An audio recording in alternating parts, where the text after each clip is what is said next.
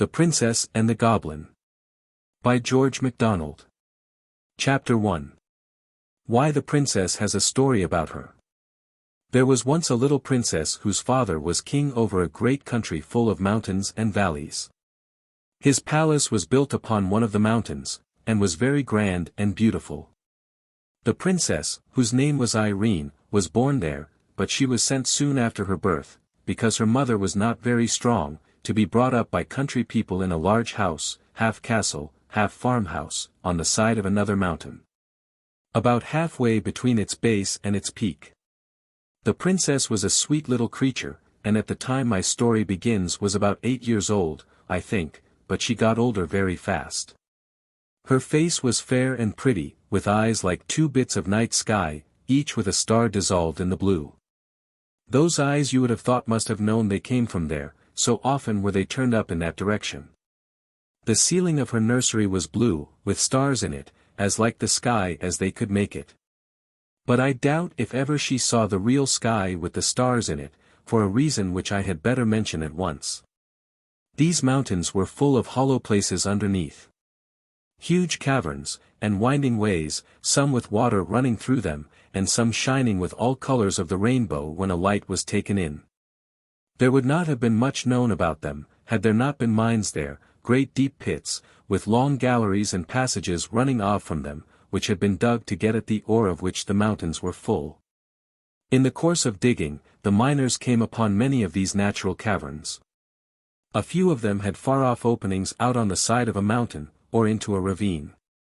Now in these subterranean caverns lived a strange race of beings, called by some gnomes, by some kobolds, by some goblins. There was a legend current in the country that at one time they lived above ground, and were very like other people. But for some reason or other, concerning which there were different legendary theories, the king had laid what they thought too severe taxes upon them, or had required observances of them they did not like, or had begun to treat them with more severity, in some way or other, and impose stricter laws. And the consequence was that they had all disappeared from the face of the country. According to the legend, however, instead of going to some other country, they had all taken refuge in the subterranean caverns, whence they never came out but at night, and then seldom showed themselves in any numbers. And never to many people at once. It was only in the least frequented and most difficult parts of the mountains that they were said to gather even at night in the open air. Those who had caught sight of any of them said that they had greatly altered in the course of generations. And no wonder, seeing they lived away from the sun, in cold and wet and dark places. They were now, not ordinarily ugly, but either absolutely hideous, or ludicrously grotesque both in face and form. There was no invention, they said, of the most lawless imagination expressed by pen or pencil, that could surpass the extravagance of their appearance. But I suspect those who said so had mistaken some of their animal companions for the goblins themselves, of which more by and by. The goblins themselves were not so far removed from the human as such a description would imply. And as they grew misshapen in body they had grown in knowledge and cleverness, and now were able to do things no mortal could see the possibility of. But as they grew in cunning, they grew in mischief, and their great delight was in every way they could think of to annoy the people who lived in the open-air story above them. They had enough of affection left for each other to preserve them from being absolutely cruel for cruelty's sake to those that came in their way. But still they so heartily cherished the ancestral grudge against those who occupied their former possessions and especially against the descendants of the king who had caused their expulsion, that they sought every opportunity of tormenting them in ways that were as odd as their inventors. And although dwarfed and misshapen, they had strength equal to their cunning. In the process of time they had got a king and a government of their own, whose chief business, beyond their own simple affairs, was to devise trouble for their neighbors. It will now be pretty evident why the little princess had never seen the sky at night. They were much too afraid of the goblins to let her out of the house then, even in company with ever so many attendants. And they had good reason, as we shall see by and by. Chapter 2. The Princess Loses Herself. I have said the Princess Irene was about 8 years old when my story begins. And this is how it begins. One very wet day, when the mountain was covered with mist which was constantly gathering itself together into raindrops, and pouring down on the roofs of the great old house, whence it fell in a fringe of water from the eaves all round about it. The princess could not of course go out. She got very tired, so tired that even her toys could no longer amuse her. You would wonder at that if I had time to describe to you one half of the toys she had. But then, you wouldn't have the toys themselves, and that makes all the difference. You can't get tired of a thing before you have it. It was a picture, though, worth seeing, the princess sitting in the nursery with the sky ceiling over her head, at a great table covered with her toys. If the artist would like to draw this, I should advise him not to meddle with the toys. I am afraid of attempting to describe them, and I think he had better not try to draw them. He had better not. He can do 1,000 things I can't, but I don't think he could draw those toys. No man could better make the princess herself than he could, though, leaning with her back bowed into the back of the chair, her head hanging down, and her hands in her lap, very miserable as she would say herself. Not even knowing what she would like, except it were to go out and get thoroughly wet, and catch a particularly nice cold, and have to go to bed and take gruel. The next moment after you see her sitting there, her nurse goes out of the room. Even that is a change, and the princess wakes up a little, and looks about her. Then she tumbles off her chair and runs out of the door, not the same door the nurse went out of, but one which opened at the foot of a curious old stair of worm-eaten oak, which looked as if never anyone had set foot upon it. She had once before been up 6 steps, and that was sufficient reason, in such a day, for trying to find out what was at the top of it. Up and up she ran, such a long way it seemed to her, until she came to the top of the 3rd flight. There she found the landing was the end of a long passage. Into this she ran. It was full of doors on each side. There were so many that she did not care to open any, but ran on to the end, where she turned into another passage, also full of doors.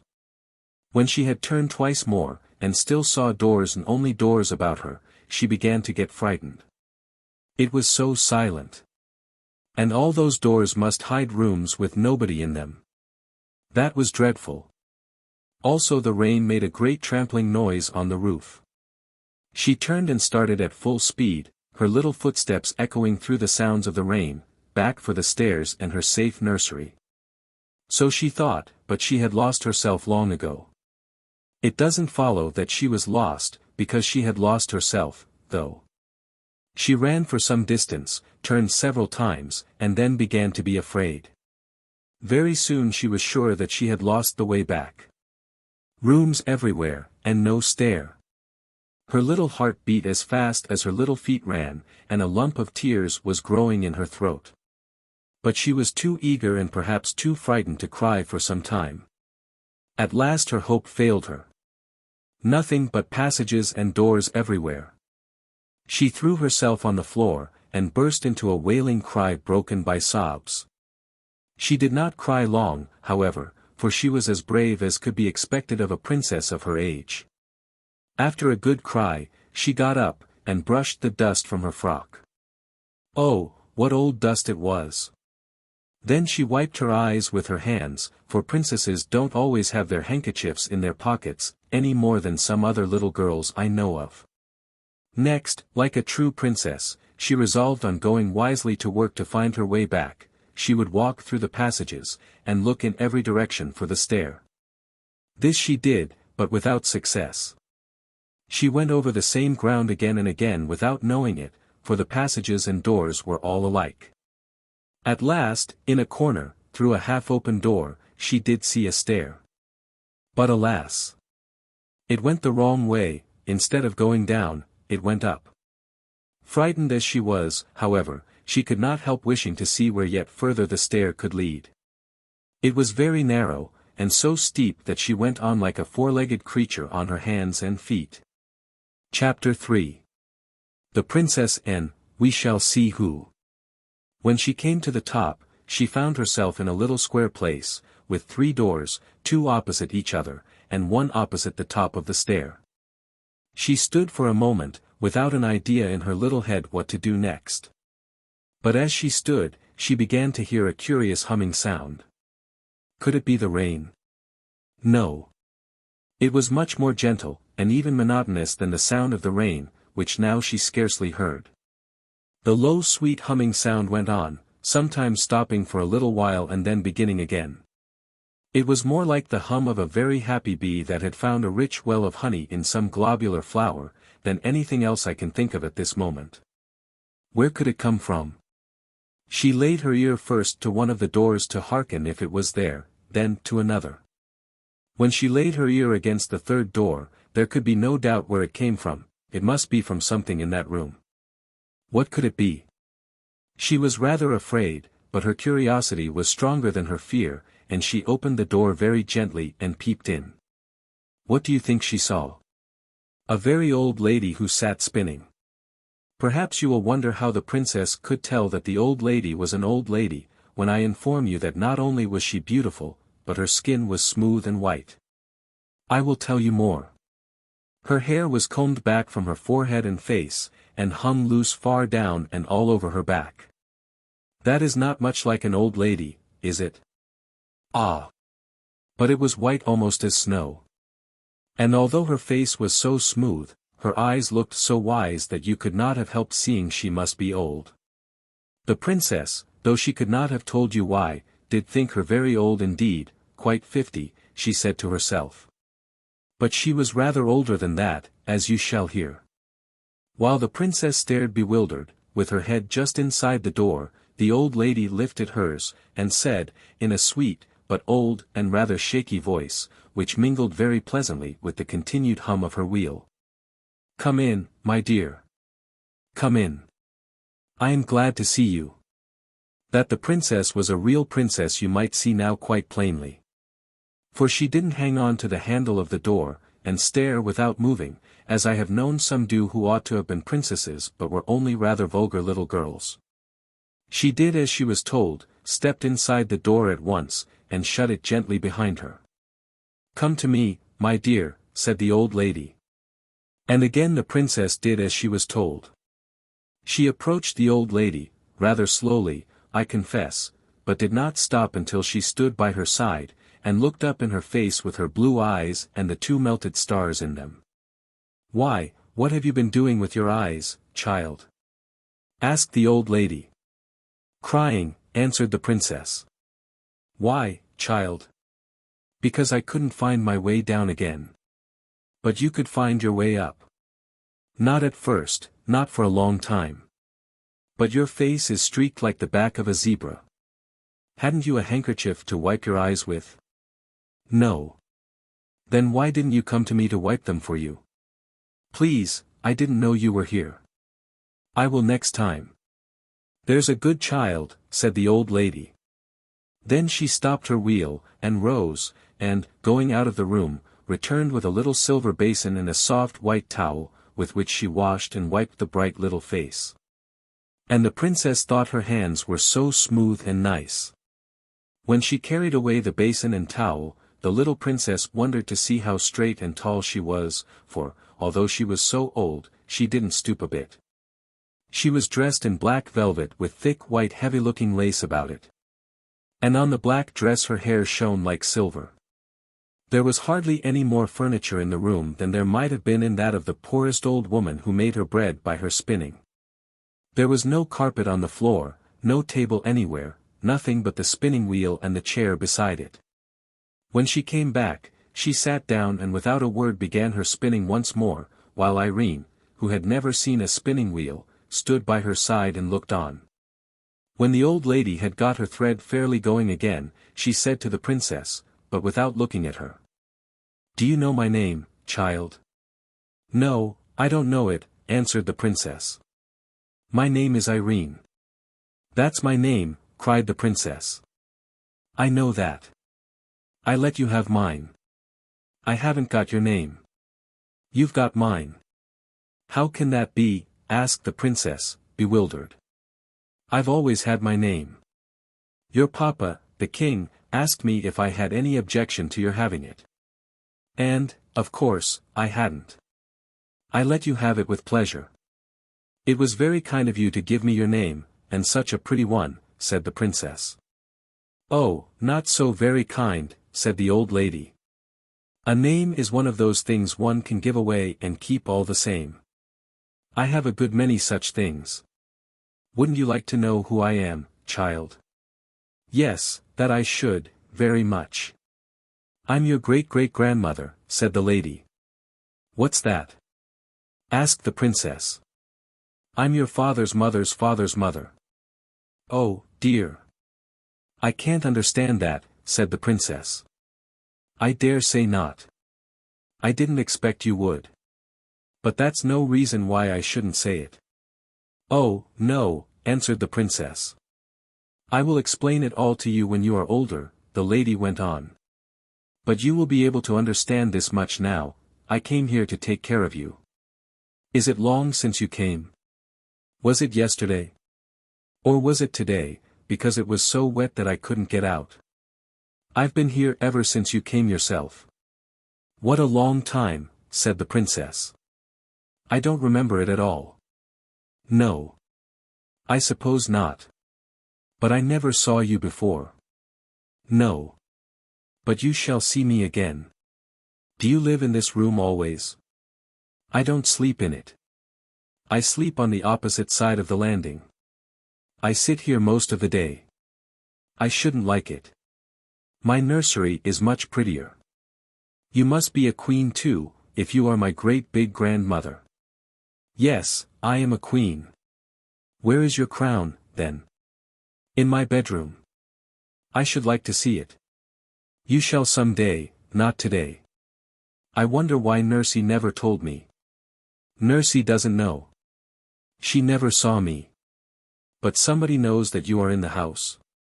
No, nobody. How do you get your dinner, then? I keep poultry, of a sort. Where do you keep them? I will show you. And who makes the chicken broth for you? I never kill any of my chickens. Then I can't understand. What did you have for breakfast this morning? Asked the lady. Oh. I had bread and milk, and an egg. I dare say you eat their eggs. Yes, that's it. I eat their eggs. Is that what makes your hair so white? No, my dear. It's old age. I am very old. I thought so. Are you 50? Yes, more than that. Are you 100? Yes, more than that. I am too old for you to guess. Come and see my chickens. Again she stopped her spinning. She rose, took the princess by the hand, led her out of the room, and opened the door opposite the stair. The princess expected to see a lot of hens and chickens, but instead of that, she saw the blue sky first, and then the roofs of the house, with a multitude of the loveliest pigeons, mostly white, but of all colors, walking about. Making bows to each other, and talking a language she could not understand. She clapped her hands with delight, and up rose such a flapping of wings that she in her turn was startled. You frightened my poultry, said the old lady, smiling. And they've frightened me, said the princess, smiling too. But what very nice poultry. Are the eggs nice? Yes, very nice. What a small egg spoon you must have. Wouldn't it be better to keep hens, and get bigger eggs? How should I feed them, though? I see, said the princess. The pigeons feed themselves. They've got wings. Just so. If they couldn't fly, I couldn't eat their eggs. But how do you get at the eggs? Where are their nests? The lady took hold of a little loop of string in the wall at the side of the door and, lifting a shutter, showed a great many pigeonholes with nests, some with young ones and some with eggs in them. The birds came in at the other side, and she took out the eggs on this side. She closed it again quickly, lest the young ones should be frightened. Oh, what a nice way, cried the princess. Will you give me an egg to eat? I'm rather hungry. I will some day, but now you must go back, or Nursey will be miserable about you. I dare say she's looking for you everywhere. Except here, answered the princess. Oh, how surprised she will be when I tell her about my great-big-grandmother. Yes, that she will, said the old lady with a curious smile. Mind you tell her all about it exactly. That I will. Please will you take me back to her? I can't go all the way, but I will take you to the top of the stair, and then you must run down quite fast into your own room. The little princess put her hand in the old lady's, who, looking this way and that, brought her to the top of the first stair, and thence to the bottom of the second, and did not leave her till she saw her halfway down the third. When she heard the cry of her nurse's pleasure at finding her, she turned and walked up the stairs again, very fast indeed for such a very great grandmother, and sat down to her spinning with another strange smile on her sweet old face. About this spinning of hers I will tell you more another time. Guess what she was spinning. Chapter 4. What the nurse thought of it. Why, where can you have been, princess? Asked the nurse, taking her in her arms. It's very unkind of you to hide away so long. I began to be afraid. Here she checked herself. What were you afraid of, nursey? Asked the princess. Never mind, she answered. Perhaps I will tell you another day. Now tell me where you have been. I've been up a long way to see my very great, huge, old grandmother, said the princess. What do you mean by that? Asked the nurse, who thought she was making fun. I mean that I've been a long way up and up to see my great-grandmother. Ah, nursey, you don't know what a beautiful mother of grandmothers I've got upstairs. She is such an old lady, with such lovely white hair, as white as my silver cup. Now, when I think of it, I think her hair must be silver. What nonsense you are talking, princess, said the nurse. I'm not talking nonsense, returned Irene, rather offended. I will tell you all about her. She's much taller than you, and much prettier. Oh, I dare say, remarked the nurse. And she lives upon pigeons' eggs. Most likely, said the nurse. And she sits in an empty room, spinning all day long. Not a doubt of it, said the nurse. And she keeps her crown in her bedroom. Of course, quite the proper place to keep her crown in. She wears it in bed, I'll be bound. She didn't say that. And I don't think she does. That wouldn't be comfortable, would it? I don't think my papa wears his crown for a nightcap. Does he, nursey? I never asked him. I dare say he does. And she's been there ever since I came here, ever so many years. Anybody could have told you that, said the nurse, who did not believe a word Irene was saying. Why didn't you tell me, then? There was no necessity. You could make it all up for yourself. You don't believe me, then? Exclaimed the princess, astonished and angry, as she well might be. Did you expect me to believe you, princess? Asked the nurse coldly. I know princesses are in the habit of telling make-believes, but you are the first I ever heard of who expected to have them believed, she added, seeing that the child was strangely in earnest. The princess burst into tears. Well, I must say, remarked the nurse, now thoroughly vexed with her for crying, it is not at all becoming in a princess to tell stories and expect to be believed just because she is a princess. But it's quite true, I tell you. You've dreamt it, then, child. No, I didn't dream it. I went upstairs, and I lost myself, and if I hadn't found the beautiful lady, I should never have found myself. Oh, I dare say. Well, you just come up with me, and see if I'm not telling the truth. Indeed I have other work to do. It's your dinner time, and I won't have any more such nonsense. The princess wiped her eyes, and her face grew so hot that they were soon quite dry. She sat down to her dinner, but ate next to nothing. Not to be believed does not at all agree with princesses, for a real princess cannot tell a lie. So all the afternoon she did not speak a word. Only when the nurse spoke to her, she answered her, for a real princess is never rude, even when she does well to be offended.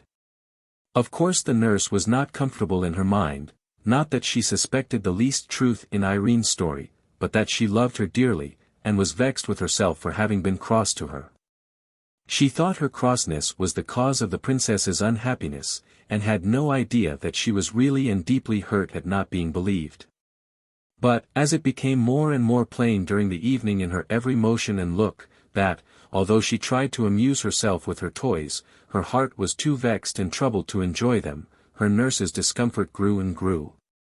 When bedtime came, she undressed and laid her down, but the child, instead of holding up her little mouth to be kissed, turned away from her and lay still.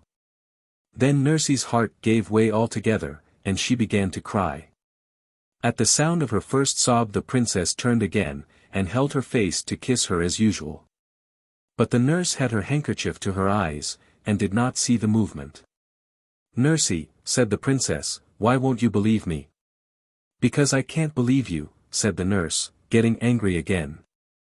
"Ah! Then, you can't help it," said Irene, "and I will not be vexed with you any more. I will give you a kiss and go to sleep." "You little angel!" cried the nurse, and caught her out of bed, and walked about the room with her in her arms, kissing and hugging her. "You will let me take you to see my dear old great big grandmother, won't you?" said the princess, as she laid her down again. "And you won't say I'm ugly, any more, will you, princess?" "Nursie, I never said you were ugly." "What can you mean?" "Well, if you didn't say it, you meant it." "Indeed, I never did." "You said I wasn't so pretty as that." "As my beautiful grandmother, yes, I did say that, and I say it again, for it's quite true." "Then I do think you are unkind," said the nurse, and put her handkerchief to her eyes again. "Nursie, dear, everybody can't be as beautiful as every other body, you know. You are very nice looking, but if you had been as beautiful as my grandmother—" "Bother your grandmother," said the nurse. "Nurse, that's very rude. You are not fit to be spoken to till you can behave better." The princess turned away once more, and again the nurse was ashamed of herself. "I'm sure I beg your pardon, princess," she said, though still in an offended tone. But the princess let the tone pass, and heeded only the words. "You won't say it again, I am sure," she answered, once more turning towards her nurse. "I was only going to say that if you had been twice as nice looking as you are, some king or other would have married you, and then what would have become of me?" "You are an angel," repeated the nurse, again embracing her. "Now," insisted Irene, "you will come and see my grandmother, won't you?" "I will go with you anywhere you like, my cherub," she answered, and in 2 minutes the weary little princess was fast asleep. Chapter 5. The princess lets well alone. When she woke the next morning, the first thing she heard was the rain still falling. Indeed, this day was so like the last that it would have been difficult to tell where was the use of it. The first thing she thought of, however, was not the rain, but the lady in the tower. And the first question that occupied her thoughts was whether she should not ask the nurse to fulfill her promise this very morning, and go with her to find her grandmother as soon as she had had her breakfast. But she came to the conclusion that perhaps the lady would not be pleased if she took anyone to see her without first asking leave. Especially as it was pretty evident, seeing she lived on pigeons' eggs, and cooked them herself, that she did not want the household to know she was there. So the princess resolved to take the first opportunity of running up alone and asking whether she might bring her nurse. She believed the fact that she could not otherwise convince her she was telling the truth would have much weight with her grandmother. The princess and her nurse were the best of friends all dressing time, and the princess in consequence ate an enormous little breakfast. "I wonder, Lootie," that was her pet name for her nurse, "what pigeons' eggs taste like," she said, as she was eating her egg, not quite a common one, for they always picked out the pinky ones for her. "We'll get you a pigeon's egg, and you shall judge for yourself," said the nurse. "Oh, no, no," returned Irene, suddenly reflecting they might disturb the old lady in getting it, and that even if they did not, she would have one less in consequence. "What a strange creature you are," said the nurse, "first to want a thing and then to refuse it." But she did not say it crossly, and the princess never minded any remarks that were not unfriendly. "Well, you see, Lootie, there are reasons," she returned, and said no more, for she did not want to bring up the subject of their former strife, lest her nurse should offer to go before she had had her grandmother's permission to bring her. Of course she could refuse to take her, but then she would believe her less than ever. Now the nurse, as she said herself afterwards, could not be every moment in the room. And as never before yesterday had the princess given her the smallest reason for anxiety, it had not yet come into her head to watch her more closely. So she soon gave her a chance, and, the very first that offered, Irene was off and up the stairs again. This day's adventure, however, did not turn out like yesterday's, although it began like it. And indeed today is very seldom like yesterday, if people would note the differences, even when it rains. The princess ran through passage after passage, and could not find the stair of the tower. My own suspicion is that she had not gone up high enough, and was searching on the second instead of the third floor. When she turned to go back, she failed equally in her search after the stair. She was lost once more. Something made it even worse to bear this time, and it was no wonder that she cried again. Suddenly it occurred to her that it was after having cried before that she had found her grandmother's stair. She got up at once, wiped her eyes, and started upon a fresh quest. This time, although she did not find what she hoped, she found what was next best. She did not come on a stair that went up, but she came upon one that went down. It was evidently not the stair she had come up, yet it was a good deal better than none, so down she went, and was singing merrily before she reached the bottom. There, to her surprise, she found herself in the kitchen. Although she was not allowed to go there alone, her nurse had often taken her, and she was a great favorite with the servants. So there was a general rush at her the moment she appeared, for every one wanted to have her. And the report of where she was soon reached the nurse's ears. She came at once to fetch her, but she never suspected how she had got there, and the princess kept her own counsel. Her failure to find the old lady not only disappointed her, but made her very thoughtful. Sometimes she came almost to the nurse's opinion that she had dreamed all about her, but that fancy never lasted very long.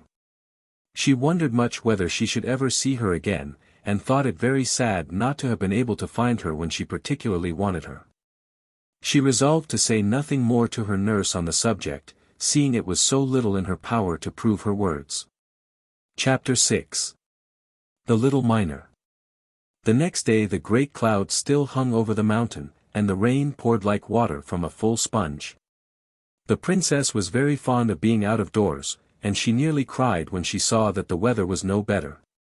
But the mist was not of such a dark dingy grey, there was light in it. And as the hours went on it grew brighter and brighter, until it was almost too brilliant to look at, and late in the afternoon the sun broke out so gloriously that Irene clapped her hands, crying, "See, see, Lootie! The sun has had his face washed. Look how bright he is. Do get my hat, and let us go out for a walk. Oh, dear! Oh, dear! How happy I am!" Lootie was very glad to please the princess. She got her hat and cloak, and they set out together for a walk up the mountain, for the road was so hard and steep that the water could not rest upon it, and it was always dry enough for walking a few minutes after the rain ceased. The clouds were rolling away in broken pieces, like great, over-woolly sheep, whose wool the sun had bleached till it was almost too white for the eyes to bear. Between them the sky shone with a deeper and purer blue, because of the rain. The trees on the roadside were hung all over with drops, which sparkled in the sun like jewels.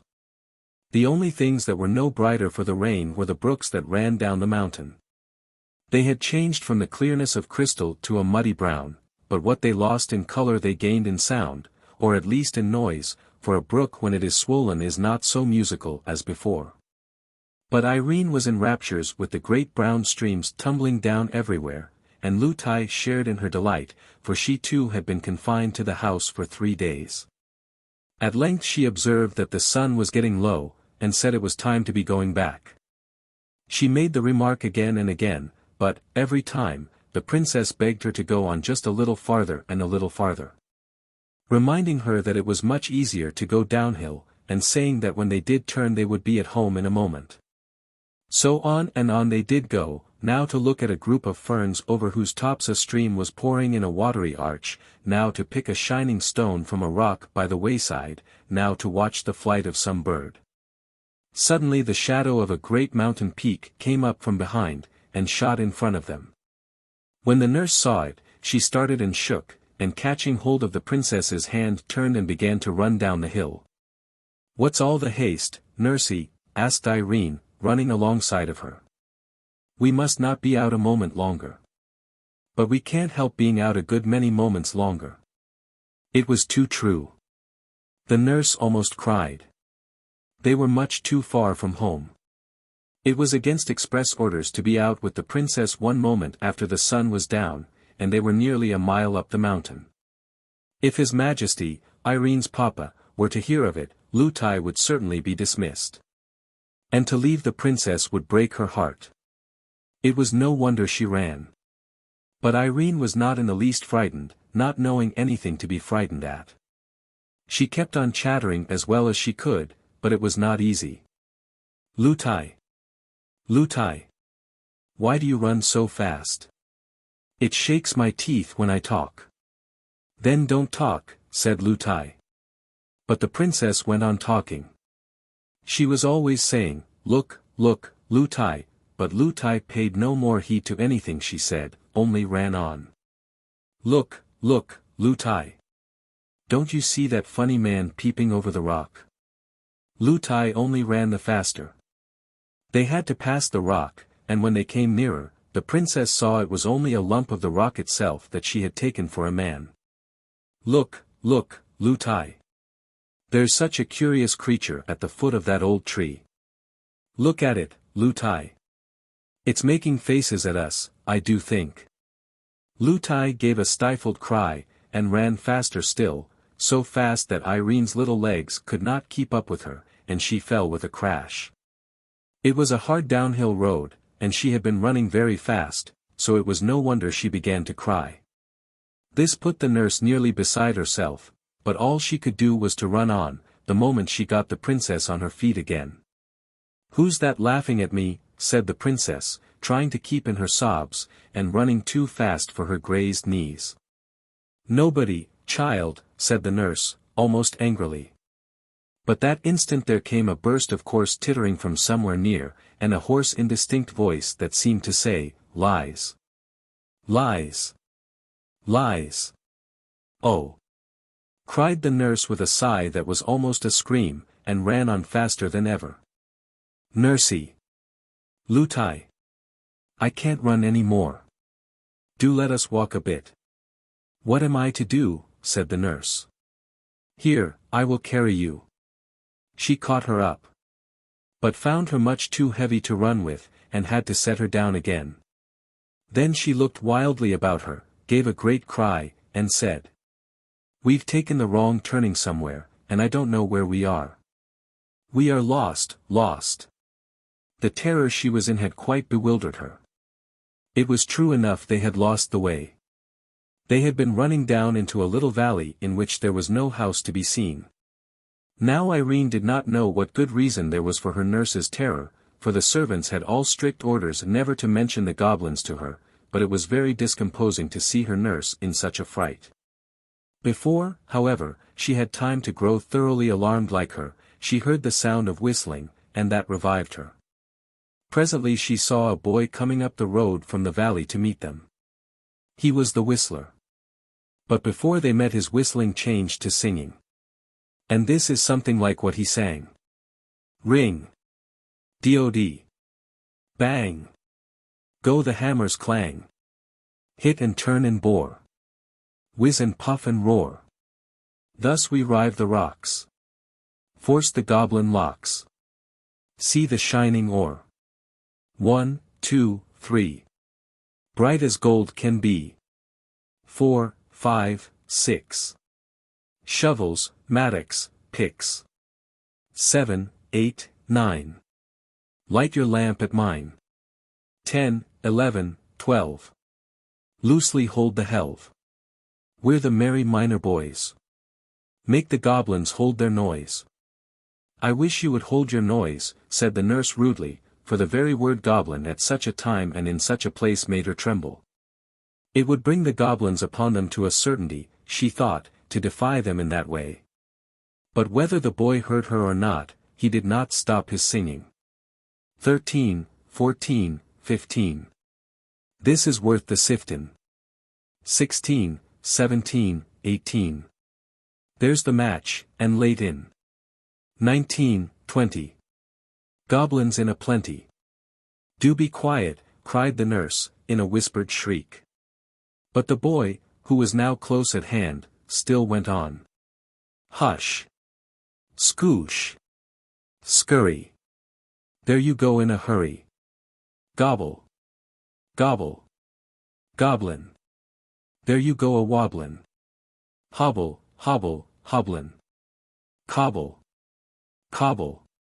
Coblin. Hobbob goblin. Who? There, said the boy, as he stood still opposite them. There. That'll do for them. They can't bear singing, and they can't stand that song. They can't sing themselves, for they have no more voice than a crow, and they don't like other people to sing. The boy was dressed in a miner's dress, with a curious cap on his head. He was a very nice-looking boy, with eyes as dark as the mines in which he worked and as sparkling as the crystals in their rocks. He was about 12 years old.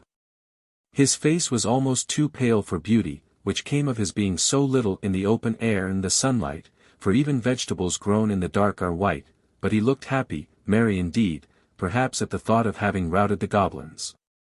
And his bearing as he stood before them had nothing clownish or rude about it. I saw them, he went on, as I came up, and I'm very glad I did. I knew they were after somebody, but I couldn't see who it was. They won't touch you so long as I'm with you. Why, who are you? Asked the nurse, offended at the freedom with which he spoke to them. I'm Peter's son. Who's Peter? Peter the miner. I don't know him. I'm his son, though. And why should the goblins mind you, pray? Because I don't mind them. I'm used to them. What difference does that make? If you're not afraid of them, they're afraid of you. I'm not afraid of them. That's all. But it's all that's wanted, up here, that is. It's a different thing down there. They won't always mind that song even, down there. And if anyone sings it, they stand grinning at him awfully. And if he gets frightened, and misses a word, or says a wrong one, oh. Don't they give it him? What do they do to him? Asked Irene, with a trembling voice. Don't go frightening the princess, said the nurse. The princess, repeated the little miner, taking off his curious cap. I beg your pardon, but you oughtn't to be out so late. Everybody knows that's against the law. Yes, indeed it is, said the nurse, beginning to cry again.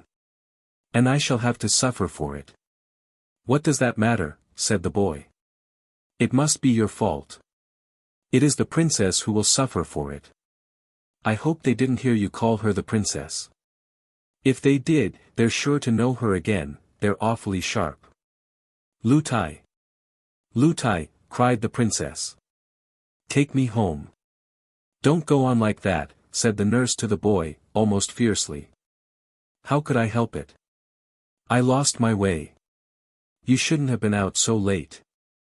You wouldn't have lost your way if you hadn't been frightened, said the boy. Come along. I'll soon set you right again. Shall I carry your little highness? Impertinence! Murmured the nurse, but she did not say it aloud, for she thought if she made him angry he might take his revenge by telling someone belonging to the house, and then it would be sure to come to the king's ears. No, thank you, said Irene. I can walk very well, though I can't run so fast as Nursey. If you will give me one hand, Lootie will give me another, and then I shall get on famously. They soon had her between them, holding a hand of each. Now let's run, said the nurse. No, no, said the little miner. That's the worst thing you can do. If you hadn't run before, you would not have lost your way. And if you run now, they will be after you in a moment. I don't want to run, said Irene. You don't think of me, said the nurse. Yes, I do, Lootie. The boy says they won't touch us if we don't run. Yes, but if they know at the house that I've kept you out so late I shall be turned away, and that would break my heart. Turned away, Lootie. Who would turn you away? Your papa, child. But I'll tell him it was all my fault. And you know it was, Lootie. He won't mind that. I'm sure he won't. Then I'll cry, and go down on my knees to him, and beg him not to take away my own dear Lootie. The nurse was comforted at hearing this, and said no more. They went on, walking pretty fast, but taking care not to run a step. I want to talk to you, said Irene to the little miner, but it's so awkward. I don't know your name. My name's Curdie, little princess. What a funny name. Curdie. What more? Curdie Peterson. What's your name, please? Irene. What more? I don't know what more. What more is my name, Lootie? Princesses haven't got more than one name. They don't want it. Oh, then, Curdie, you must call me just Irene and no more. No, indeed, said the nurse indignantly. He shall do no such thing. What shall he call me, then, Lootie? Your Royal Highness. My Royal Highness. What's that? No, no, Lootie. I won't be called names. I don't like them. You told me once yourself it's only rude children that call names, and I'm sure Curdie wouldn't be rude. Curdie, my name's Irene. Well, Irene, said Curdie, with a glance at the nurse which showed he enjoyed teasing her. It is very kind of you to let me call you anything. I like your name very much. He expected the nurse to interfere again, but he soon saw that she was too frightened to speak. She was staring at something a few yards before them in the middle of the path, where it narrowed between rocks so that only one could pass at a time. It is very much kinder of you to go out of your way to take us home, said Irene. I'm not going out of my way yet, said Curdie. It's on the other side of those rocks the path turns off to my father's. You wouldn't think of leaving us till we're safe home, I'm sure, gasped the nurse. Of course not, said Curdie. You dear, good, kind Curdie. I'll give you a kiss when we get home, said the princess. The nurse gave her a great pull by the hand she held. But at that instant the something in the middle of the way, which had looked like a great lump of earth brought down by the rain, began to move.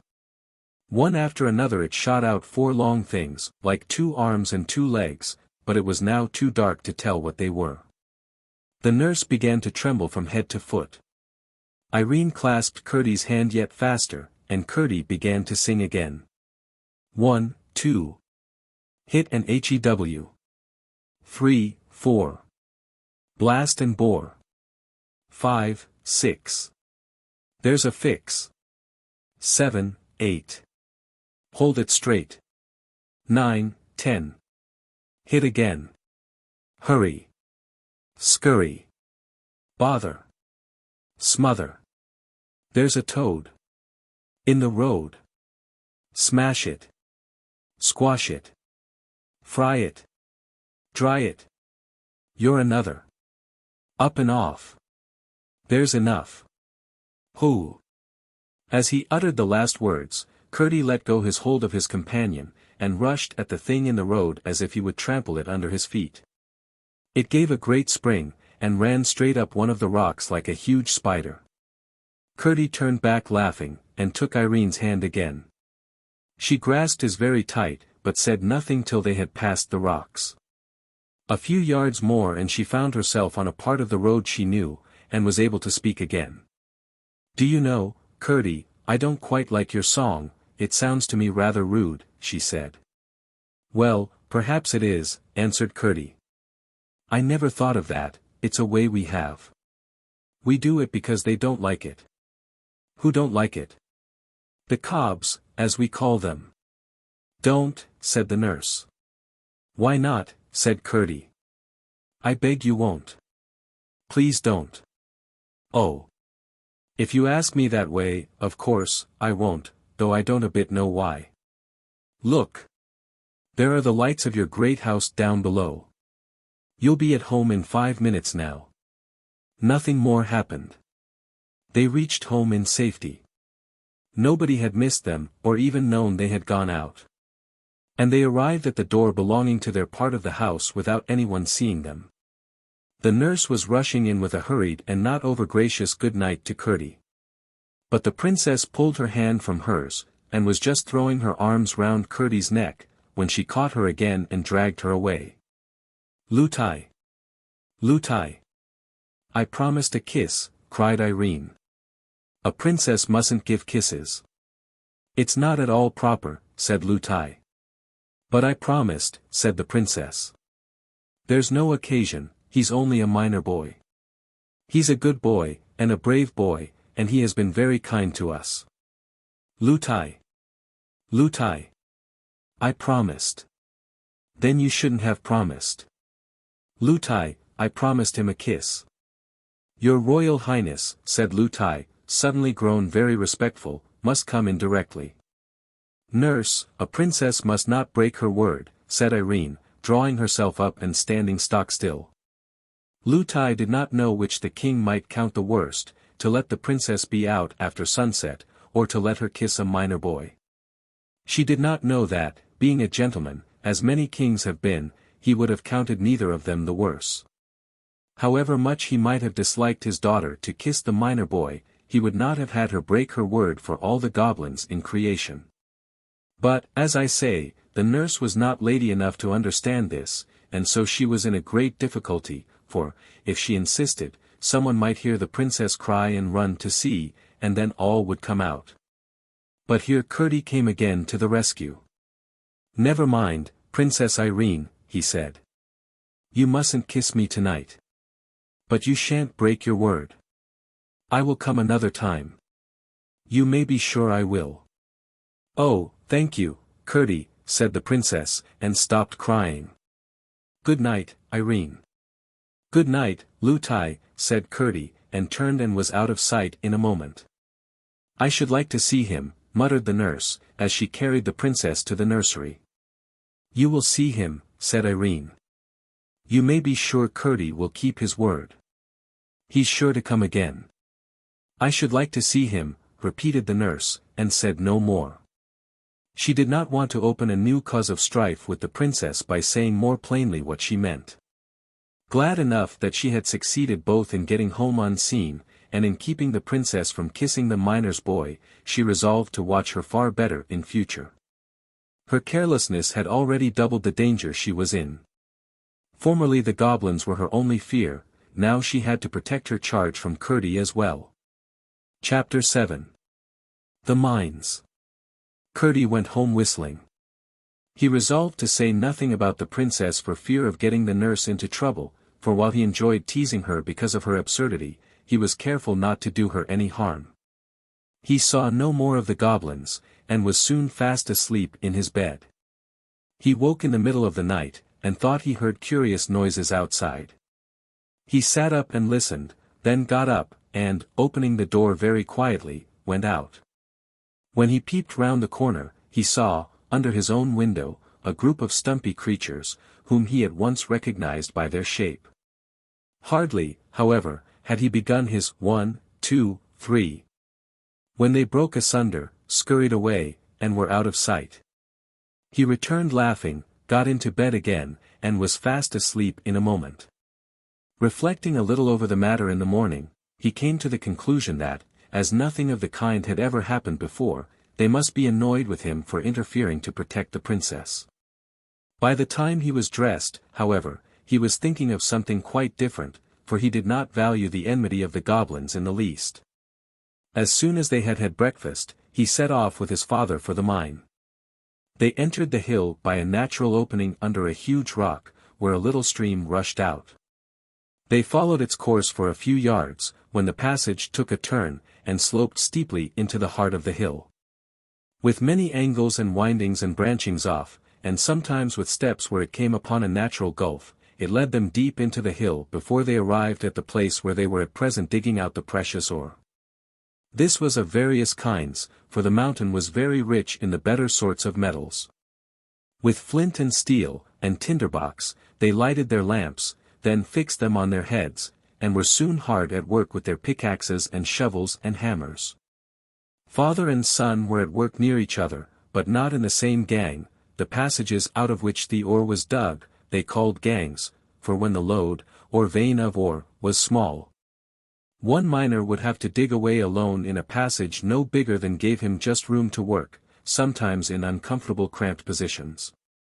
If they stopped for a moment they could hear everywhere around them, some nearer, some farther off, the sounds of their companions burrowing away in all directions in the inside of the great mountain, some boring holes in the rock in order to blow it up with gunpowder, others shoveling the broken ore into baskets to be carried to the mouth of the mine, others hitting away with their pickaxes. Sometimes, if the miner was in a very lonely part, he would hear only a tap-tapping, no louder than that of a woodpecker, for the sound would come from a great distance off through the solid mountain rock. The work was hard at best, for it is very warm underground, but it was not particularly unpleasant, and some of the miners, when they wanted to earn a little more money for a particular purpose, would stop behind the rest and work all night. But you could not tell night from day down there, except from feeling tired and sleepy, for no light of the sun ever came into those gloomy regions. Some who had thus remained behind during the night, although certain there were none of their companions at work, would declare the next morning that they heard, every time they halted for a moment to take breath, a tap-tapping all about them, as if the mountain were then more full of miners than ever it was during the day.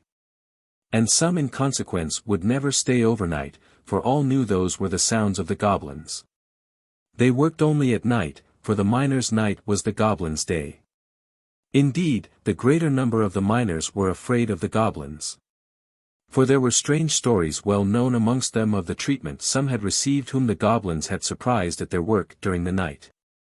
The more courageous of them, however, amongst them Peterson and Curdie, who in this took after his father, had stayed in the mine all night again and again, and although they had several times encountered a few stray goblins, had never yet failed in driving them away. As I have indicated already, the chief defense against them was verse, for they hated verse of every kind, and some kinds they could not endure at all.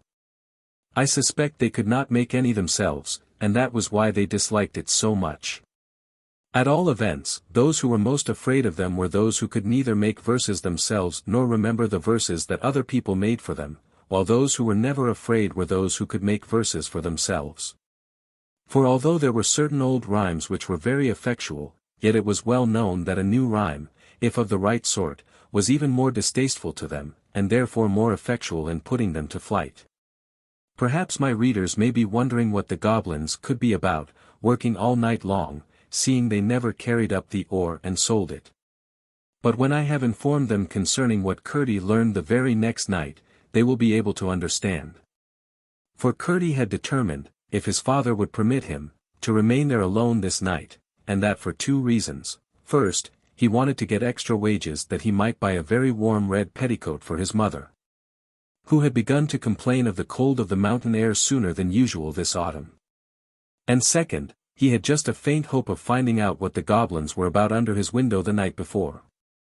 When he told his father, he made no objection, for he had great confidence in his boy's courage and resources. "I'm sorry I can't stay with you," said Peter, "but I want to go and pay the parson a visit this evening, and besides I've had a bit of a headache all day." "I'm sorry for that, father," said Curdie. "Oh, it's not much. You'll be sure to take care of yourself, won't you?" "Yes, father, I will. I'll keep a sharp lookout, I promise you." Curdie was the only one who remained in the mine. About 6 o'clock the rest went away, everyone bidding him good night, and telling him to take care of himself, for he was a great favorite with them all. "Don't forget your rhymes," said one. "No, no," answered Curdie. "It's no matter if he does," said another, "for he'll only have to make a new one." "Yes, but he mightn't be able to make it fast enough," said another, and while it was cooking in his head, they might take a mean advantage and set upon him. "I'll do my best," said Curdie. "I'm not afraid." "We all know that," they returned, and left him. Chapter 8. The Goblins. For some time Curdie worked away briskly, throwing all the ore he had disengaged on one side behind him, to be ready for carrying out in the morning. He heard a good deal of goblin tapping, but it all sounded far away in the hill, and he paid it little heed. Towards midnight he began to feel rather hungry. So he dropped his pickaxe, got out a lump of bread which in the morning he had laid in a damp hole in the rock, sat down on a heap of ore, and ate his supper. Then he leaned back for 5 minutes' rest before beginning his work again, and laid his head against the rock. He had not kept the position for 1 minute before he heard something which made him sharpen his ears. It sounded like a voice inside the rock. After a while he heard it again. It was a goblin voice, there could be no doubt about that, and this time he could make out the words. "Hadn't we better be moving?" it said. A rougher and deeper voice replied. "There's no hurry. That wretched little mole won't be through tonight, if he work ever so hard. He's not by any means at the thinnest place." "But you still think the load does come through into our house?" said the first voice. "Yes, but a good bit farther on than he has got to yet. If he had struck a stroke more to the side just here," said the goblin, tapping the very stone, as it seemed to Curdie, against which his head lay, "he would have been through. But he's a couple of yards past it now, and if he follow the load it will be a week before it leads him in. You see it back there, a long way.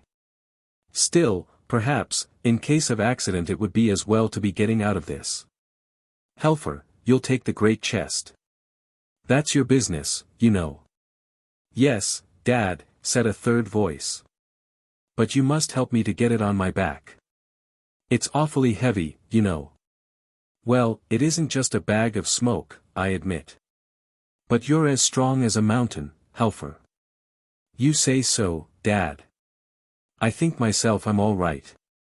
But I could carry 10 times as much if it wasn't for my feet."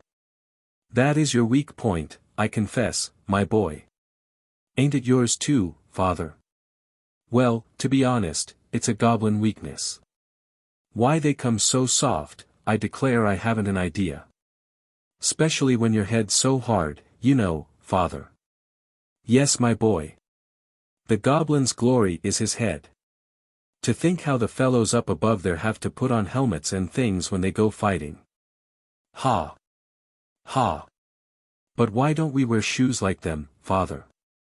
I should like it, especially when I've got a chest like that on my head." "Well, you see, it's not the fashion. The king never wears shoes. The queen does." "Yes, but that's for distinction. The first queen, you see, I mean the king's first wife, wore shoes, of course, because she came from upstairs. And so, when she died, the next queen would not be inferior to her as she called it, and would wear shoes too. It was all pride. She is the hardest in forbidding them to the rest of the women." "I'm sure I wouldn't wear them, no, not for, that I wouldn't," said the first voice, which was evidently that of the mother of the family. "I can't think why either of them should." "Didn't I tell you the first was from upstairs?" said the other. "That was the only silly thing I ever knew His Majesty guilty of. Why should he marry an outlandish woman like that, one of our natural enemies too? I suppose he fell in love with her." "Pooh! Pooh! He's just as happy now with one of his own people." "Did she die very soon? They didn't tease her to death, did they?" "Oh, dear, no. The king worshipped her very footmarks." "What made her die, then? Didn't the heir agree with her?" "She died when the young prince was born." "How silly of her. We never do that." "It must have been because she wore shoes." "I don't know that. Why do they wear shoes up there?" "Ah, now that's a sensible question, and I will answer it. But in order to do so, I must first tell you a secret. I once saw the queen's feet." "Without her shoes?" "Yes, without her shoes." "No. Did you? How was it?" "Never you mind how it was. She didn't know I saw them." "And what do you think? They had toes." "Toes? What's that?" "You may well ask. I should never have known if I had not seen the queen's feet. Just imagine. The ends of her feet were split up into 5 or 6 thin pieces. Oh, horrid! How could the king have fallen in love with her? You forget that she wore shoes. That is just why she wore them. That is why all the men, and women too, upstairs wear shoes. They can't bear the sight of their own feet without them. Ah! Now I understand. If ever you wish for shoes again, Helfer, I'll hit your feet, I will. No, no, mother, pray don't. Then don't you. But with such a big box on my head. A horrid scream followed, which Curdie interpreted as in reply to a blow from his mother upon the feet of her eldest goblin. Well, I never knew so much before, remarked a fourth voice. Your knowledge is not universal quite yet, said the father. You were only 50 last month. Mind you see to the bed and bedding. As soon as we've finished our supper, we'll be up and going. Ha! Ha! Ha! What are you laughing at, husband? I'm laughing to think what a mess the miners will find themselves in, somewhere before this day 10 years. Why, what do you mean? Oh, nothing. Oh, yes, you do mean something. You always do mean something. It's more than you do, then, wife.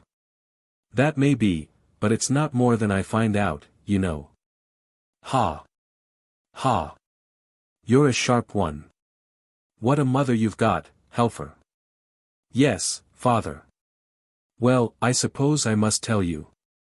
They're all at the palace consulting about it tonight, and as soon as we've got away from this thin place I'm going there to hear what night they fix upon. I should like to see that young ruffian there on the other side, struggling in the agonies of.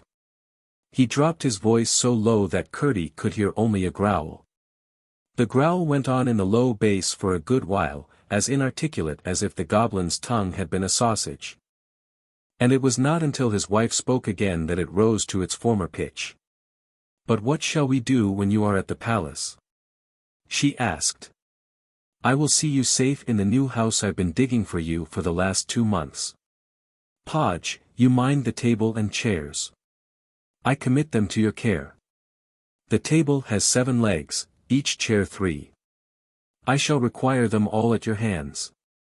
After this arose a confused conversation about the various household goods and their transport, and Curdie heard nothing more that was of any importance. He now knew at least one of the reasons for the constant sound of the goblin hammers and pickaxes at night. They were making new houses for themselves, to which they might retreat when the miners should threaten to break into their dwellings. But he had learned 2 things of far greater importance. The first was, that some grievous calamity was preparing, and almost ready to fall upon the heads of the miners. The second was, the one weak point of a goblin's body. He had not known that their feet were so tender as he had now reason to suspect. He had heard it said that they had no toes. He had never had opportunity of inspecting them closely enough, in the dusk in which they always appeared, to satisfy himself whether it was a correct report. Indeed, he had not been able even to satisfy himself as to whether they had no fingers, although that also was commonly said to be the fact. One of the miners, indeed, who had had more schooling than the rest, was wont to argue that such must have been the primordial condition of humanity. And that education and handicraft had developed both toes and fingers, with which proposition Curdie had once heard his father sarcastically agree, alleging in support of it the probability that babies' gloves were a traditional remnant of the old state of things. While the stockings of all ages, no regard being paid in them to the toes, pointed in the same direction. But what was of importance was the fact concerning the softness of the goblin feet, which he foresaw might be useful to all miners. What he had to do in the meantime, however, was to discover, if possible, the special evil design the goblins had now in their heads. Although he knew all the gangs and all the natural galleries with which they communicated in the mine part of the mountain, he had not the least idea where the palace of the king of the gnomes was. Otherwise he would have set out at once on the enterprise of discovering what the said design was.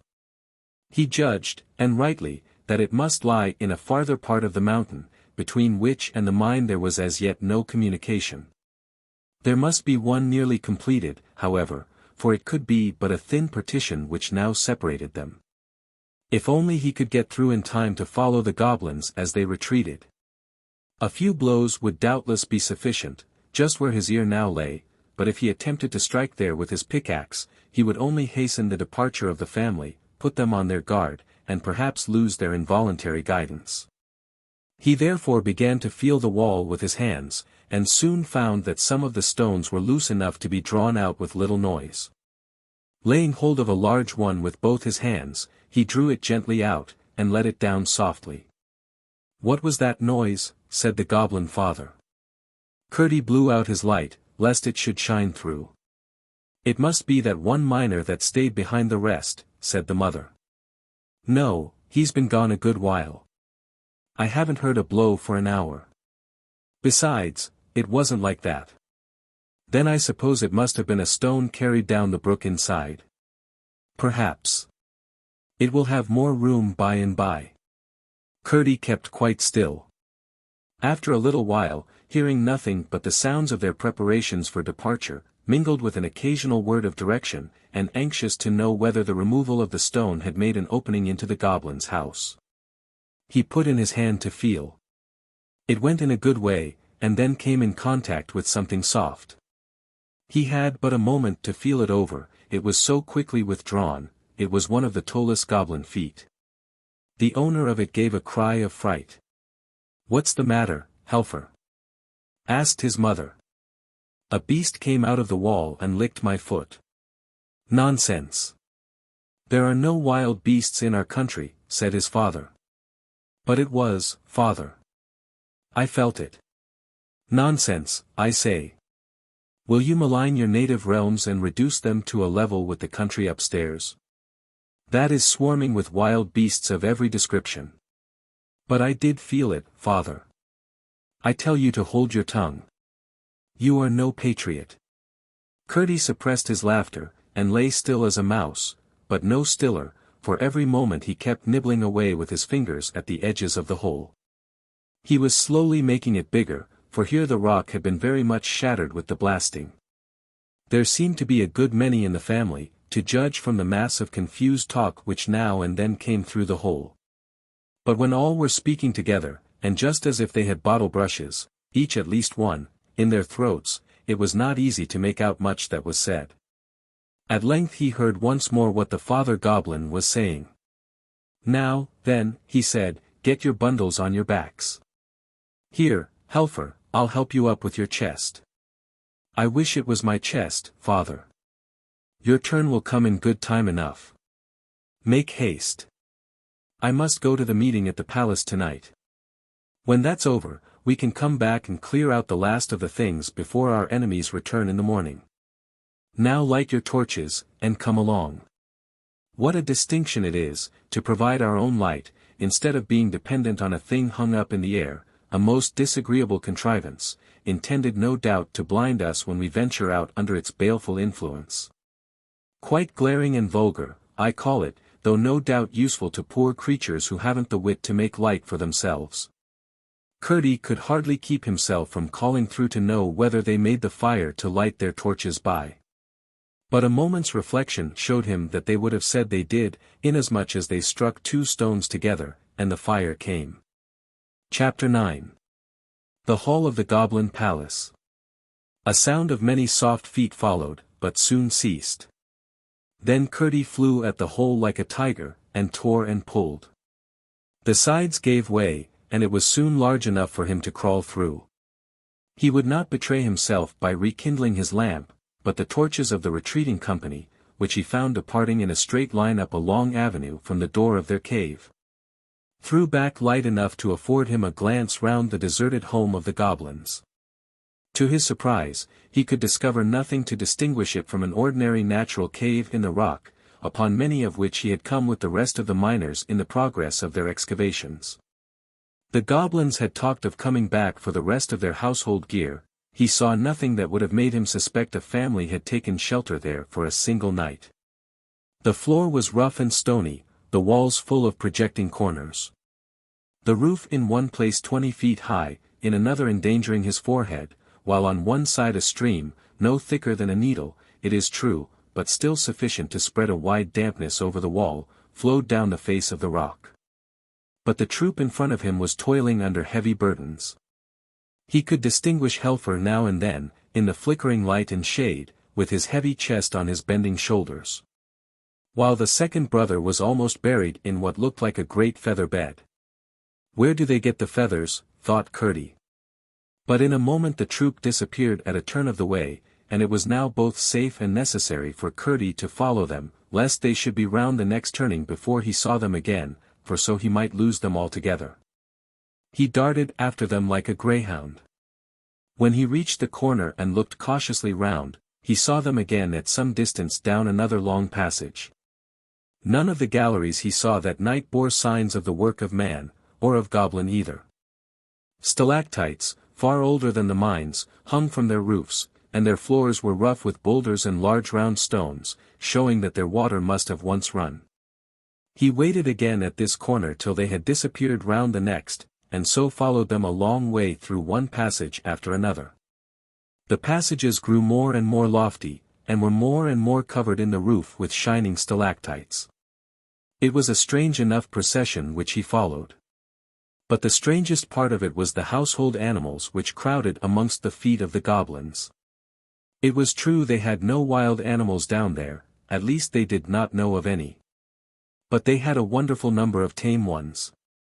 I must, however, reserve any contributions towards the natural history of these for a later position in my story.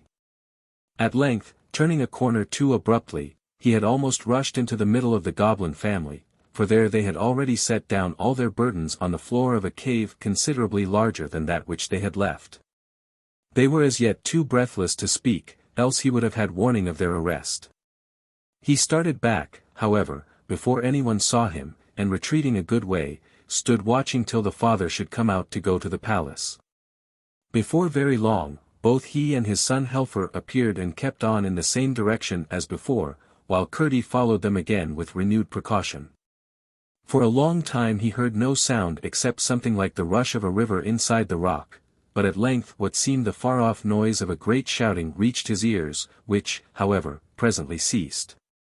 After advancing a good way farther, he thought he heard a single voice. It sounded clearer and clearer as he went on, until at last he could almost distinguish the words. In a moment or two, keeping after the goblins round another corner, he once more started back, this time in amazement.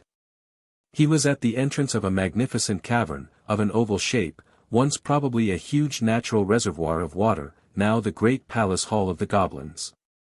It rose to a tremendous height, but the roof was composed of such shining materials, and the multitude of torches carried by the goblins who crowded the floor lighted up the place so brilliantly, that Curdie could see to the top quite well. But he had no idea how immense the place was until his eyes had got accustomed to it, which was not for a good many minutes. The rough projections on the walls, and the shadows thrown upwards from them by the torches, made the sides of the chamber look as if they were crowded with statues upon brackets and pedestals, reaching in irregular tiers from floor to roof. The walls themselves were, in many parts, of gloriously shining substances, some of them gorgeously colored besides, which powerfully contrasted with the shadows. Curdie could not help wondering whether his rhymes would be of any use against such a multitude of goblins as filled the floor of the hall, and indeed felt considerably tempted to begin his shout of 1, 2, 3.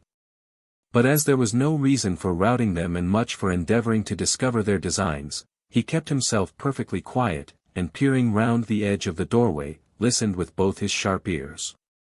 At the other end of the hall, high above the heads of the multitude, was a terrace-like ledge of considerable height, caused by the receding of the upper part of the cavern wall. Upon this sat the king in his court, the king on a throne hollowed out of a huge block of green copper ore, and his court upon lower seats around it. The king had been making them a speech, and the applause which followed it was what Curdie had heard. One of the court was now addressing the multitude.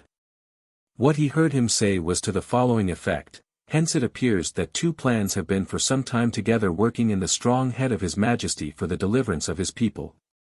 Regardless of the fact that we were the first possessors of the regions they now inhabit, regardless equally of the fact that we abandoned that region from the loftiest motives.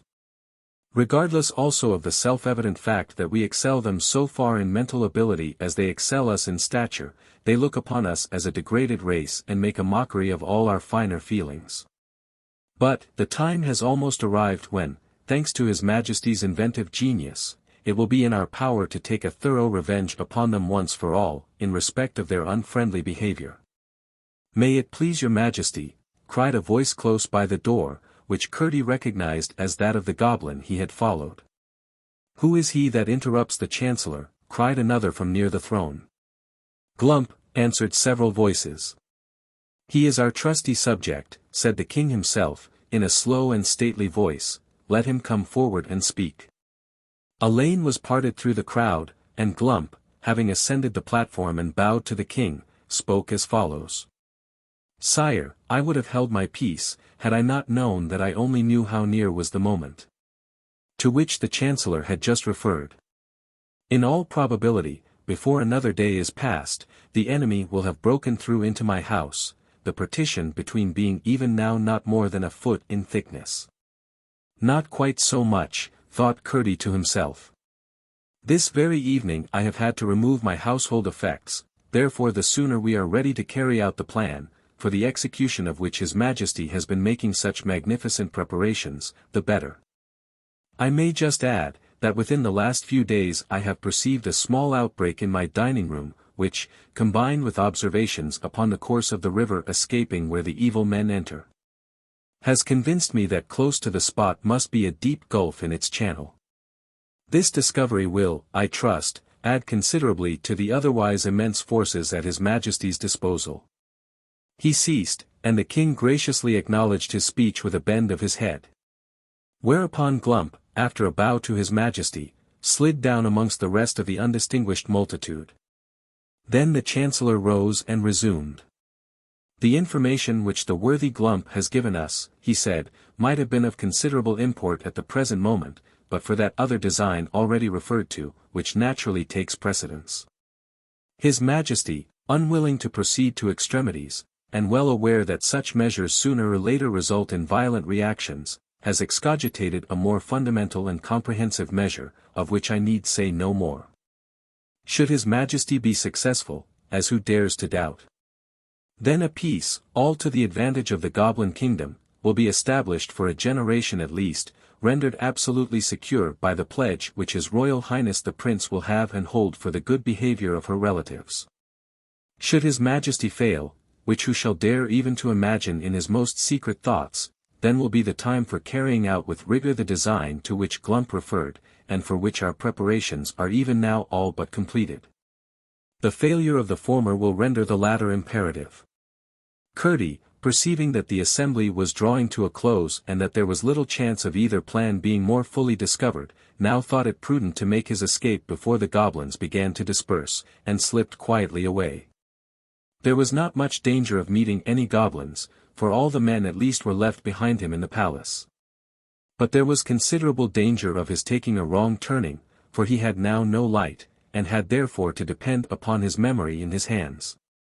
After he had left behind him the glow that issued from the door of Glump's new abode, he was utterly without guide, so far as his eyes were concerned. He was most anxious to get back through the hole before the goblins should return to fetch the remains of their furniture.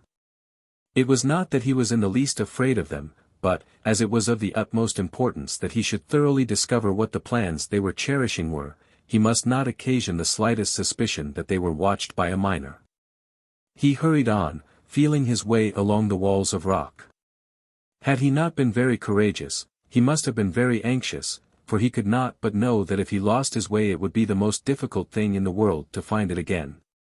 Morning would bring no light into these regions, and towards him least of all, who was known as a special rhymester and persecutor, could goblins be expected to exercise courtesy. Well might he wish that he had brought his lamp and tinder-box with him, of which he had not thought when he crept so eagerly after the goblins. He wished it all the more when, after a while, he found his way blocked up, and could get no farther. It was of no use to turn back, for he had not the least idea where he had begun to go wrong. Mechanically, however, he kept feeling about the walls that hemmed him in. His hand came upon a place where a tiny stream of water was running down the face of the rock. "What a stupid I am," he said to himself. "I am actually at the end of my journey. And there are the goblins coming back to fetch their things." He added, as the red glimmer of their torches appeared at the end of the long avenue that led up to the cave. In a moment he had thrown himself on the floor, and wriggled backwards through the hole. The floor on the other side was several feet lower, which made it easier to get back. It was all he could do to lift the largest stone he had taken out of the hole, but he did manage to shove it in again. He sat down on the ore heap and thought. He was pretty sure that the latter plan of the goblins was to inundate the mine by breaking outlets for the water accumulated in the natural reservoirs of the mountain, as well as running through portions of it. While the part hollowed by the miners remained shut off from that inhabited by the goblins, they had had no opportunity of injuring them thus. But now that a passage was broken through, and the goblins' part proved the higher in the mountain, it was clear to Curdie that the mine could be destroyed in an hour. Water was always the chief danger to which the miners were exposed. They met with a little choke damp sometimes, but never with the explosive fire damp so common in coal mines. Hence they were careful as soon as they saw any appearance of water. As the result of his reflections while the goblins were busy in their old home, it seemed to Curdie that it would be best to build up the whole of this gang, filling it with stone, and clay, or lye, so that there should be no smallest channel for the water to get into. There was not, however, any immediate danger, for the execution of the goblins' plan was contingent upon the failure of that unknown design which was to take precedence of it. And he was most anxious to keep the door of communication open, that he might if possible discover what the former plan was. At the same time they could not resume their intermitted labors for the inundation without his finding it out. When by putting all hands to the work, the one existing outlet might in a single night be rendered impenetrable to any weight of water, for by filling the gang entirely up, their embankment would be buttressed by the sides of the mountain itself. As soon as he found that the goblins had again retired, he lighted his lamp, and proceeded to fill the hole he had made with such stones as he could withdraw when he pleased. He then thought it better, as he might have occasion to be up a good many nights after this, to go home and have some sleep. How pleasant the night air felt upon the outside of the mountain after what he had gone through in the inside of it. He hurried up the hill without meeting a single goblin on the way, and called and tapped at the window until he woke his father, who soon rose and let him in. He told him the whole story. And, just as he had expected, his father thought it best to work that load no farther, but at the same time to pretend occasionally to be at work there still in order that the goblins might have no suspicions. Both father and son then went to bed and slept soundly until the morning. Chapter 10. The Princess's King Papa. The weather continued fine for weeks, and the little princess went out every day. So long a period of fine weather had indeed never been known upon that mountain. The only uncomfortable thing was that her nurse was so nervous and particular about being in before the sun was down that often she would take to her heels when nothing worse than a fleecy cloud crossing the sun threw a shadow on the hillside. And many an evening they were home a full hour before the sunlight had left the weathercock on the stables. If it had not been for such odd behavior Irene would by this time have almost forgotten the goblins. She never forgot Curdie, but him she remembered for his own sake, and indeed would have remembered him if only because a princess never forgets her debts until they are paid. One splendid sunshiny day, about an hour after noon, Irene, who was playing on a lawn in the garden, heard the distant blast of a bugle. She jumped up with a cry of joy, for she knew by that particular blast that her father was on his way to see her. This part of the garden lay on the slope of the hill and allowed a full view of the country below. So she shaded her eyes with her hand and looked far away to catch the first glimpse of shining armor. In a few moments a little troop came glittering round the shoulder of a hill. Spears and helmets were sparkling and gleaming, banners were flying, horses prancing, and again came the bugle blast which was to her like the voice of her father calling across the distance, "Irene, I'm coming." On and on they came until she could clearly distinguish the king. He rode a white horse and was taller than any of the men with him. He wore a narrow circle of gold set with jewels around his helmet, and as he came still nearer Irene could discern the flashing of the stones in the sun. It was a long time since he had been to see her, and her little heart beat faster and faster as the shining troop approached, for she loved her King Papa very dearly and was nowhere so happy as in his arms. When they reached a certain point, after which she could see them no more from the garden, she ran to the gate, and there stood till up they came, clanging and stamping, with one more bright bugle blast which said, "Irene, I am come." By this time the people of the house were all gathered at the gate, but Irene stood alone in front of them. When the horseman pulled up she ran to the side of the white horse and held up her arms. The king stopped and took her hands. In an instant she was on the saddle and clasped in his great strong arms. I wish I could describe the king so that you could see him in your mind. He had gentle, blue eyes, but a nose that made him look like an eagle. A long dark beard, streaked with silvery lines, flowed from his mouth almost to his waist, and as Irene sat on the saddle and hid her glad face upon his bosom it mingled with the golden hair which her mother had given her. And the two together were like a cloud with streaks of the sun woven through it. After he had held her to his heart for a minute he spoke to his white horse, and the great beautiful creature, which had been prancing so proudly a little while before, walked as gently as a lady, for he knew he had a little lady on his back, through the gate and up to the door of the house. Then the king set her on the ground and, dismounting, took her hand and walked with her into the great hall, which was hardly ever entered except when he came to see his little princess. There he sat down, with two of his counselors who had accompanied him, to have some refreshment, and Irene sat on his right hand and drank her milk out of a wooden bowl curiously carved. After the king had eaten and drunk he turned to the princess and said, stroking her hair, "Now, my child, what shall we do next?" This was the question he almost always put to her first after their meal together. And Irene had been waiting for it with some impatience, for now, she thought, she should be able to settle a question which constantly perplexed her. "I should like you to take me to see my great old grandmother." The king looked grave and said, "What does my little daughter mean?" "I mean the Queen Irene that lives up in the tower, the very old lady, you know, with the long hair of silver." The king only gazed at his little princess with a look which she could not understand. "She's got her crown in her bedroom," she went on, "but I've not been in there yet." "You know she's there, don't you?" "No," said the king, very quietly. "Then it must all be a dream," said Irene. "I half thought it was, but I couldn't be sure. Now I am sure of it. Besides, I couldn't find her the next time I went up."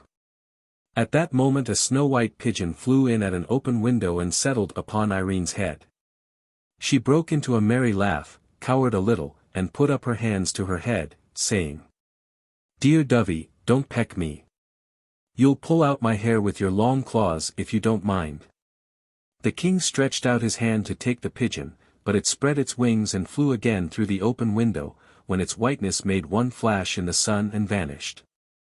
The king laid his hand on his princess's head, held it back a little, gazed in her face, smiled half a smile, and sighed half a sigh.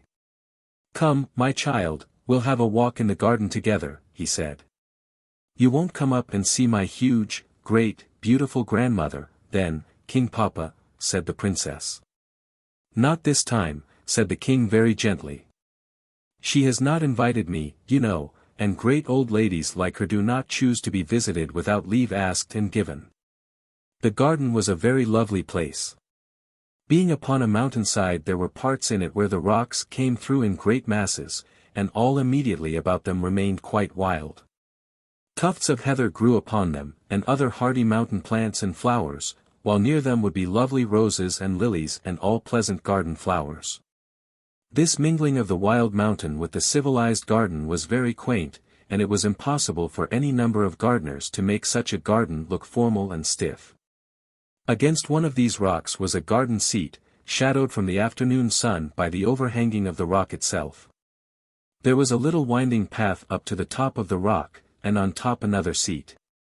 But they sat on the seat at its foot because the sun was hot, and there they talked together of many things. At length the king said, "You were out late one evening, Irene." Yes, Papa. It was my fault, and Lootie was very sorry.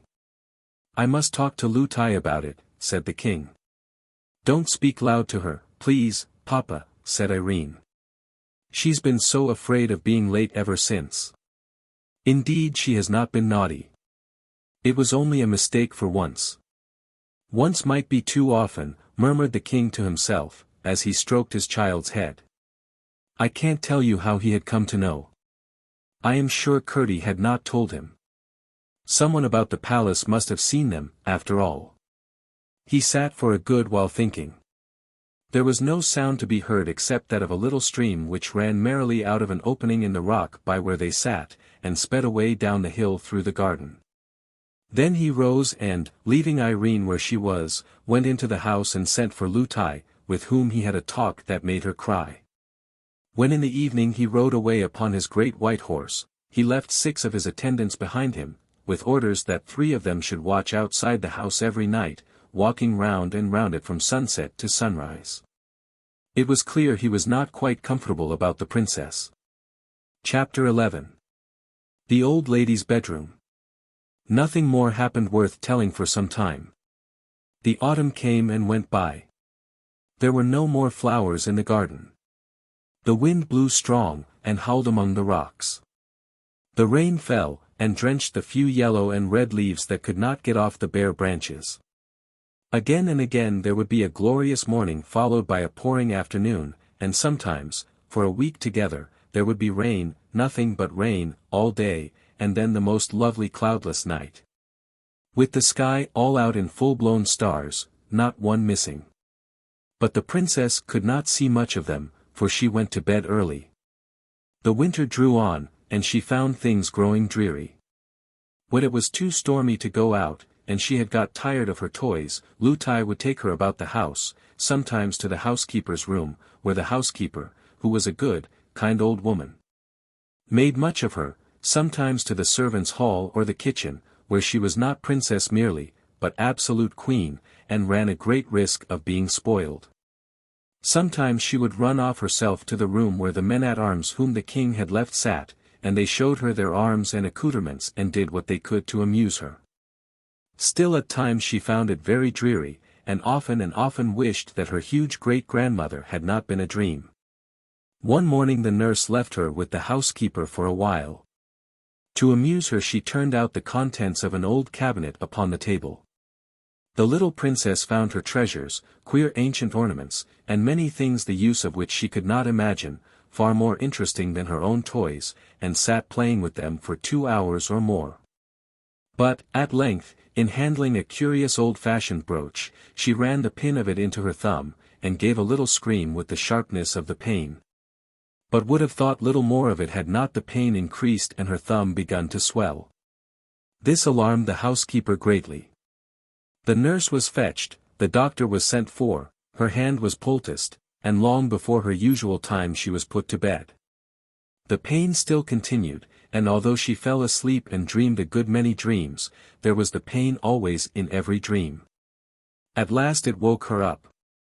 The moon was shining brightly into the room. The poultice had fallen off her hand and it was burning hot. She fancied if she could hold it into the moonlight that would cool it. So she got out of bed, without waking the nurse who lay at the other end of the room, and went to the window. When she looked out she saw one of the men-at-arms walking in the garden with the moonlight glancing on his armor. She was just going to tap on the window and call him, for she wanted to tell him all about it, when she bethought herself that might wake Lootie, and she would put her into her bed again. So she resolved to go to the window of another room, and call him from there. It was so much nicer to have somebody to talk to than to lie awake in bed with the burning pain in her hand. She opened the door very gently and went through the nursery, which did not look into the garden, to go to the other window. But when she came to the foot of the old staircase there was the moon shining down from some window high up, and making the worm-eaten oak look very strange and delicate and lovely. In a moment she was putting her little feet one after the other in the silvery path up the stair, looking behind as she went, to see the shadow they made in the middle of the silver. Some little girls would have been afraid to find themselves thus alone in the middle of the night, but Irene was a princess. As she went slowly up the stair, not quite sure that she was not dreaming, suddenly a great longing woke up in her heart to try once more whether she could not find the old lady with the silvery hair. If she is a dream, she said to herself, then I am the likelier to find her, if I am dreaming. So up and up she went, stair after stair, until she came to the many rooms, all just as she had seen them before. Through passage after passage she softly sped, comforting herself that if she should lose her way it would not matter much, because when she woke she would find herself in her own bed with Lootie not far off. But, as if she had known every step of the way, she walked straight to the door at the foot of the narrow stair that led to the tower. What if I should reality really find my beautiful old grandmother up there? She said to herself as she crept up the steep steps. When she reached the top she stood a moment listening in the dark, for there was no moon there. Yes. It was.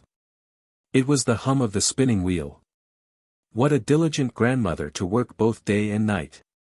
She tapped gently at the door.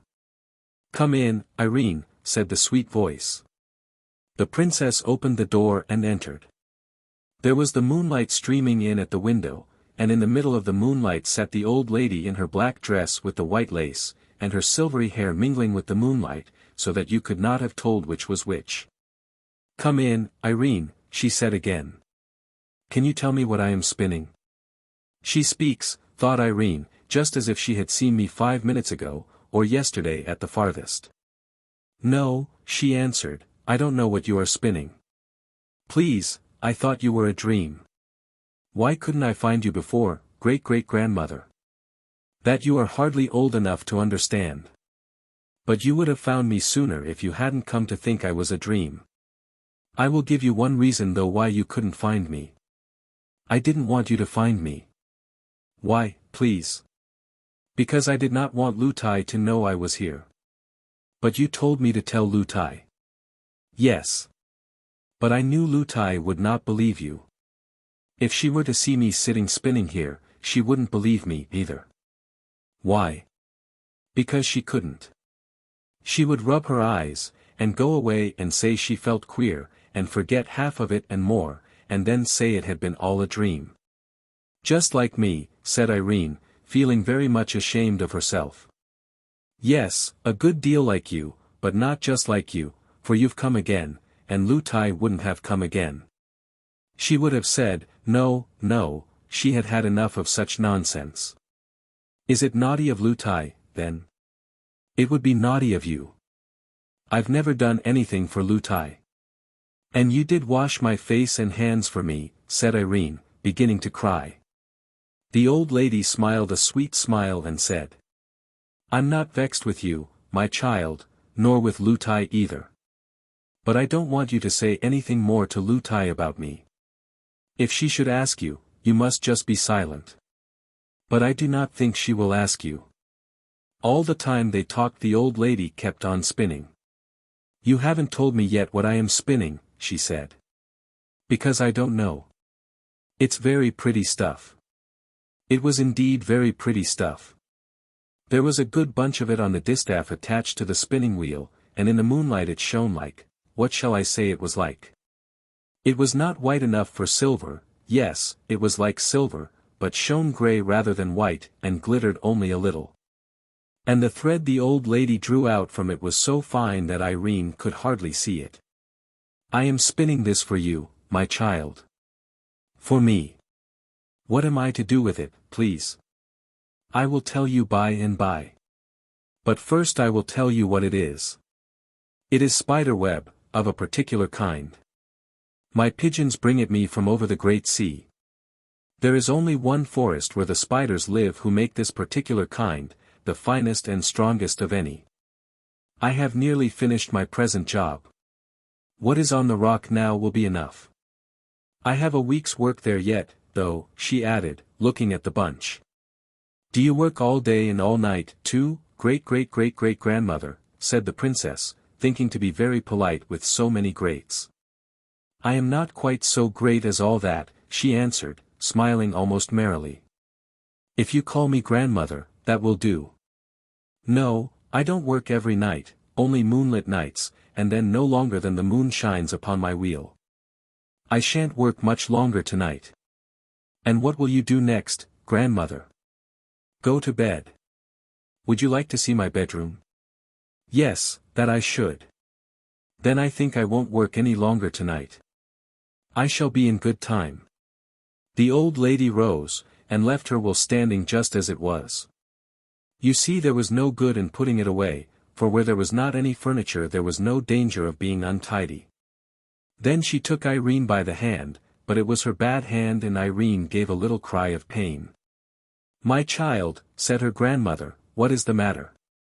Irene held her hand into the moonlight, that the old lady might see it, and told her all about it, at which she looked grave.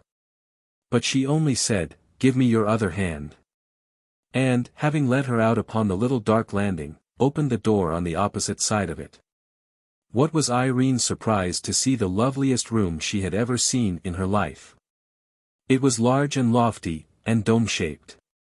From the center hung a lamp as round as a ball, shining as if with the brightest moonlight, which made everything visible in the room, though not so clearly that the princess could tell what many of the things were. A large oval bed stood in the middle, with a coverlet of rose color, and velvet curtains all round it of a lovely pale blue. The walls were also blue, spangled all over with what looked like stars of silver. The old lady left her and, going to a strange-looking cabinet, opened it and took out a curious silver casket. Then she sat down on a low chair and, calling Irene, made her kneel before her while she looked at her hand. Having examined it, she opened the casket, and took from it a little ointment. The sweetest odor filled the room, like that of roses and lilies, as she rubbed the ointment gently all over the hot swollen hand. Her touch was so pleasant and cool that it seemed to drive away the pain and heat wherever it came. Oh, grandmother! It is so nice, said Irene. Thank you, thank you. Then the old lady went to a chest of drawers, and took out a large handkerchief of gossamer-like cambric, which she tied round her hand. I don't think I can let you go away tonight, she said. Would you like to sleep with me? Oh, yes, yes, dear grandmother, said Irene, and would have clapped her hands, forgetting that she could not. You won't be afraid, then, to go to bed with such an old woman?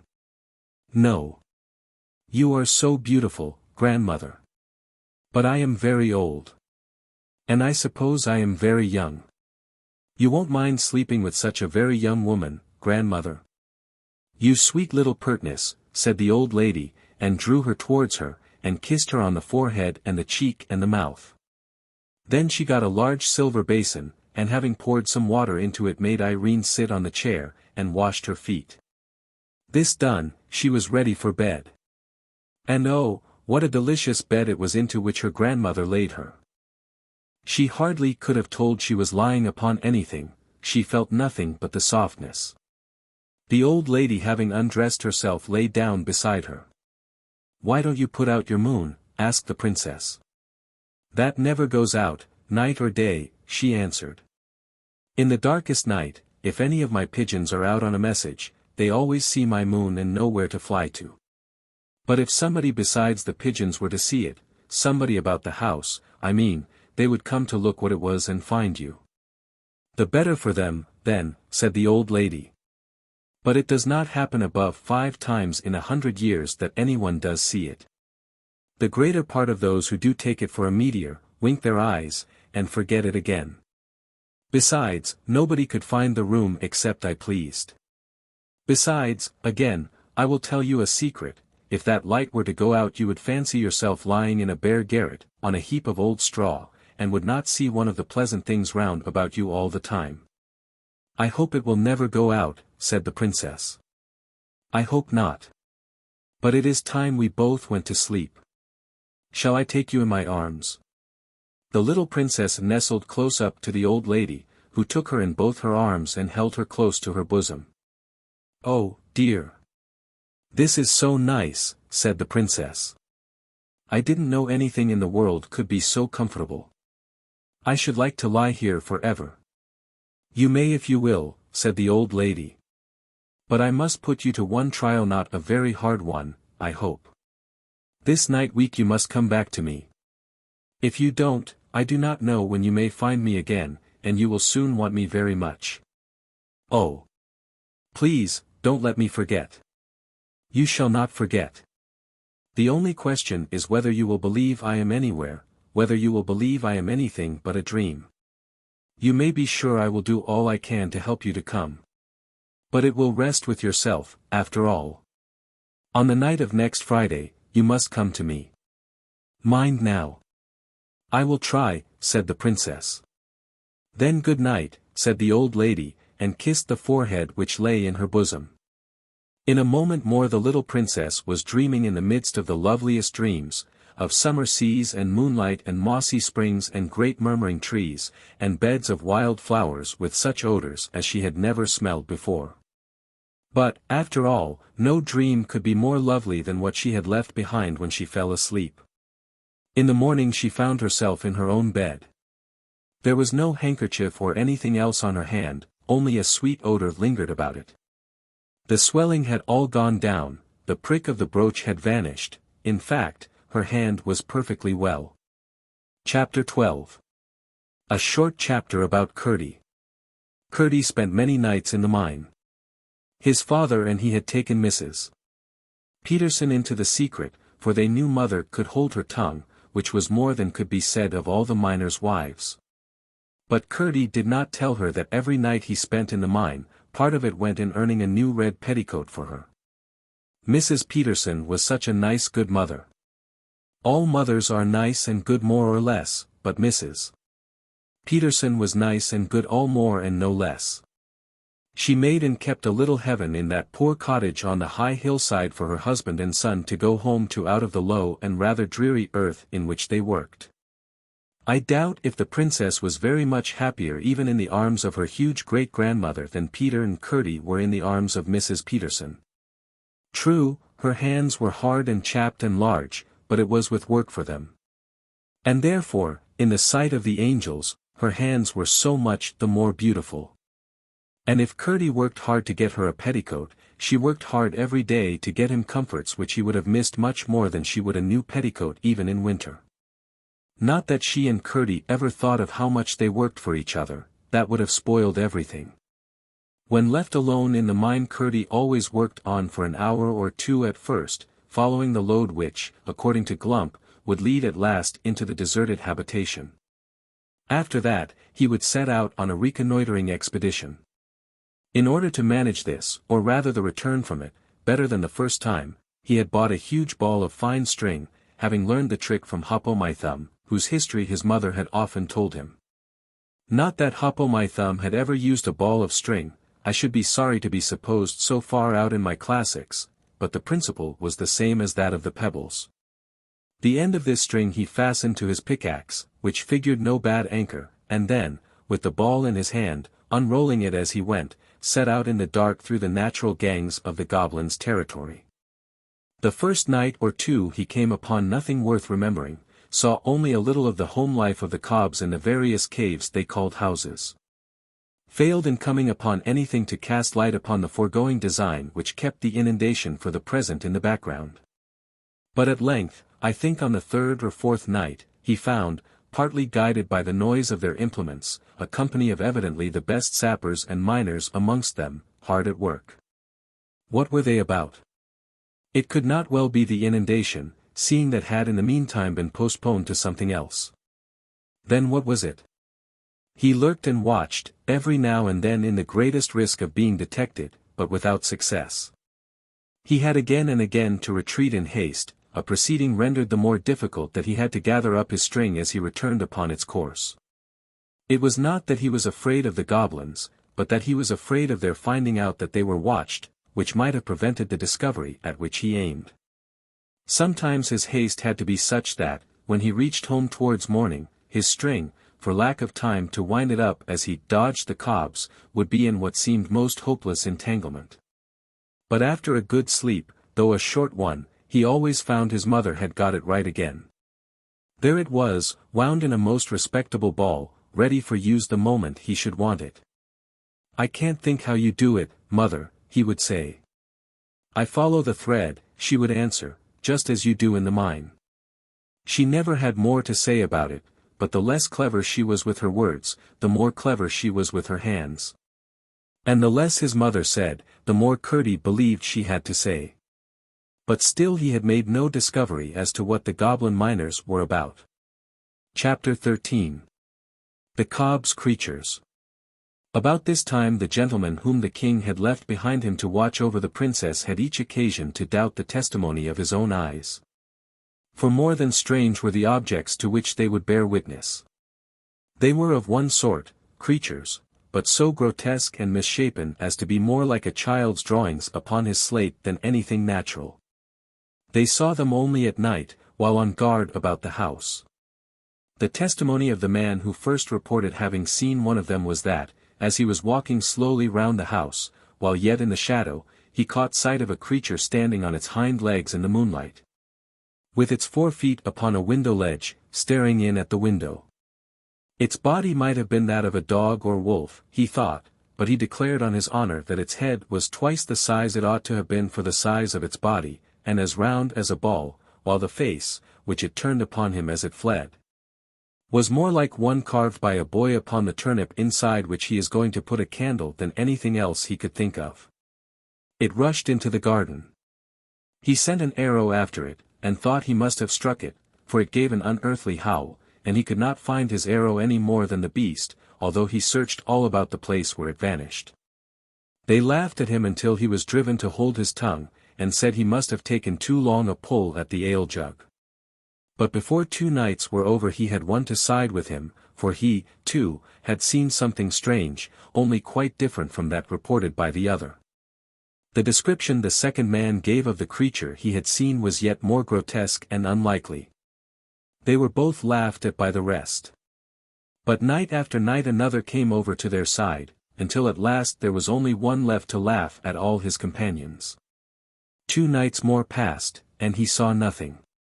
But on the 3rd he came rushing from the garden to the other 2 before the house, in such an agitation that they declared, for it was their turn now, that the band of his helmet was cracking under his chin with the rising of his hair inside it.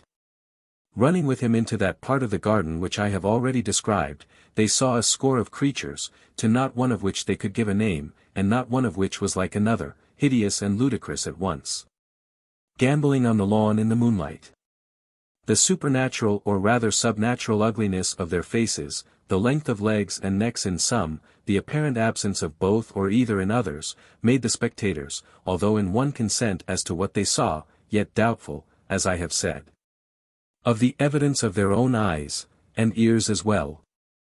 For the noises they made, although not loud, were as uncouth and varied as their forms, and could be described neither as grunts nor squeaks nor roars nor howls nor barks nor yells nor screams nor croaks nor hisses nor mews nor shrieks, but only as something like all of them mingled in one horrible dissonance. Keeping in the shade, the watchers had a few moments to recover themselves before the hideous assembly suspected their presence. But all at once, as if by common consent, they scampered off in the direction of a great rock, and vanished before the men had come to themselves sufficiently to think of following them. My readers will suspect what these were. But I will now give them full information concerning them. They were, of course, household animals belonging to the goblins, whose ancestors had taken their ancestors many centuries before from the upper regions of light into the lower regions of darkness. The original stocks of these horrible creatures were very much the same as the animals now seen about farms and homes in the country, with the exception of a few of them, which had been wild creatures, such as foxes, and indeed wolves and small bears, which the goblins, from their proclivity towards the animal creation, had caught when cubs and tamed. But in the course of time all had undergone even greater changes than had passed upon their owners. They had altered, that is, their descendants had altered, into such creatures as I have not attempted to describe except in the vaguest manner, the various parts of their bodies assuming, in an apparently arbitrary and self-willed manner, the most abnormal developments. Indeed, so little did any distinct type predominate in some of the bewildering results, that you could only have guessed at any known animal as the original, and even then, what likeness remained would be more one of general expression than of definable conformation. But what increased the gruesomeness tenfold was that, from constant domestic, or indeed rather family association with the goblins, their countenances had grown in grotesque resemblance to the human. No one understands animals who does not see that every one of them, even amongst the fishes, it may be with a dimness and vagueness infinitely remote, yet shadows the human. In the case of these the human resemblance had greatly increased, while their owners had sunk towards them, they had risen towards their owners. But the conditions of subterranean life being equally unnatural for both, while the goblins were worse, the creatures had not improved by the approximation. And its result would have appeared far more ludicrous than consoling to the warmest lover of animal nature. I shall now explain how it was that just then these animals began to show themselves about the king's country house. The goblins, as Curdie had discovered, were mining on, at work both day and night, in divisions, urging the scheme after which he lay in wait. In the course of their tunneling they had broken into the channel of a small stream, but the break being in the top of it, no water had escaped to interfere with their work. Some of the creatures, hovering as they often did about their masters, had found the hole, and had, with the curiosity which had grown to a passion from the restraints of their unnatural circumstances, proceeded to explore the channel. The stream was the same which ran out by the seat on which Irene and her king papa had sat as I have told. And the goblin creatures found it jolly fun to get out for a romp on a smooth lawn such as they had never seen in all their poor miserable lives. But although they had partaken enough of the nature of their owners to delight in annoying and alarming any of the people whom they met on the mountain, they were, of course, incapable of designs of their own, or of intentionally furthering those of their masters. For several nights after the men-at-arms were at length of one mind as to the fact of the visits of some horrible creatures, whether bodily or spectral they could not yet say. They watched with special attention that part of the garden where they had last seen them. Perhaps indeed they gave in consequence too little attention to the house. But the creatures were too cunning to be easily caught. Nor were the watchers quick-eyed enough to descry the head, or the keen eyes in it, which, from the opening whence the stream issued, would watch them in turn, ready, the moment they should leave the lawn, to report the place clear. Chapter 14. That night week. During the whole of the week Irene had been thinking every other moment of her promise to the old lady, although even now she could not feel quite sure that she had not been dreaming. Could it really be that an old lady lived up in the top of the house, with pigeons and a spinning wheel, and a lamp that never went out? She was, however, none the less determined, on the coming Friday, to ascend the 3 stairs, walk through the passages with the many doors, and try to find the tower in which she had either seen or dreamed her grandmother. Her nurse could not help wondering what had come to the child. She would sit so thoughtfully silent, and even in the midst of a game with her would so suddenly fall into a dreamy mood. But Irene took care to betray nothing, whatever efforts Lootie might make to get at her thoughts. And Lootie had to say to herself, "What an odd child she is," and give it up. At length the longed-for Friday arrived, and lest Lootie should be moved to watch her, Irene endeavored to keep herself as quiet as possible. In the afternoon she asked for her doll's house, and went on arranging and rearranging the various rooms and their inhabitants for a whole hour. Then she gave a sigh and threw herself back in her chair. One of the dolls would not sit, and another would not stand, and they were all very tiresome. Indeed, there was one would not even lie down, which was too bad. But it was now getting dark, and the darker it got the more excited Irene became, and the more she felt it necessary to be composed. "I see you want your tea, princess," said the nurse. "I will go and get it. The room feels close, I will open the window a little. The evening is mild, it won't hurt you." "There's no fear of that, Lootie," said Irene, wishing she had put off going for the tea till it was darker, when she might have made her attempt with every advantage. I fancy Lootie was longer in returning than she had intended.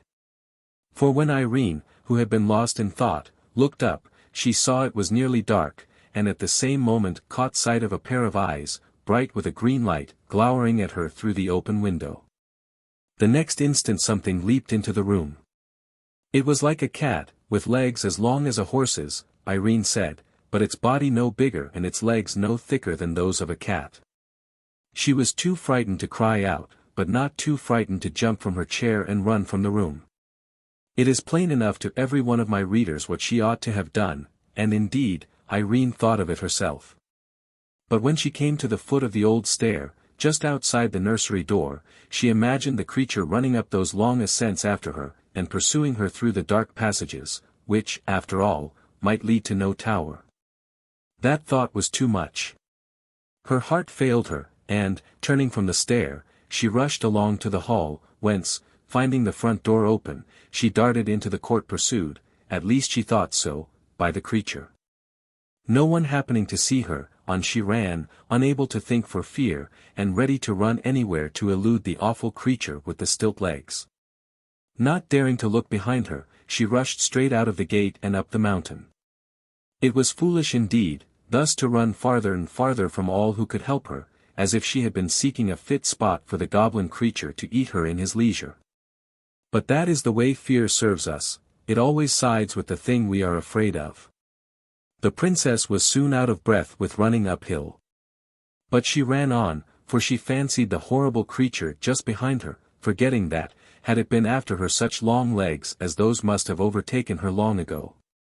At last she could run no longer, and fell, unable even to scream, by the roadside, where she lay for some time half dead with terror.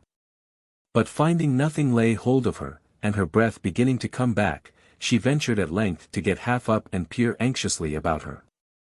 It was now so dark she could see nothing. Not a single star was out. She could not even tell in what direction the house lay, and between her and home she fancied the dreadful creature lying ready to pounce upon her. She saw now that she ought to have run up the stairs at once. It was well she did not scream. For, although very few of the goblins had come out for weeks, a stray idler or two might have heard her. She sat down upon a stone, and nobody but one who had done something wrong could have been more miserable. She had quite forgotten her promise to visit her grandmother. A raindrop fell on her face. She looked up, and for a moment her terror was lost in astonishment. At first she thought the rising moon had left her place, and drawn nigh to see what could be the matter with the little girl, sitting alone, without hat or cloak, on the dark bare mountain. But she soon saw she was mistaken, for there was no light on the ground at her feet, and no shadow anywhere. But a great silver globe was hanging in the air, and as she gazed at the lovely thing, her courage revived. If she were but indoors again, she would fear nothing, not even the terrible creature with the long legs. But how was she to find her way back? What could that light be? Could it be? No, it couldn't. But what if it should be? Yes, it must be, her great-great-grandmother's lamp which guided her pigeons home through the darkest night. She jumped up, she had but to keep that light in view and she must find the house. Her heart grew strong. Speedily, yet softly, she walked down the hill, hoping to pass the watching creature unseen. Dark as it was, there was little danger now of choosing the wrong road. And, which was most strange, the light that filled her eyes from the lamp, instead of blinding them for a moment to the object upon which they next fell, enabled her for a moment to see it, despite the darkness. By looking at the lamp and then dropping her eyes, she could see the road for a yard or two in front of her, and this saved her from several falls, for the road was very rough. But all at once, to her dismay, it vanished, and the terror of the beast, which had left her the moment she began to return, again laid hold of her heart. The same instant, however, she caught the light of the windows, and knew exactly where she was. It was too dark to run, but she made what haste she could, and reached the gate in safety. She found the house door still open, ran through the hall, and, without even looking into the nursery, bounded straight up the stair, and the next, and the next. Then turning to the right, ran through the long avenue of silent rooms, and found her way at once to the door at the foot of the tower stair. When first the nurse missed her, she fancied she was playing her a trick, and for some time took no trouble about her, but at last, getting frightened, she had begun to search. And when the princess entered, the whole household was hither and thither over the house, hunting for her. A few seconds after she reached the stair of the tower they had even begun to search the neglected rooms, in which they would never have thought of looking had they not already searched every other place they could think of in vain. But by this time she was knocking at the old lady's door. Chapter 15. Woven and then spun. "Come in, Irene," said the silvery voice of her grandmother. The princess opened the door and peeped in. But the room was quite dark and there was no sound of the spinning wheel. She grew frightened once more, thinking that, although the room was there, the old lady might be a dream after all. Every little girl knows how dreadful it is to find a room empty where she thought somebody was, but Irene had to fancy for a moment that the person she came to find was nowhere at all.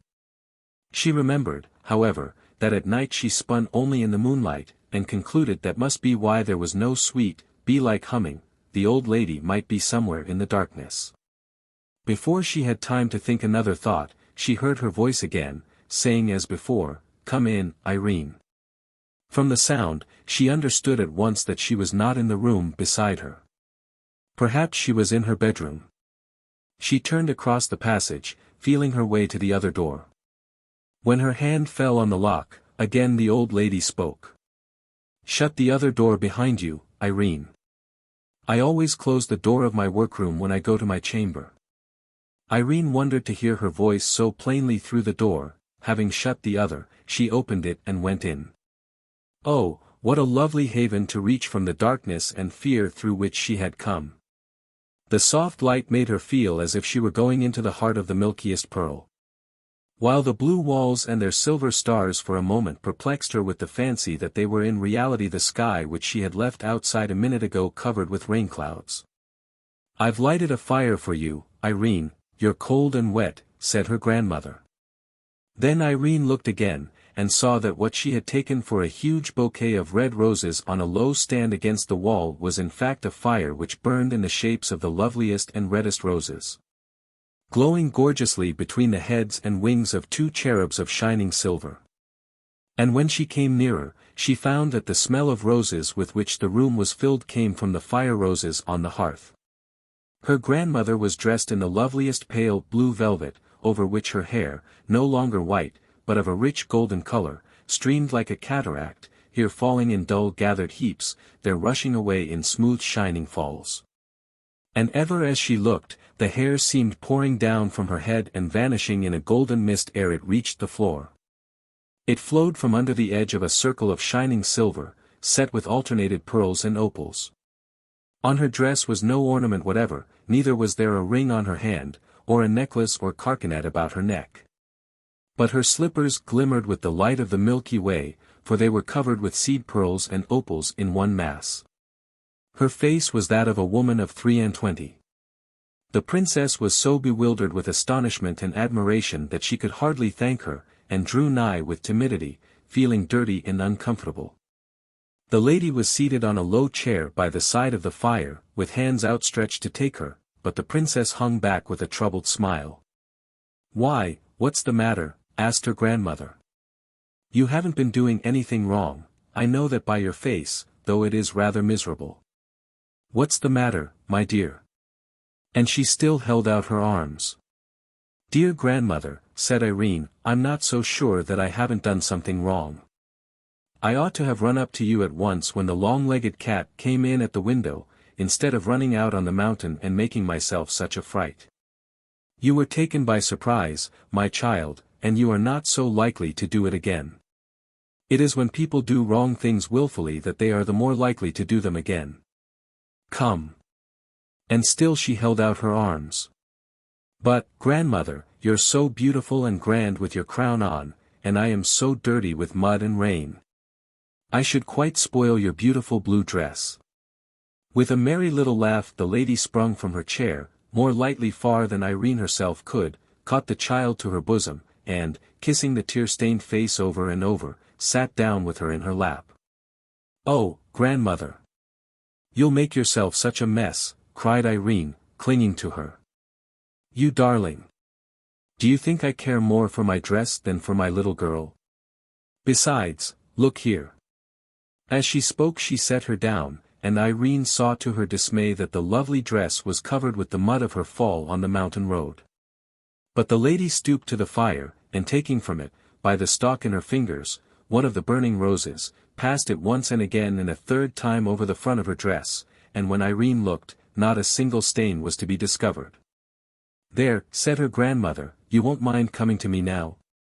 But Irene again hung back, eyeing the flaming rose which the lady held in her hand. "You're not afraid of the rose, are you?" she said, about to throw it on the hearth again. "Oh! Don't, please," cried Irene. "Won't you hold it to my frock and my hands and my face? And I'm afraid my feet and my knees want it too." "No," answered her grandmother, smiling a little sadly, as she threw the rose from her. "It is too hot for you yet. It would set your frock in a flame. Besides, I don't want to make you clean tonight. I want your nurse and the rest of the people to see you as you are, for you will have to tell them how you ran away for fear of the long-legged cat. I should like to wash you, but they would not believe you then. Do you see that bath behind you?" The princess looked, and saw a large oval tub of silver, shining brilliantly in the light of the wonderful lamp. "Go and look into it," said the lady. Irene went, and came back very silent with her eyes shining. "What did you see?" asked her grandmother. "The sky, and the moon and the stars," she answered. "It looked as if there was no bottom to it." The lady smiled a pleased satisfied smile, and was silent also for a few moments. Then she said, "Any time you want a bath, come to me. I know you have a bath every morning, but sometimes you want one at night, too." "Thank you, grandmother, I will indeed," answered Irene, and was again silent for some moments thinking. Then she said, "How was it, grandmother, that I saw your beautiful lamp, not the light of it only, but the great round silvery lamp itself, hanging alone in the great open air, high up? It was your lamp I saw, wasn't it?" "Yes, my child, it was my lamp." "Then how was it?" "I don't see a window all round. When I please I can make the lamp shine through the walls, shine so strong that it melts them away from before the sight, and shows itself as you saw it. But, as I told you, it is not everybody can see it." "How is it that I can, then?" "I'm sure I don't know. It is a gift born with you. And one day I hope everybody will have it. But how do you make it shine through the walls?" "Ah! That you would not understand if I were to try ever so much to make you, not yet, not yet. But," added the lady, rising, "you must sit in my chair while I get you the present I have been preparing for you. I told you my spinning was for you. It is finished now, and I am going to fetch it. I have been keeping it warm under one of my brooding pigeons." Irene sat down in the low chair, and her grandmother left her, shutting the door behind her. The child sat gazing, now at the rose fire, now at the starry walls, now at the silver light, and a great quietness grew in her heart. If all the long-legged cats in the world had come rushing at her, then she would not have been afraid of them for a moment. How this was she could not tell, she only knew there was no fear in her, and everything was so right and safe that it could not get in. She had been gazing at the lovely lamp for some minutes fixedly. Turning her eyes, she found the wall had vanished, for she was looking out on the dark cloudy night. But though she heard the wind blowing, none of it blew upon her. In a moment more the clouds themselves parted, or rather vanished like the wall, and she looked straight into the starry herds, flashing gloriously in the dark blue. It was but for a moment. The clouds gathered again and shut out the stars. The wall gathered again and shut out the clouds, and there stood the lady beside her with the loveliest smile on her face, and a shimmering ball in her hand, about the size of a pigeon's egg. "There, Irene, there is my work for you," she said, holding out the ball to the princess. She took it in her hand, and looked at it all over. It sparkled a little, and shone here and there, but not much. It was of a sort of grey whiteness, something like spun glass. "Is this all your spinning, grandmother?" she asked. "All since you came to the house. There is more there than you think. How pretty it is! What am I to do with it, please? That I will now explain to you, answered the lady, turning from her and going to her cabinet. She came back with a small ring in her hand. Then she took the ball from Irene's, and did something with the ring. Irene could not tell what. Give me your hand, she said. Irene held up her right hand. Yes, that is the hand I want, said the lady, and put the ring on the forefinger of it. What a beautiful ring, said Irene. What is the stone called? It is a fire opal. Please, am I to keep it? Always. Oh, thank you, grandmother. It's prettier than anything I ever saw, except those, of all colors in your, please, is that your crown? Yes, it is my crown. The stone in your ring is of the same sort, only not so good. It has only red, but mine have all colors, you see. Yes, grandmother. I will take such care of it. But, she added, hesitating. But what? Asked her grandmother. What am I to say when Lootie asks me where I got it? You will ask her where you got it, answered the lady smiling. I don't see how I can do that. You will, though. Of course I will, if you say so. But, you know, I can't pretend not to know. Of course not. But don't trouble yourself about it. You will see when the time comes. So saying, the lady turned, and threw the little ball into the rose fire. Oh, grandmother, exclaimed Irene. I thought you had spun it for me. So I did, my child. And you've got it. No, it's burnt in the fire. The lady put her hand in the fire, brought out the ball, glimmering as before, and held it towards her. Irene stretched out her hand to take it, but the lady turned and, going to her cabinet, opened a drawer, and laid the ball in it. Have I done anything to vex you, grandmother? Said Irene pitifully. No, my darling. But you must understand that no one ever gives anything to another properly and really without keeping it. That ball is yours. Oh. I'm not to take it with me. You are going to keep it for me. You are to take it with you. I've fastened the end of it to the ring on your finger. Irene looked at the ring. I can't see it there, grandmother, she said. Feel, a little way from the ring, towards the cabinet, said the lady. Oh. I do feel it, exclaimed the princess. But I can't see it, she added, looking close to her outstretched hand. No. The thread is too fine for you to see it. You can only feel it. Now you can fancy how much spinning that took, although it does seem such a little ball. But what use can I make of it, if it lies in your cabinet? That is what I will explain to you. It would be of no use to you, it wouldn't be yours at all if it did not lie in my cabinet. Now listen.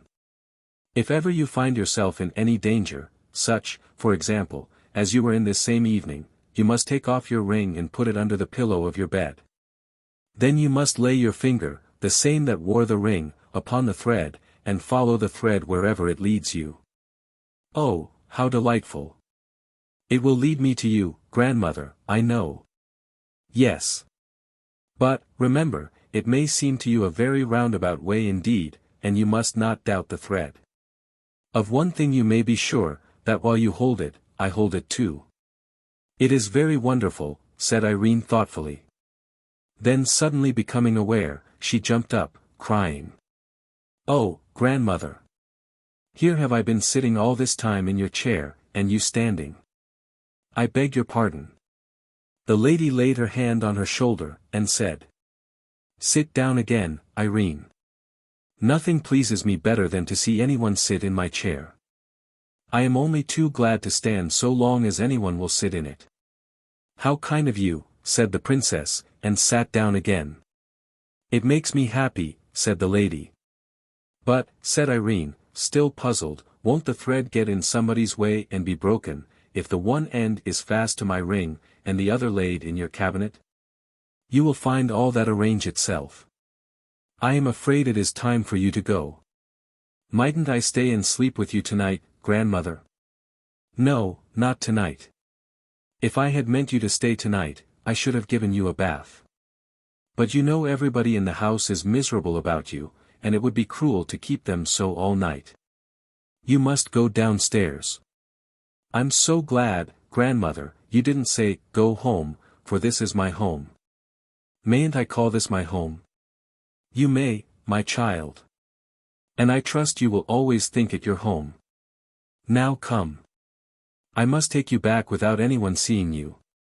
Please, I want to ask you one question more, said Irene. Is it because you have your crown on that you look so young? No, child, answered her grandmother, it is because I felt so young this evening that I put my crown on. And I thought you would like to see your old grandmother in her best. Why do you call yourself old? You're not old, grandmother. I am very old indeed. It is so silly of people, I don't mean you, for you are such a tiny. And couldn't know better, but it is so silly of people to fancy that old age means crookedness and witheredness and feebleness and sticks and spectacles and rheumatism and forgetfulness. It is so silly. Old age has nothing whatever to do with all that. The right old age means strength and beauty and mirth and courage and clear eyes and strong painless limbs. I am older than you are able to think, Anne. And look at you, grandmother, cried Irene, jumping up and flinging her arms about her neck. I won't be so silly again, I promise you. At least, I'm rather afraid to promise, but if I am, I promise to be sorry for it, I do. I wish I were as old as you, grandmother. I don't think you are ever afraid of anything. Not for long, at least, my child. Perhaps by the time I am 2,000 years of age, I shall, indeed, never be afraid of anything. But I confess I have sometimes been afraid about my children, sometimes about you, Irene. Oh, I'm so sorry, grandmother. Tonight, I suppose, you mean. Yes, a little tonight, but a good deal when you had all but made up your mind that I was a dream, and no real great-great-grandmother. You must not suppose I am blaming you for that. I dare say you could not help it. I don't know, grandmother, said the princess, beginning to cry. I can't always do myself as I should like. And I don't always try. I'm very sorry anyhow. The lady stooped, lifted her in her arms, and sat down with her in her chair, holding her close to her bosom. In a few minutes the princess had sobbed herself to sleep. How long she slept I do not know. When she came to herself she was sitting in her own high chair at the nursery table, with her doll's house before her. Chapter 16. The ring. The same moment her nurse came into the room, sobbing. When she saw her sitting there she started back with a loud cry of amazement and joy. Then running to her, she caught her in her arms and covered her with kisses. My precious darling princess. Where have you been? What has happened to you? We've all been crying our eyes out, and searching the house from top to bottom for you. Not quite from the top, thought Irene to herself, and she might have added, not quite to the bottom, perhaps, if she had known all. But the one she would not, and the other she could not say. Oh, Lootie. I've had such a dreadful adventure, she replied, and told her all about the cat with the long legs, and how she ran out upon the mountain, and came back again. But she said nothing of her grandmother or her lamp. And there we've been searching for you all over the house for more than an hour and a half, exclaimed the nurse. But that's no matter, now we've got you.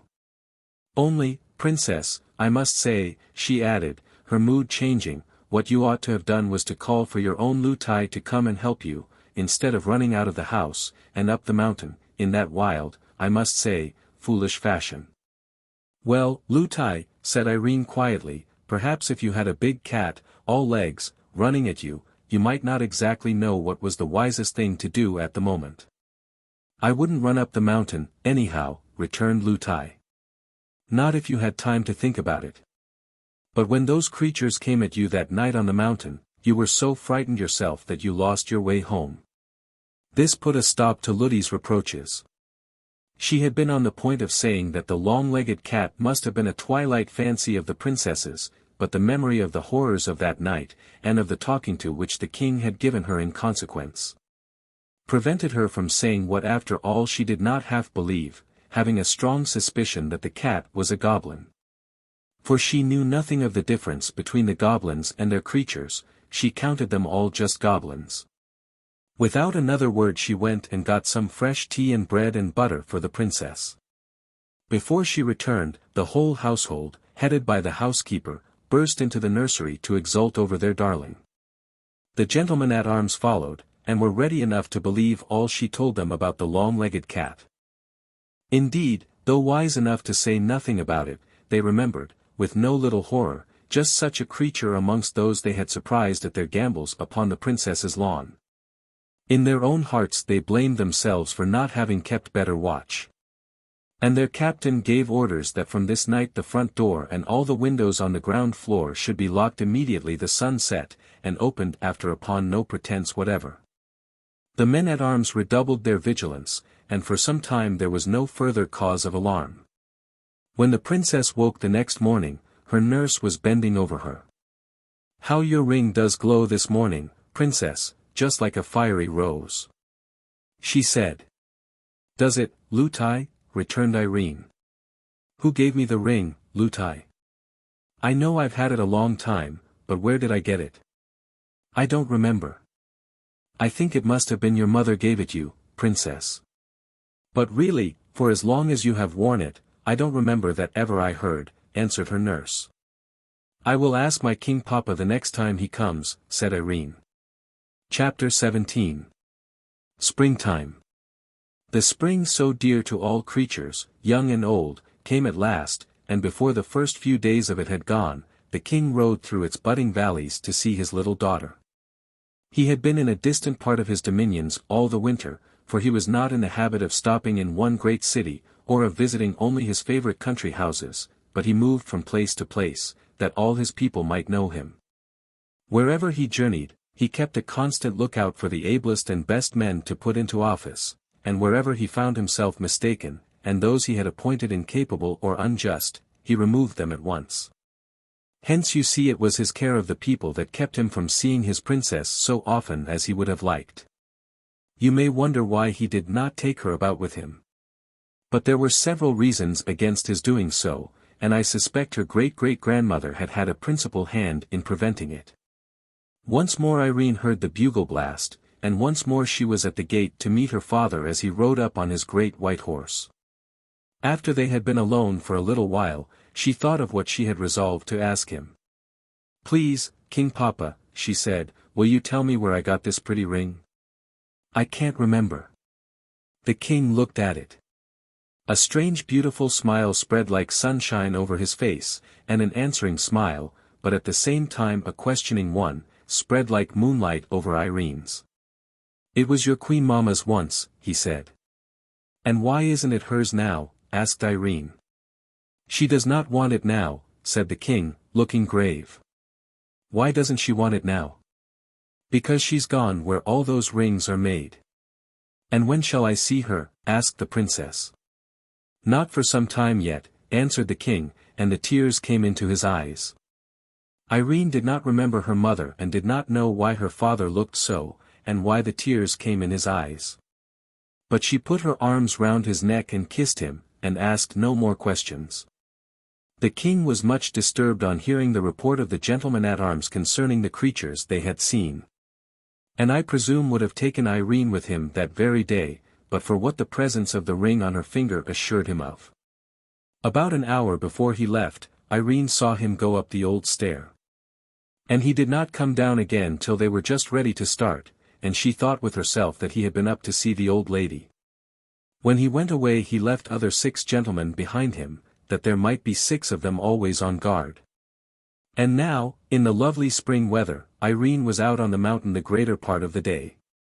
In the warmer hollows there were lovely primroses, and not so many that she ever got tired of them.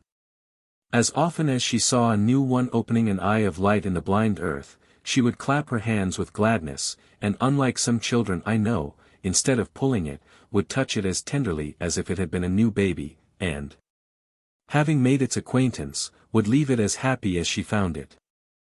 She treated the plants on which they grew like birds' nests, every fresh flower was like a new little bird to her. She would pay visits to all the flower nests she knew, remembering each by itself. She would go down on her hands and knees beside one and say, "Good morning. Are you all smelling very sweet this morning? Goodbye," and then she would go to another nest, and say the same. It was a favorite amusement with her. There were many flowers up and down, and she loved them all, but the primroses were her favorites. "They're not too shy, and they're not a bit forward," she would say to Lootie. There were goats too about, over the mountain, and when the little kids came she was as pleased with them as with the flowers. The goats belonged to the miners, mostly a few of them to Curdie's mother.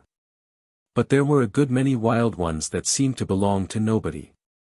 These the goblins counted theirs, and it was upon them partly that they lived.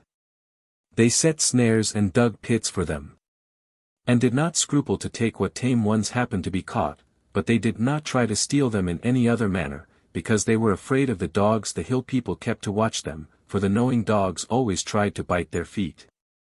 But the goblins had a kind of sheep of their own, very queer creatures, which they drove out to feed at night, and the other goblin creatures were wise enough to keep good watch over them, for they knew they should have their bones by and by. Chapter 18. Curdie's Clue. Curdie was as watchful as ever, but was almost getting tired of his ill success. Every other night or so he followed the goblins about, as they went on digging and boring, and getting as near them as he could, watched them from behind stones and rocks, but as yet he seemed no nearer finding out what they had in view.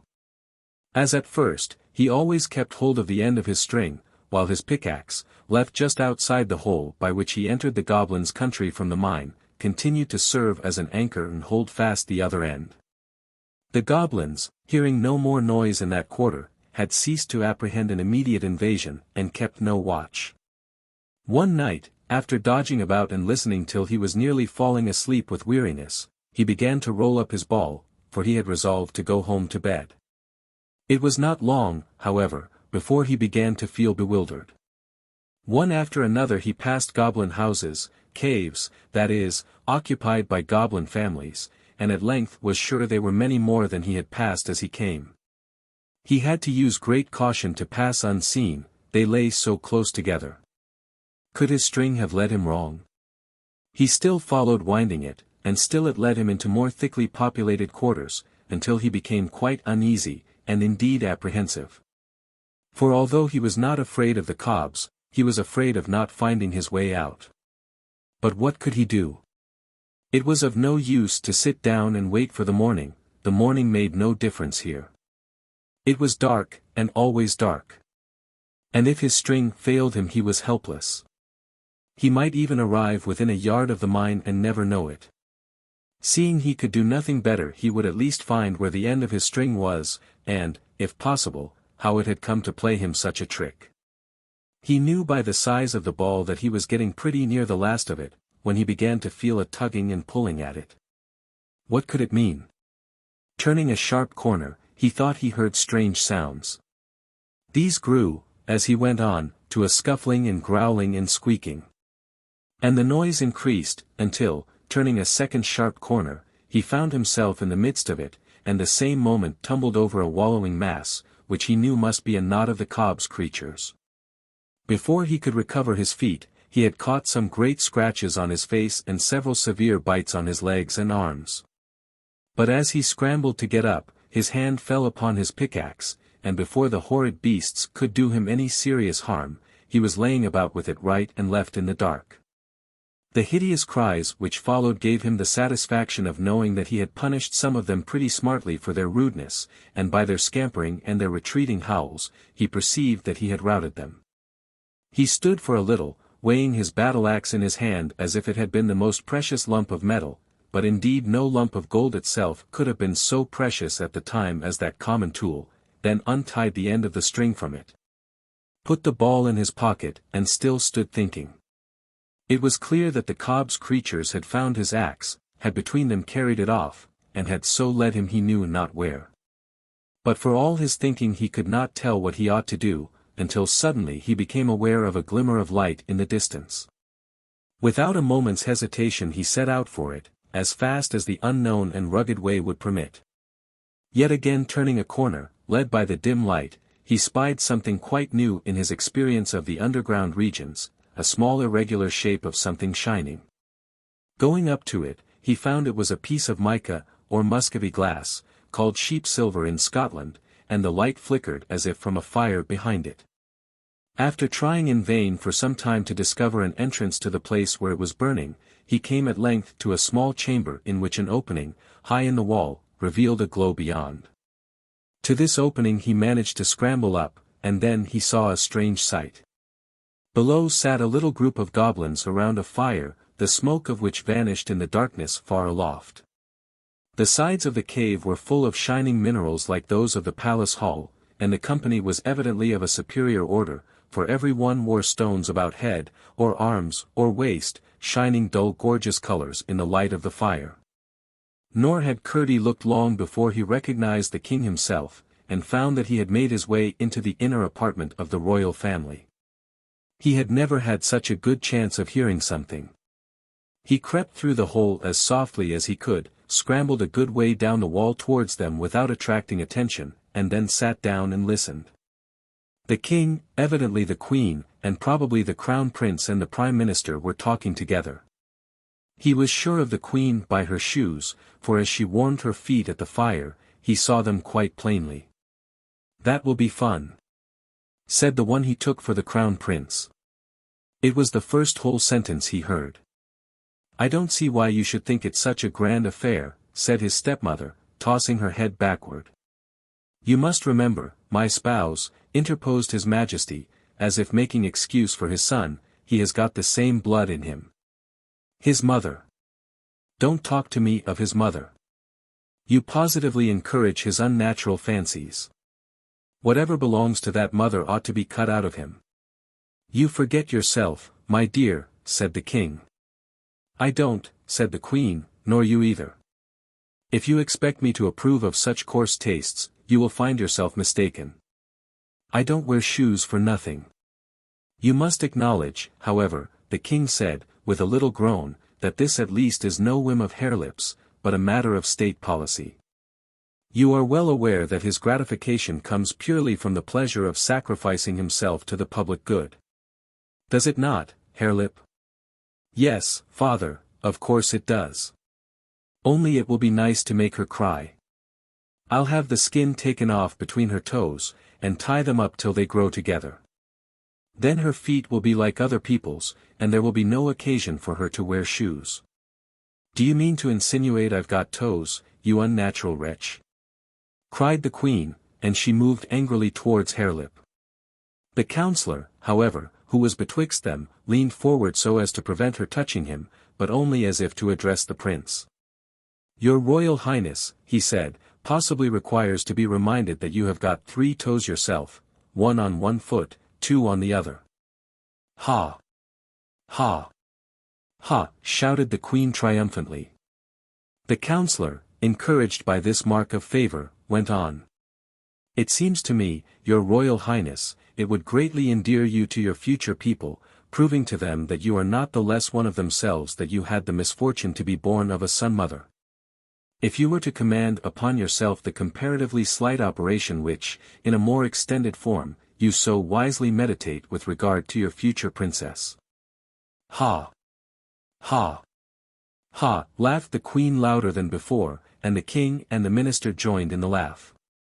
Harelip growled, and for a few moments the others continued to express their enjoyment of his discomfiture.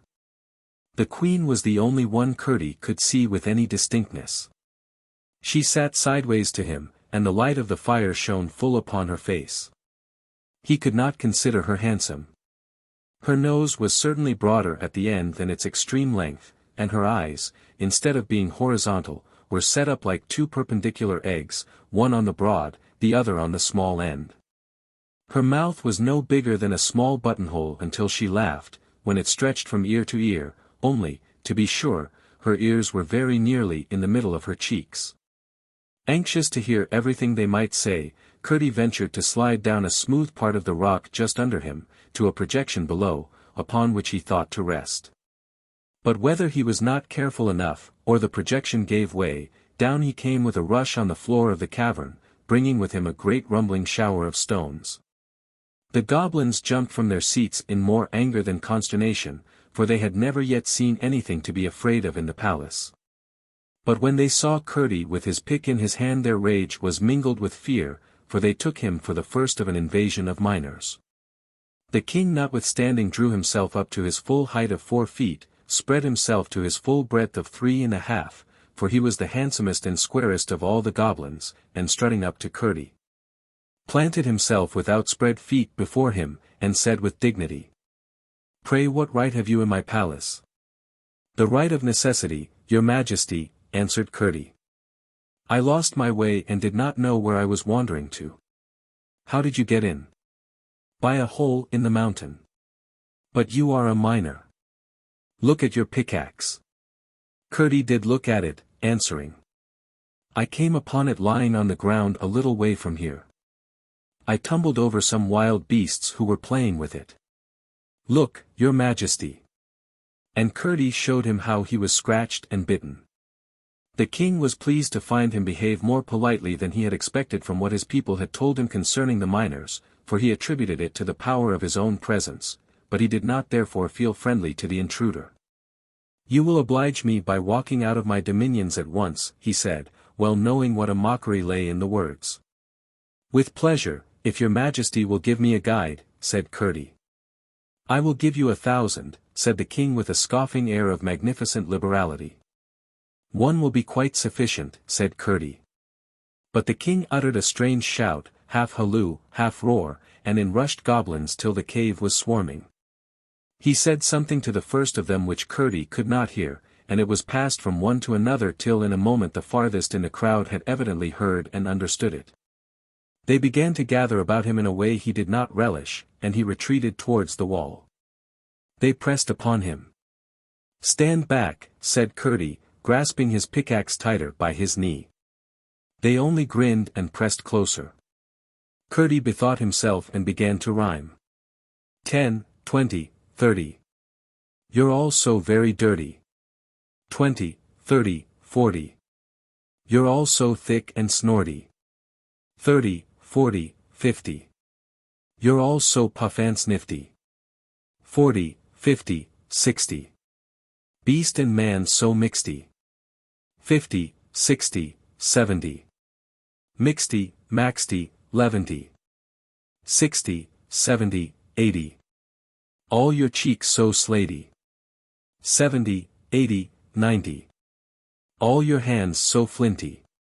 80, 90, 100. Altogether dundred.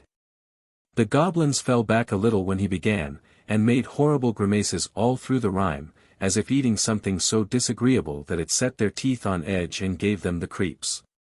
But whether it was that the rhyming words were most of them no words at all, for, a new rhyme being considered the more efficacious, Curdie had made it on the spur of the moment. Or whether it was that the presence of the king and queen gave them courage, I cannot tell. But the moment the rhyme was over they crowded on him again, and out shot 100 long arms, with a multitude of thick nailless fingers at the ends of them, to lay hold upon him. Then Curdie heaved up his axe. But being as gentle as courageous and not wishing to kill any of them, he turned the end which was square and blunt like a hammer, and with that came down a great blow on the head of the goblin nearest him. Hard as the heads of all goblins are, he thought he must feel that. And so he did, no doubt, but he only gave a horrible cry, and sprung at Curdie's throat. Curdie, however, drew back in time, and just at that critical moment remembered the vulnerable part of the goblin body. He made a sudden rush at the king and stamped with all his might on his majesty's feet. The king gave a most unkingly howl and almost fell into the fire. Curdie then rushed into the crowd, stamping right and left. The goblins drew back, howling on every side as he approached, but they were so crowded that few of those he attacked could escape his tread. And the shrieking and roaring that filled the cave would have appalled Curdie but for the good hope it gave him. They were tumbling over each other in heaps in their eagerness to rush from the cave, when a new assailant suddenly faced him, the queen, with flaming eyes and expanded nostrils, her hair standing half up from her head, rushed at him. She trusted in her shoes, they were of granite, hollowed like French sabots. Curdie would have endured much rather than hurt a woman, even if she was a goblin. But here was an affair of life and death. Forgetting her shoes, he made a great stamp on one of her feet. But she instantly returned it with very different effect, causing him frightful pain, and almost disabling him. His only chance with her would have been to attack the granite shoes with his pickaxe, but before he could think of that she had caught him up in her arms and was rushing with him across the cave. She dashed him into a hole in the wall, with a force that almost stunned him. But although he could not move, he was not too far gone to hear her great cry, and the rush of multitudes of soft feet, followed by the sounds of something heaved up against the rock. After which came a multitudinous patter of stones falling near him. The last had not ceased when he grew very faint, for his head had been badly cut, and at last insensible. When he came to himself there was perfect silence about him, and utter darkness, but for the merest glimmer in one tiny spot. He crawled to it, and found that they had heaved a slab against the mouth of the hole, past the edge of which a poor little gleam found its way from the fire. He could not move it a hairbreadth, for they had piled a great heap of stones against it. He crawled back to where he had been lying, in the faint hope of finding his pickaxe, but after a vain search he was at last compelled to acknowledge himself in an evil plight. He sat down and tried to think, but soon fell fast asleep. Chapter 19. Goblin Counsels. He must have slept a long time, for when he awoke he felt wonderfully restored, indeed almost well, and very hungry. There were voices in the outer cave. Once more, then, it was night. For the goblins slept during the day and went about their affairs during the night. In the universal and constant darkness of their dwelling they had no reason to prefer the one arrangement to the other. But from aversion to the Sun People they chose to be busy when there was least chance of their being met either by the miners below, when they were burrowing, or by the people of the mountain above, when they were feeding their sheep or catching their goats. And indeed it was only when the sun was away that the outside of the mountain was sufficiently like their own dismal regions to be endurable to their mole eyes.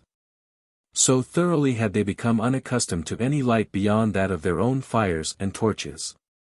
Curdie listened, and soon found that they were talking of himself. "How long will it take?" asked Harelip. "Not many days, I should think," answered the king. "They are poor feeble creatures, those Sun People, and want to be always eating. We can go a week at a time without food, and be all the better for it, but I've been told they eat 2 or 3 times every day.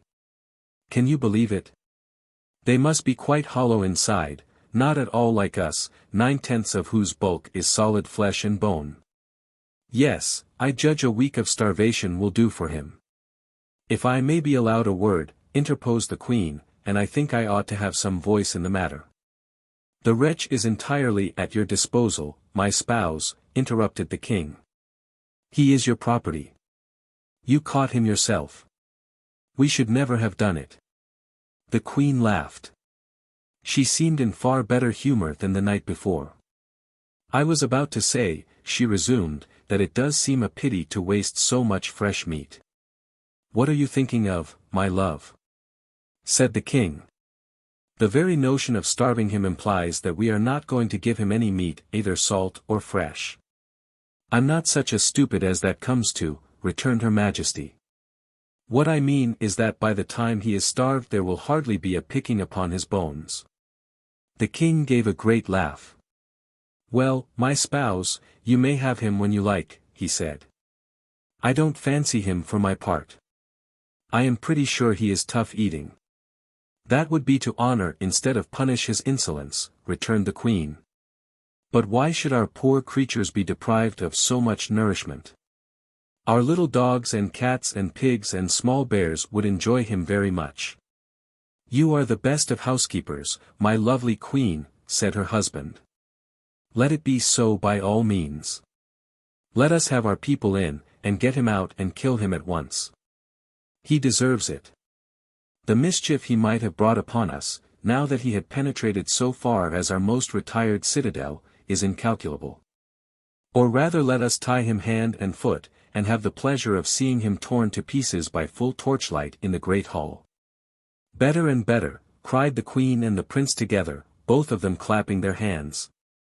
And the prince made an ugly noise with his harelip, just as if he had intended to be one at the feast. But, added the queen, bethinking herself, he is so troublesome. For poor creatures as they are, there is something about those sun people that is very troublesome. I cannot imagine how it is that with such superior strength and skill and understanding as ours, we permit them to exist at all.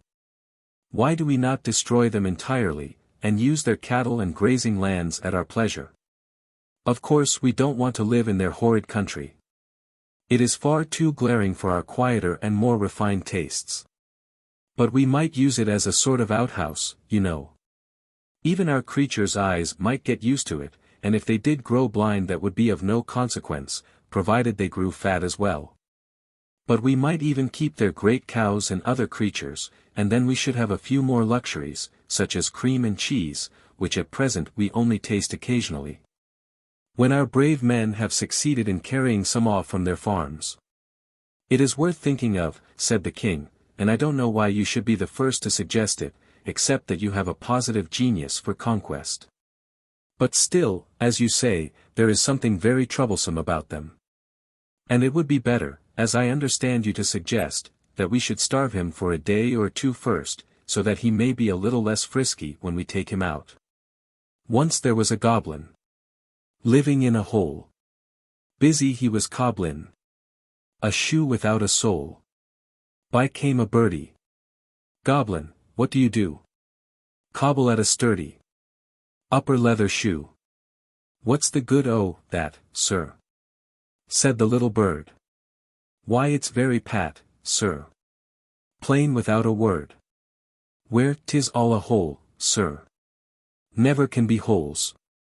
Why should their shoes have soles, sir? When they've got no soles. What's that horrible noise? Cried the queen, shuddering from pot metal head to granite shoes. I declare, said the king with solemn indignation, it's the sun creature in the hole. Stop that disgusting noise, cried the crown prince valiantly, getting up and standing in front of the heap of stones, with his face towards Curdie's prison. Do now, or I'll break your head. Break away, shouted Curdie, and began singing again. Once there was a goblin.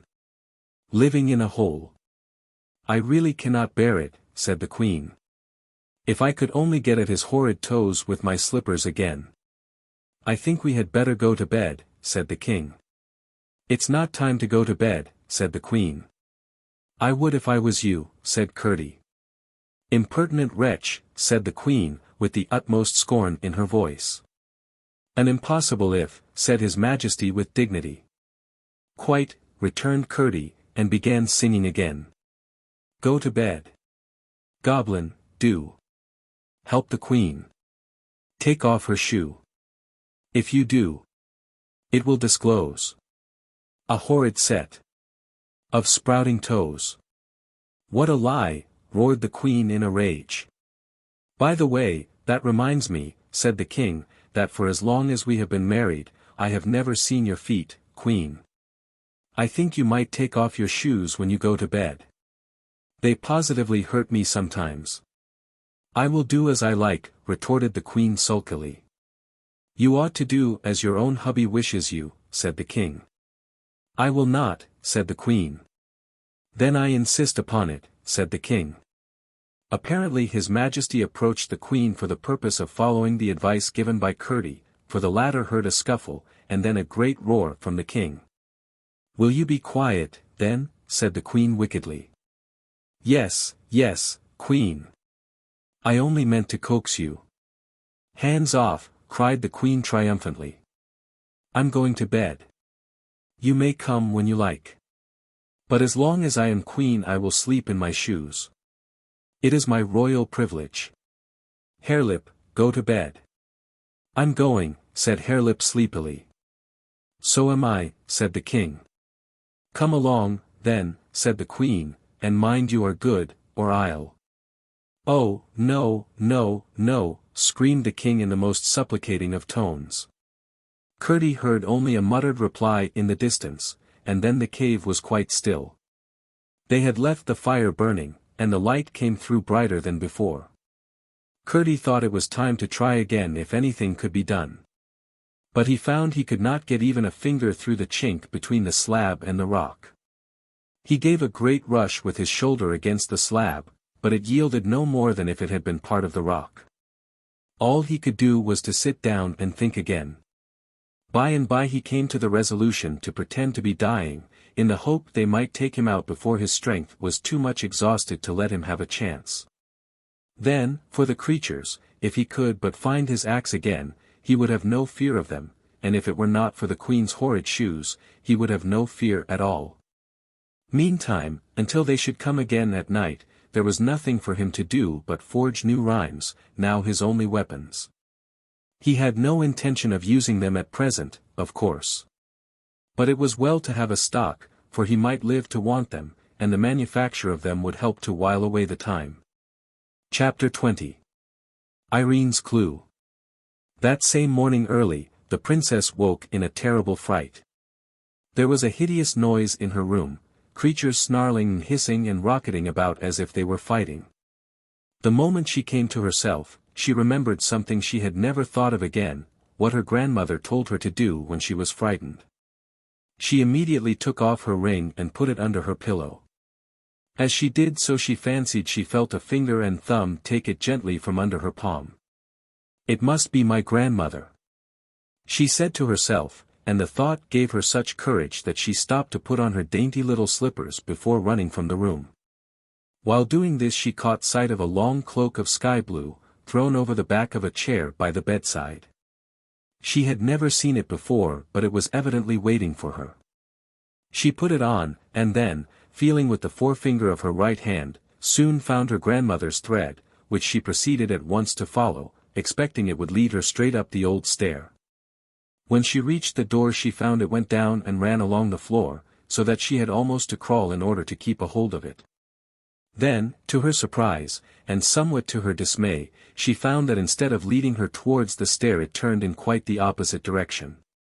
It led her through certain narrow passages towards the kitchen, turning aside ere she reached it, and guiding her to a door which communicated with a small backyard. Some of the maids were already up, and this door was standing open. Across the yard the thread still ran along the ground, until it brought her to a door in the wall which opened upon the mountainside. When she had passed through, the thread rose to about half her height, and she could hold it with ease as she walked. It led her straight up the mountain. The cause of her alarm was less frightful than she supposed. The cook's great black cat, pursued by the housekeeper's terrier, had bounced against her bedroom door, which had not been properly fastened, and the two had burst into the room together and commenced a battle royal. How the nurse came to sleep through it was a mystery, but I suspect the old lady had something to do with it. It was a clear warm morning. The wind blew deliciously over the mountainside. Here and there she saw a late primrose, but she did not stop to call upon them. The sky was mottled with small clouds. The sun was not yet up, but some of their fluffy edges had caught his light, and hung out orange and gold-colored fringes upon the air. The dew lay in round drops upon the leaves, and hung like tiny diamond earrings from the blades of grass about her path. "How lovely that bit of gossamer is," thought the princess, looking at a long undulating line that shone at some distance from her up the hill. It was not the time for gossamers though. And Irene soon discovered that it was her own thread she saw shining on before her in the light of the morning. It was leading her she knew not whither. But she had never in her life been out before sunrise, and everything was so fresh and cool and lively and full of something coming, that she felt too happy to be afraid of anything. After leading her up a good distance, the thread turned to the left, and down the path upon which she and Lootie had met Curdie. But she never thought of that, for now in the morning light, with its far outlook over the country, no path could have been more open and airy and cheerful.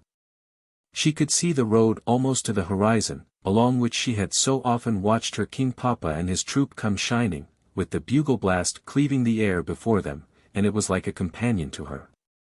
Down and down the path went, then up, and then down and then up again, getting rugged and more rugged as it went, and still along the path went the silvery thread, and still along the thread went Irene's little rosy-tipped forefinger. By and by she came to a little stream that jabbered and prattled down the hill, and up the side of the stream went both path and thread. And still the path grew rougher and steeper, and the mountain grew wilder, till Irene began to think she was going a very long way from home. And when she turned to look back she saw that the level country had vanished and the rough bare mountain had closed in about her. But still on went the thread, and on went the princess. Everything around her was getting brighter and brighter as the sun came nearer, till at length his first rays all at once alighted on the top of a rock before her, like some golden creature fresh from the sky. Then she saw that the little stream ran out of a hole in that rock, that the path did not go past the rock, and that the thread was leading her straight up to it. A shudder ran through her from head to foot when she found that the thread was actually taking her into the hole out of which the stream ran. It ran out babbling joyously, but she had to go in. She did not hesitate. Right into the hole she went, which was high enough to let her walk without stooping. For a little way there was a brown glimmer, but at the first turn it all but ceased, and before she had gone many paces she was in total darkness. Then she began to be frightened indeed. Every moment she kept feeling the thread backwards and forwards, and as she went farther and farther into the darkness of the great hollow mountain, she kept thinking more and more about her grandmother, and all that she had said to her. And how kind she had been, and how beautiful she was, and all about her lovely room, and the fire of roses, and the great lamp that sent its light through stone walls. And she became more and more sure that the thread could not have gone there of itself, and that her grandmother must have sent it. But it tried her dreadfully when the path went down very steep, and especially when she came to places where she had to go down rough stairs, and even sometimes a ladder. Through one narrow passage after another, over lumps of rock and sand and clay, the thread guided her, until she came to a small hole through which she had to creep. Finding no change on the other side, shall I ever get back?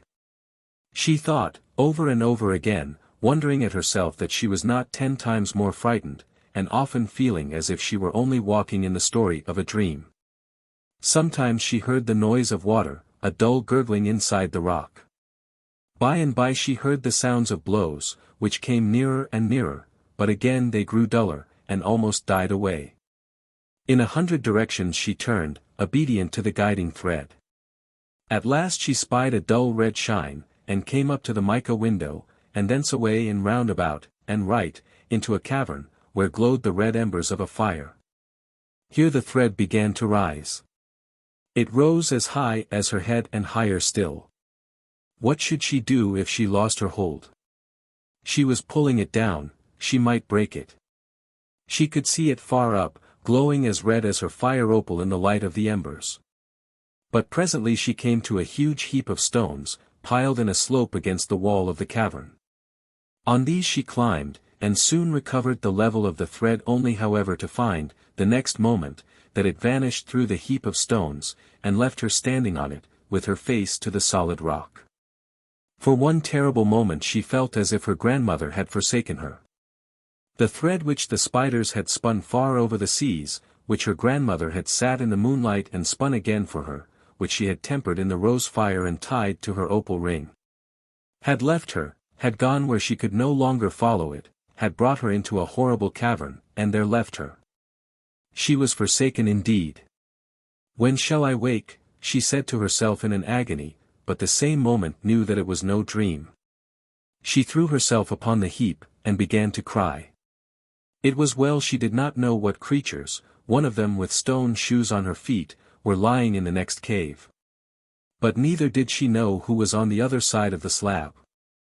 At length the thought struck her that at least she could follow the thread backwards, and thus get out of the mountain, and home. She rose at once, and found the thread. But the instant she tried to feel it backwards, it vanished from her touch. Forwards, it led her hand up to the heap of stones, backwards it seemed nowhere. Neither could she see it as before in the light of the fire. She burst into a wailing cry, and again threw herself down on the stones. Chapter 21. The Escape. As the princess lay and sobbed she kept feeling the thread mechanically, following it with her finger many times up to the stones in which it disappeared. By and by she began, still mechanically, to poke her finger in after it between the stones as far as she could. All at once it came into her head that she might remove some of the stones and see where the thread went next. Almost laughing at herself for never having thought of this before, she jumped to her feet. Her fear vanished. Once more she was certain her grandmother's thread could not have brought her there just to leave her there. And she began to throw away the stones from the top as fast as she could, sometimes 2 or 3 at a handful, sometimes taking both hands to lift one. After clearing them away a little, she found that the thread turned and went straight downwards. Hence, as the heap sloped a good deal, growing of course wider towards its base, she had to throw away a multitude of stones to follow the thread. But this was not all, for she soon found that the thread, after going straight down for a little way, turned first sideways in one direction, then sideways in another, and then shot, at various angles, hither and thither inside the heap. So that she began to be afraid that to clear the thread she must remove the whole huge gathering. She was dismayed at the very idea, but, losing no time, set to work with a will. And with aching back, and bleeding fingers and hands, she worked on, sustained by the pleasure of seeing the heap slowly diminish and begin to show itself on the opposite side of the fire. Another thing which helped to keep up her courage was that, as often as she uncovered a turn of the thread, instead of lying loose upon the stone, it tightened up. This made her sure that her grandmother was at the end of it somewhere. She had got about halfway down when she started, and nearly fell with fright. Close to her ears as it seemed, a voice broke out singing. "Jabber, bother, smash. You'll have it all in a crash. Jabber, smash, bother. You'll have the worst of the pother. Smash, bother, jabber."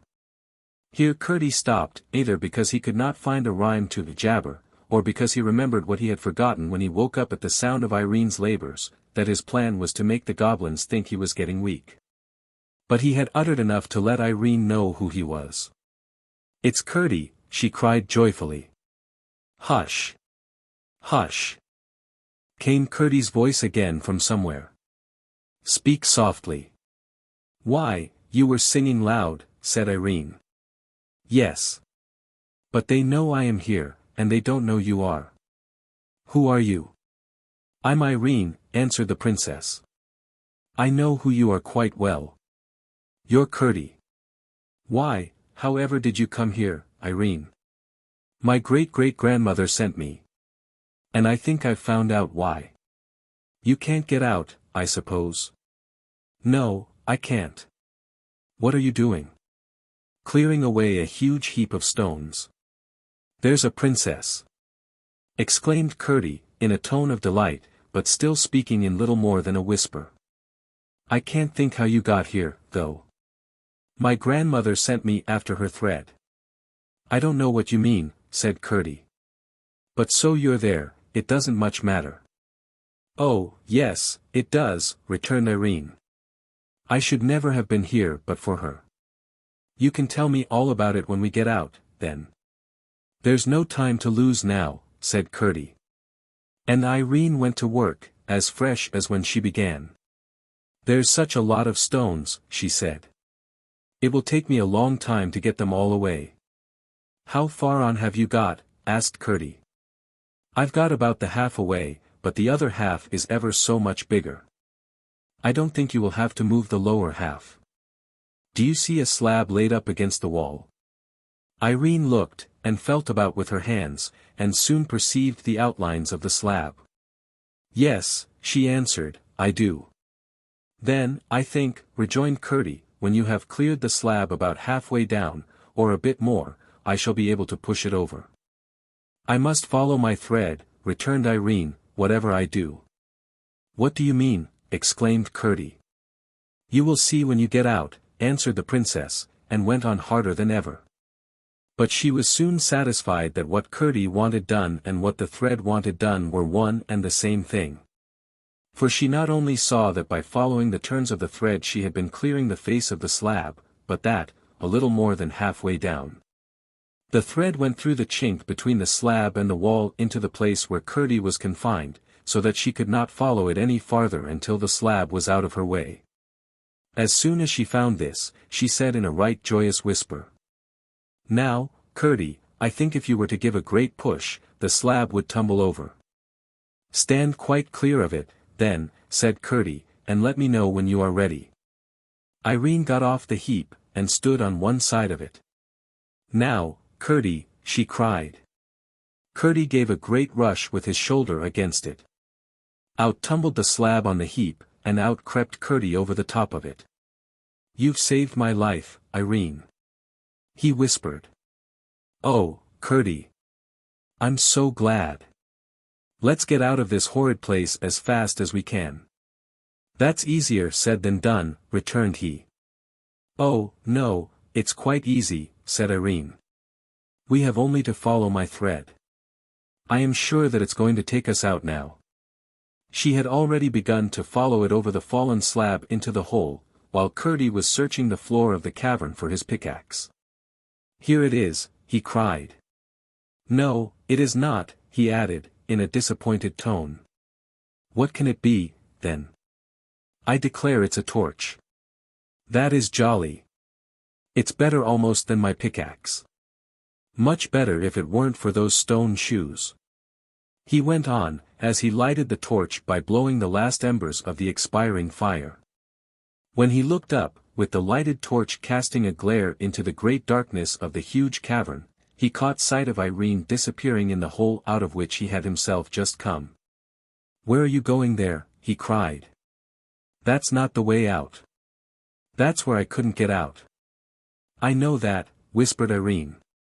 "But this is the way my thread goes, and I must follow it." "What nonsense the child talks," said Curdie to himself. "I must follow her, though, and see that she comes to no harm. She will soon find she can't get out that way, and then she will come with me." So he crept over the slab once more into the hole with his torch in his hand. But when he looked about in it, he could see her nowhere. And now he discovered that although the hole was narrow, it was much longer than he had supposed. For in one direction the roof came down very low, and the hole went off in a narrow passage, of which he could not see the end. The princess must have crept in there.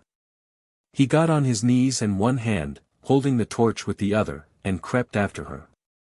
The hole twisted about, in some parts so low that he could hardly get through, in others so high that he could not see the roof, but everywhere it was narrow, far too narrow for a goblin to get through. And so I presume they never thought that Curdie might. He was beginning to feel very uncomfortable lest something should have befallen the princess, when he heard her voice almost close to his ear, whispering, "Aren't you coming, Curdie?" And when he turned the next corner there she stood waiting for him. "I knew you couldn't go wrong in that narrow hole, but now you must keep by me, for here is a great wide place," she said. "I can't understand it," said Curdie, half to himself, half to Irene. "Never mind," she returned. "Wait till we get out." Curdie, utterly astonished that she had already got so far, and by a path he had known nothing of, thought it better to let her do as she pleased. "At all events," he said again to himself, "I know nothing about the way, minor as I am. And she seems to think she does know something about it, though how she should passes my comprehension.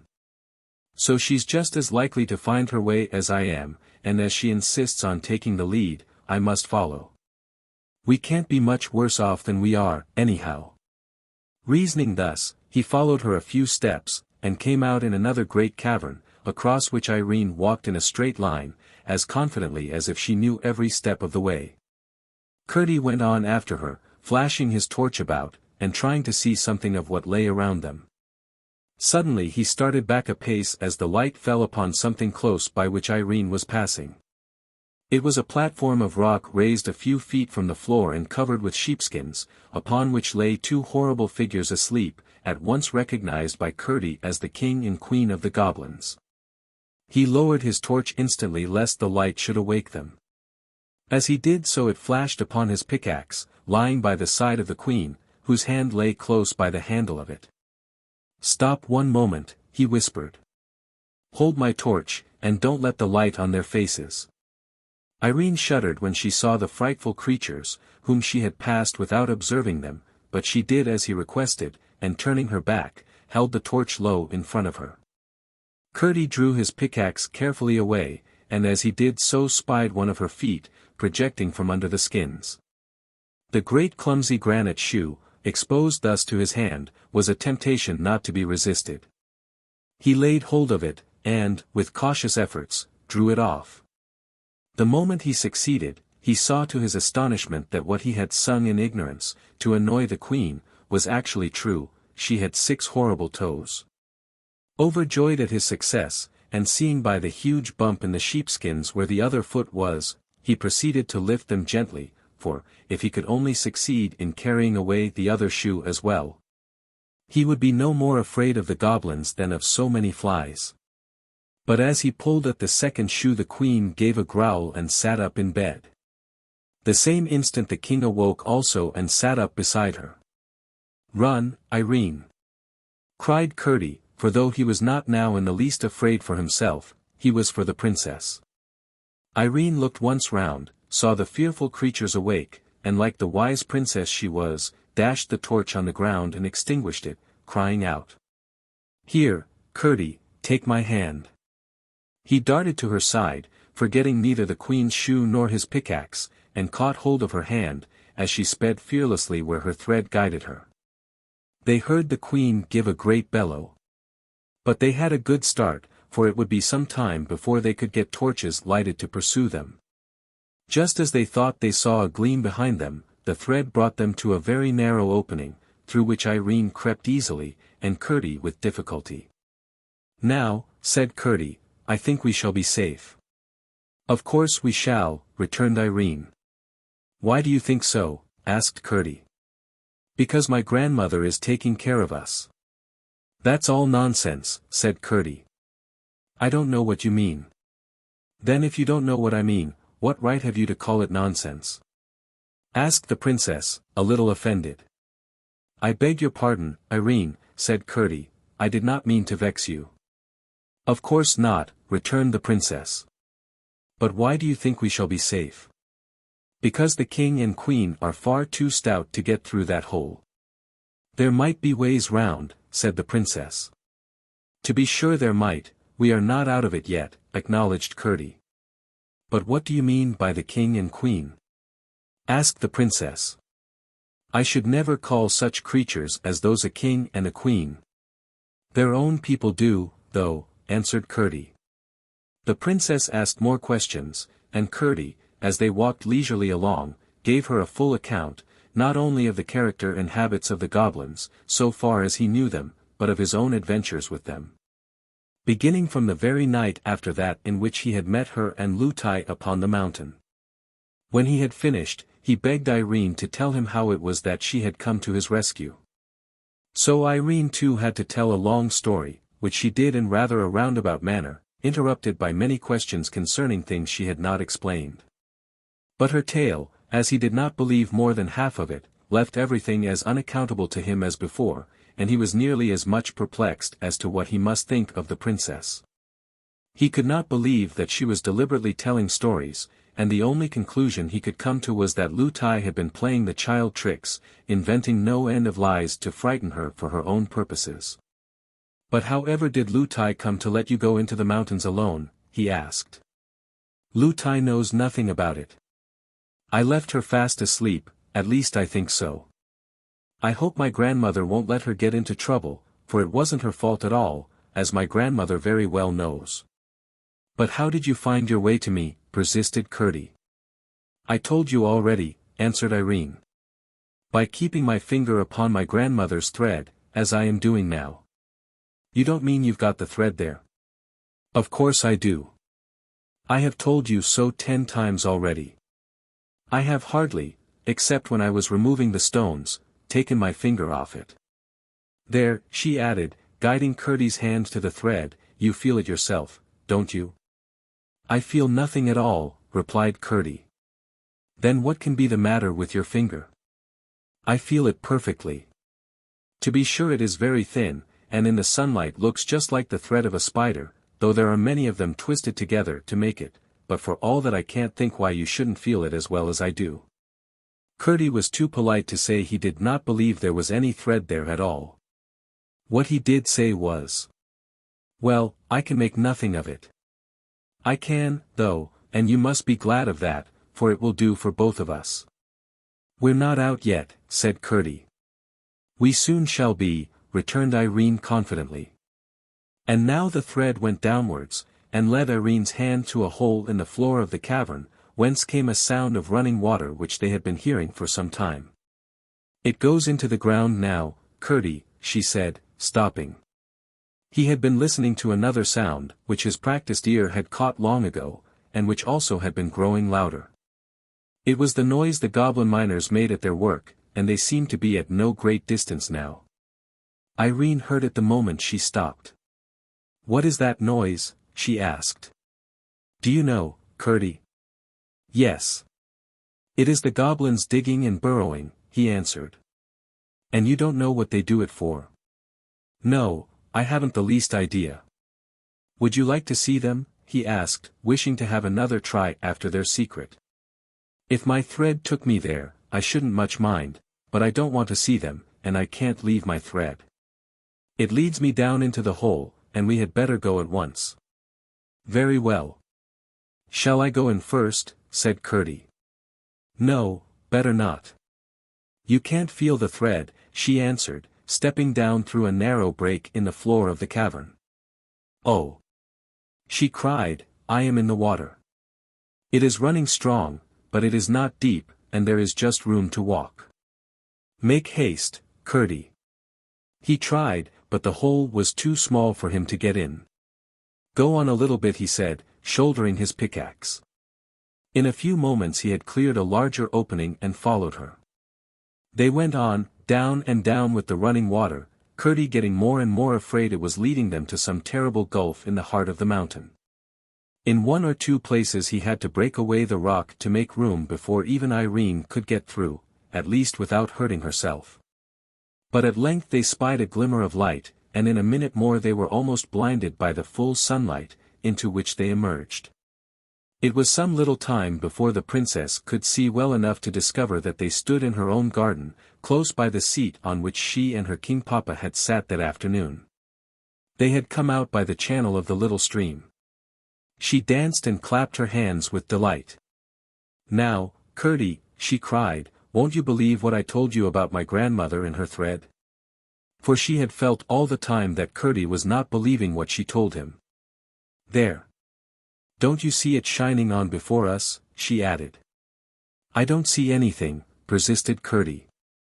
"Then you must believe without seeing," said the princess, "for you can't deny it has brought us out of the mountain." "I can't deny we are out of the mountain, and I should be very ungrateful indeed to deny that you had brought me out of it." "I couldn't have done it but for the thread," persisted Irene. "That's the part one don't understand." "Well, come along, and Lootie will get you something to eat. I am sure you must want it very much." "Indeed I do. But my father and mother will be so anxious about me, I must make haste, first up the mountain to tell my mother, and then down into the mine again to let my father know." "Very well, Curdie. But you can't get out without coming this way, and I will take you through the house, for that is nearest." They met no one by the way, for, indeed, as before, the people were here and there and everywhere searching for the princess. When they got in, Irene found that the thread, as she had half expected, went up the old staircase, and a new thought struck her. She turned to Curdie and said, "My grandmother wants me. Do come up with me and see her. Then you will know that I have been telling you the truth. Do come, to please me, Curdie. I can't bear you should think what I say is not true." "I never doubted you believed what you said," returned Curdie. "I only thought you had some fancy in your head that was not correct. But do come, dear Curdie." The little miner could not withstand this appeal, and though he felt shy in what seemed to him a huge grand house, he yielded, and followed her up the stair. Chapter 22. The Old Lady and Curdie. Up the stair then they went, and the next, and through the long rows of empty rooms, and up the little tower stair, Irene growing happier and happier as she ascended. There was no answer when she knocked at length at the door of the workroom, nor could she hear any sound of the spinning wheel, and once more her heart sank within her, but only for one moment, as she turned and knocked at the other door. "Come in," answered the sweet voice of her grandmother, and Irene opened the door and entered, followed by Curdie. "You darling," cried the lady, who was seated by a fire of red roses mingled with white. "I've been waiting for you, and indeed getting a little anxious about you, and beginning to think whether I had not better go and fetch you myself." As she spoke she took the little princess in her arms and placed her upon her lap. She was dressed in white now, and looking if possible more lovely than ever. "I've brought Curdie, grandmother. He wouldn't believe what I told him and so I've brought him." "Yes, I see him. He is a good boy, Curdie, and a brave boy. Aren't you glad you've got him out?" "Yes, grandmother. But it wasn't very good of him not to believe me when I was telling him the truth. People must believe what they can, and those who believe more must not be hard upon those who believe less. I doubt if you would have believed it all yourself if you hadn't seen some of it." "Ah. Yes, grandmother, I dare say. I'm sure you are right. But he'll believe now."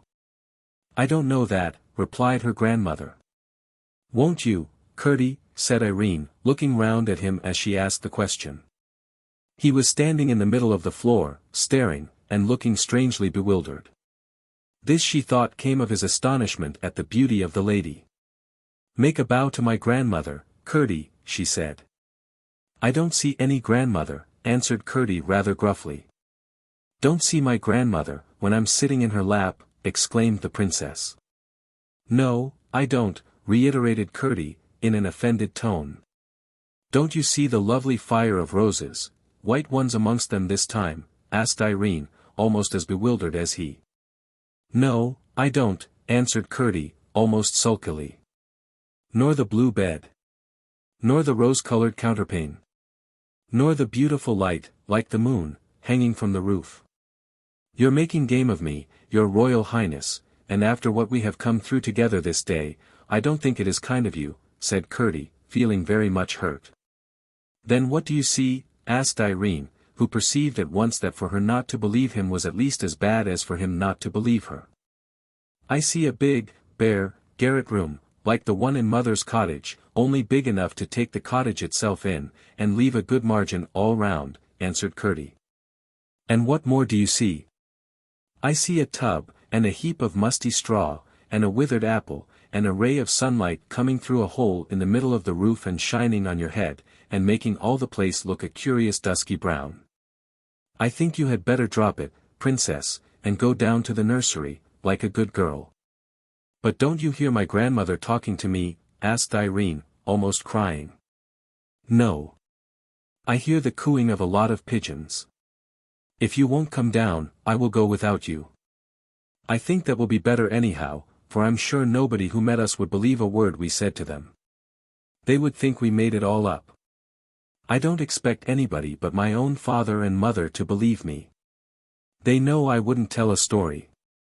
"And yet you won't believe me, Curdie," expostulated the princess, now fairly crying with vexation and sorrow at the gulf between her and Curdie. "No.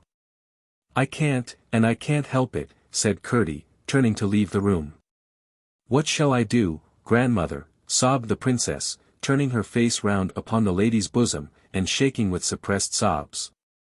"You must give him time," said her grandmother, "and you must be content not to be believed for a while. It is very hard to bear, but I have had to bear it, and shall have to bear it many a time yet. I will take care of what Curdie thinks of you in the end. You must let him go now." "You're not coming, are you?" asked Curdie. "No, Curdie, my grandmother says I must let you go. Turn to the right when you get to the bottom of all the stairs, and that will take you to the hall where the great door is." "Oh. I don't doubt I can find my way, without you, princess, or your old granny's thread either," said Curdie quite rudely. "Oh, Curdie. Curdie. I wish I had gone home at once. I'm very much obliged to you, Irene, for getting me out of that hole, but I wish you hadn't made a fool of me afterwards." He said this as he opened the door, which he left open, and, without another word, went down the stair. Irene listened with dismay to his departing footsteps. Then turning again to the lady. "What does it all mean, grandmother?" She sobbed, and burst into fresh tears. "It means, my love, that I did not mean to show myself. Curdie is not yet able to believe some things. Seeing is not believing, it is only seeing. You remember I told you that if Lootie were to see me, she would rub her eyes, forget the half she saw, and call the other half nonsense. Yes, but I should have thought Curdie. You are right. Curdie is much farther on than Lootie, and you will see what will come of it. But in the meantime you must be content, I say, to be misunderstood for a while. We are all very anxious to be understood, and it is very hard not to be. But there is one thing much more necessary." "What is that, grandmother?" "To understand other people." "Yes, grandmother. I must be fair, for if I'm not fair to other people, I'm not worth being understood myself." "I see. So as Curdie can't help it, I will not be vexed with him, but just wait." "There's my own dear child," said her grandmother, and pressed her close to her bosom. "Why weren't you in your workroom when we came up, grandmother?" asked Irene, after a few moments' silence. "If I had been there, Curdie would have seen me well enough. But why should I be there rather than in this beautiful room? I thought you would be spinning." "I've nobody to spin for just at present. I never spin without knowing for whom I am spinning." "That reminds me, there is one thing that puzzles me," said the princess. "How are you to get the thread out of the mountain again? Surely you won't have to make another for me? That would be such a trouble." The lady set her down and rose and went to the fire. Putting in her hand, she drew it out again and held up the shining ball between her finger and thumb.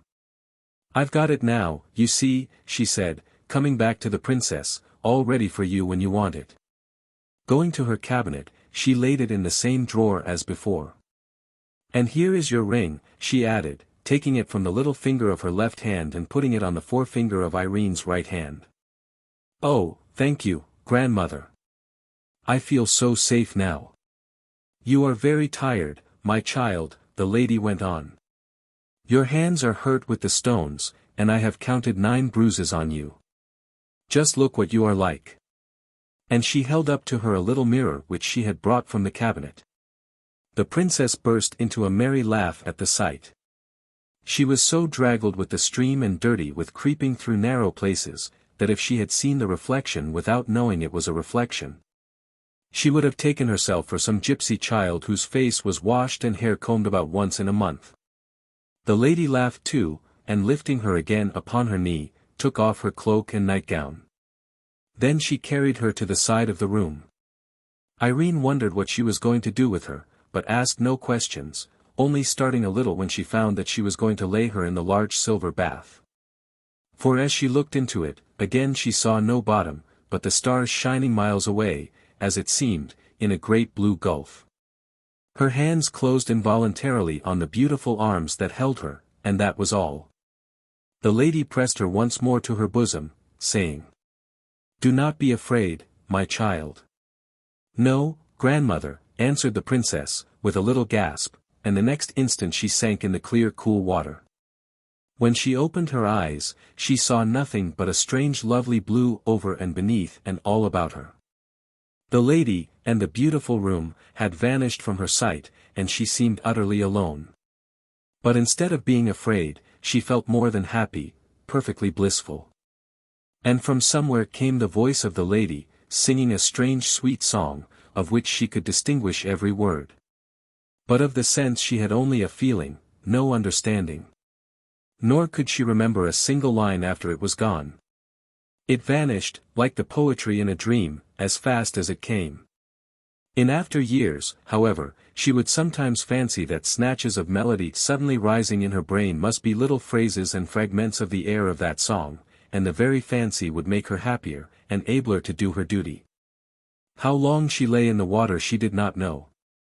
It seemed a long time, not from weariness but from pleasure. But at last she felt the beautiful hands lay hold of her, and through the gurgling water she was lifted out into the lovely room. The lady carried her to the fire, and sat down with her in her lap, and dried her tenderly with the softest towel. It was so different from Lootie's drying. When the lady had done, she stooped to the fire, and drew from it her nightgown, as white as snow. "How delicious!" exclaimed the princess. "It smells of all the roses in the world, I think."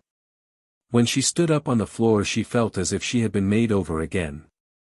Every bruise and all weariness were gone, and her hands were soft and whole as ever. "Now I am going to put you to bed for a good sleep," said her grandmother. "But what will Lootie be thinking? And what am I to say to her when she asks me where I have been? Don't trouble yourself about it. You will find it all come right," said her grandmother, and laid her into the blue bed, under the rosy counterpane. "There is just one thing more," said Irene. "I am a little anxious about Curdie. As I brought him into the house, I ought to have seen him safe on his way home." "I took care of all that," answered the lady. "I told you to let him go, and therefore I was bound to look after him. Nobody saw him, and he is now eating a good dinner in his mother's cottage far up in the mountain." "Then I will go to sleep," said Irene, and in a few minutes she was fast asleep. Chapter 23. Curdie and his mother. Curdie went up the mountain neither whistling nor singing, for he was vexed with Irene for taking him in, as he called it, and he was vexed with himself for having spoken to her so angrily. His mother gave a cry of joy when she saw him, and at once set about getting him something to eat, asking him questions all the time, which he did not answer so cheerfully as usual. When his meal was ready, she left him to eat it, and hurried to the mine to let his father know he was safe. When she came back, she found him fast asleep upon her bed, nor did he wake until his father came home in the evening. "Now, Curdie," his mother said, as they sat at supper, "tell us the whole story from beginning to end, just as it all happened." Curdie obeyed, and told everything to the point where they came out upon the lawn in the garden of the king's house. "And what happened after that?" asked his mother. "You haven't told us all. You ought to be very happy at having got away from those demons, and instead of that I never saw you so gloomy. There must be something more. Besides, you do not speak of that lovely child as I should like to hear you. She saved your life at the risk of her own, and yet somehow you don't seem to think much of it." "She talked such nonsense," answered Curdie, "and told me a pack of things that weren't a bit true, and I can't get over it." "What were they?" asked his father. "Your mother may be able to throw some light upon them." Then Curdie made a clean breast of it, and told them everything. They all sat silent for some time, pondering the strange tale. At last Curdie's mother spoke. "You confess, my boy," she said, "there is something about the whole affair you do not understand." "Yes, of course, mother," he answered. "I cannot understand how a child knowing nothing about the mountain, or even that I was shut up in it, should come all that way alone, straight to where I was. And then, after getting me out of the hole, lead me out of the mountain too, where I should not have known a step of the way if it had been as light as in the open air. Then you have no right to say what she told you was not true. She did take you out, and she must have had something to guide her, why not a thread as well as a rope, or anything else? There is something you cannot explain, and her explanation may be the right one. It's no explanation at all, mother. And I can't believe it. That may be only because you do not understand it. If you did, you would probably find it was an explanation, and believe it thoroughly. I don't blame you for not being able to believe it, but I do blame you for fancying such a child would try to deceive you. Why should she? Depend upon it, she told you all she knew. Until you had found a better way of accounting for it all, you might at least have been more sparing of your judgment. That is what something inside me has been saying all the time," said Curdie, hanging down his head. "But what do you make of the grandmother? That is what I can't get over. To take me up to an old garret, and try to persuade me against the sight of my own eyes that it was a beautiful room, with blue walls and silver stars, and no end of things in it. when there was nothing there but an old tub and a withered apple and a heap of straw and a sunbeam. It was too bad. She might have had some old woman there at least to pass for her precious grandmother.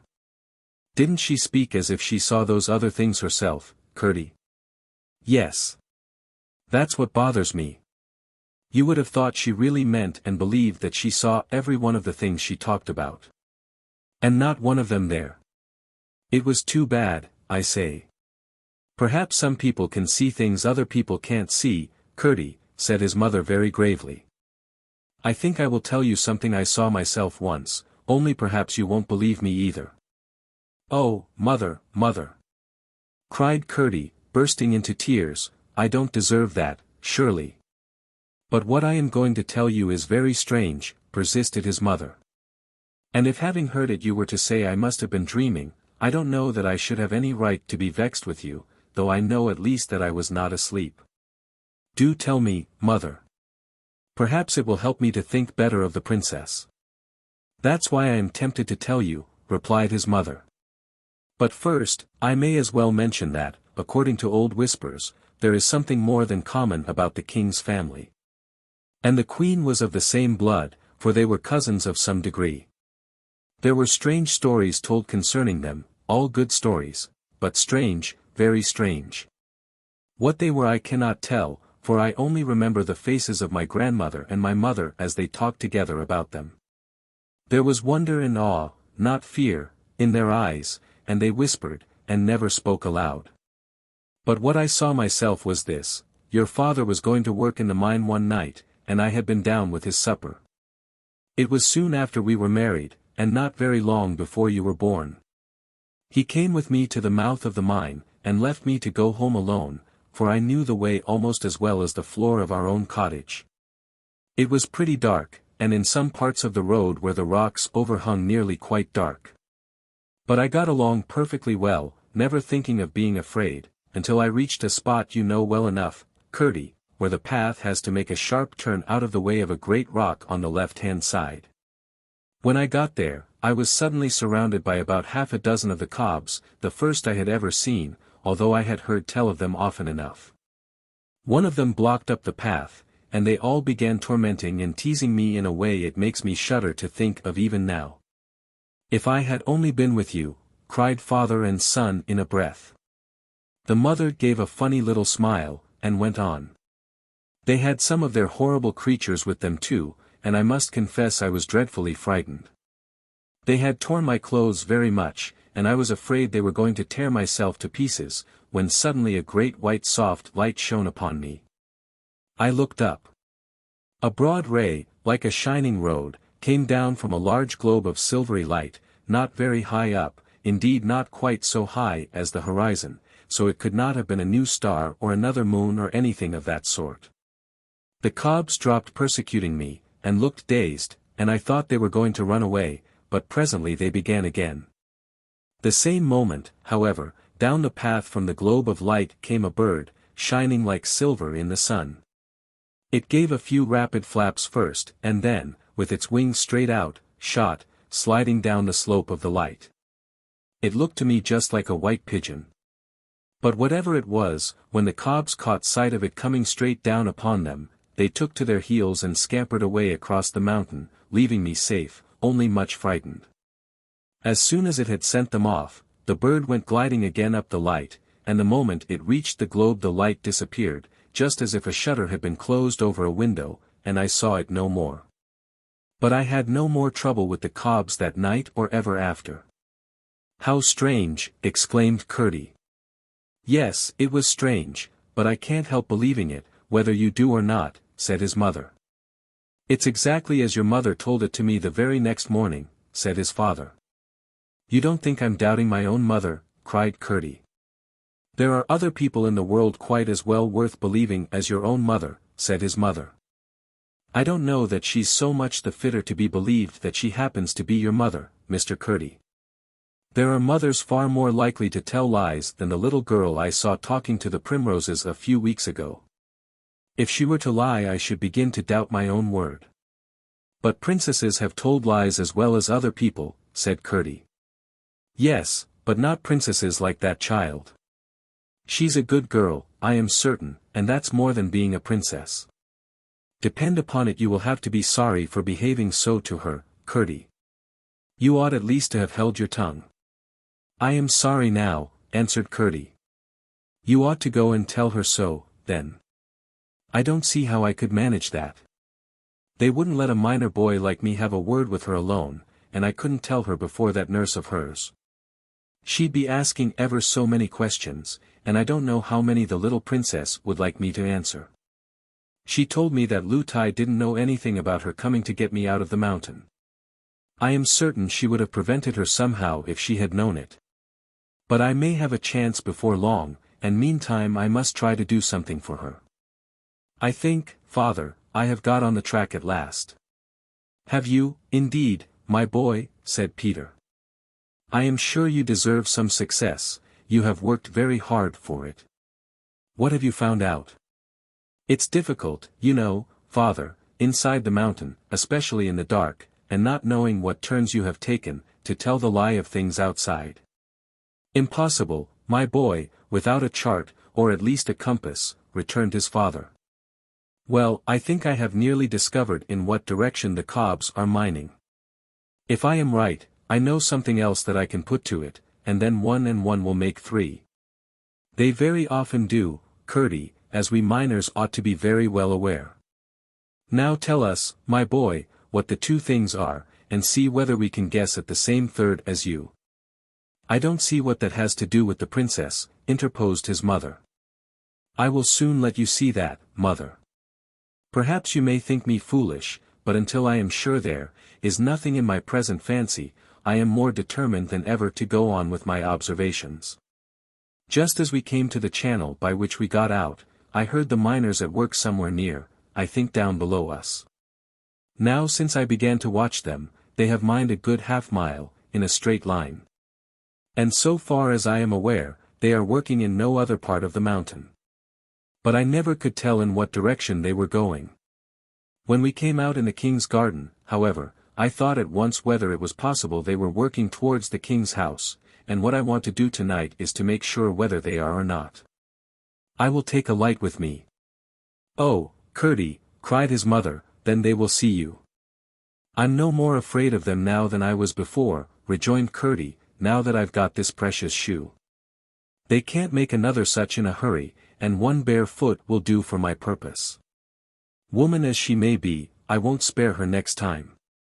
But I shall be careful with my light, for I don't want them to see me. I won't stick it in my hat. Go on, then, and tell us what you mean to do.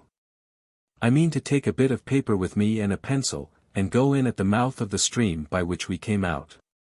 I shall mark on the paper as near as I can the angle of every turning I take until I find the cobs at work, and so get a good idea in what direction they are going. If it should prove to be nearly parallel with the stream, I shall know it is towards the king's house they are working. And what if you should? How much wiser will you be then?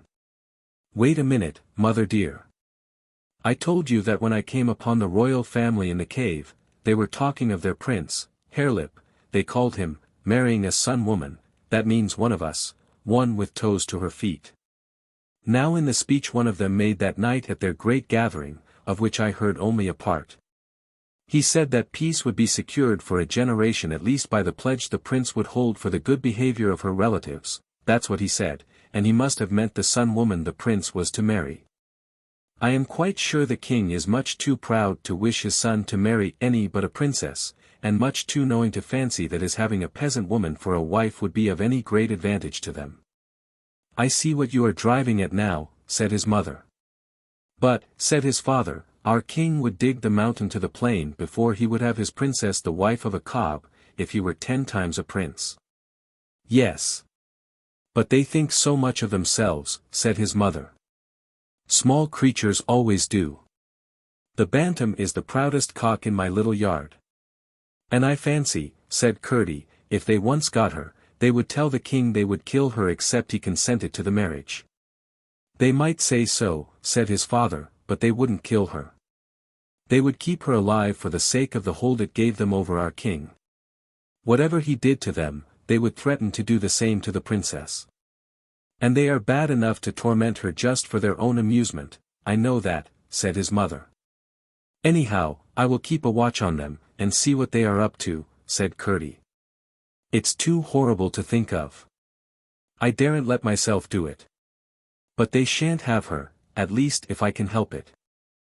So, mother dear, my clue is all right, will you get me a bit of paper and a pencil and a lump of peas pudding, and I will set out at once.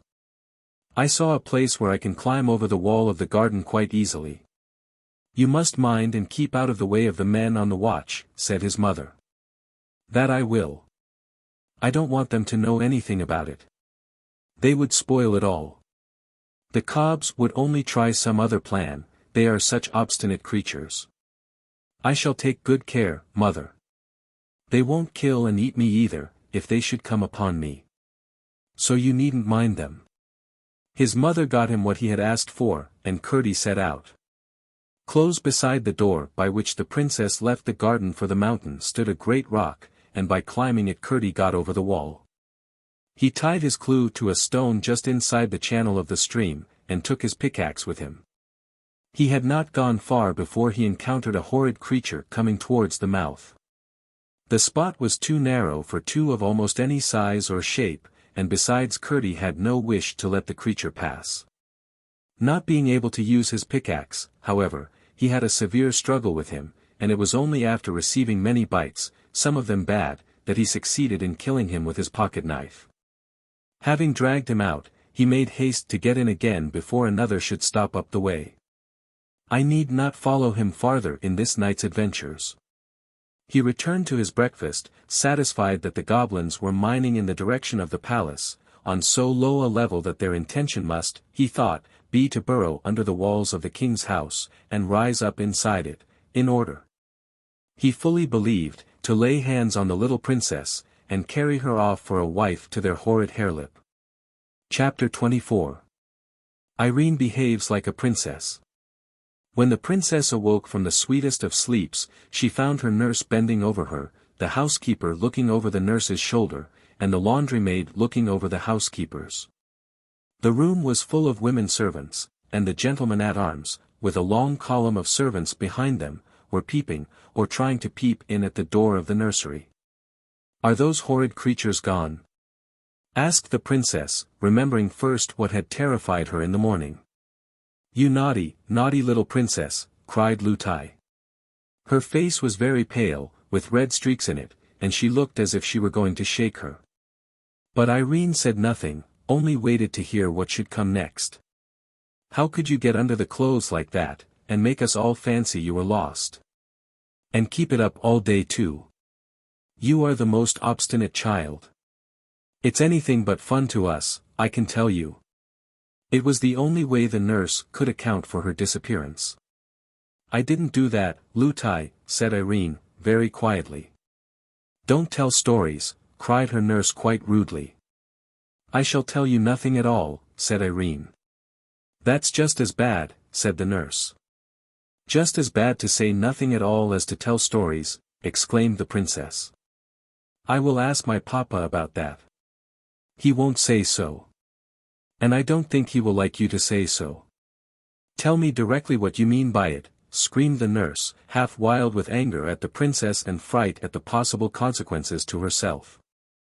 When I tell you the truth, Lootie, said the princess, who somehow did not feel at all angry, you say to me, don't tell stories, it seems I must tell stories before you will believe me. You are very rude, princess, said the nurse. You are so rude, Lootie, that I will not speak to you again till you are sorry. Why should I, when I know you will not believe me, returned the princess.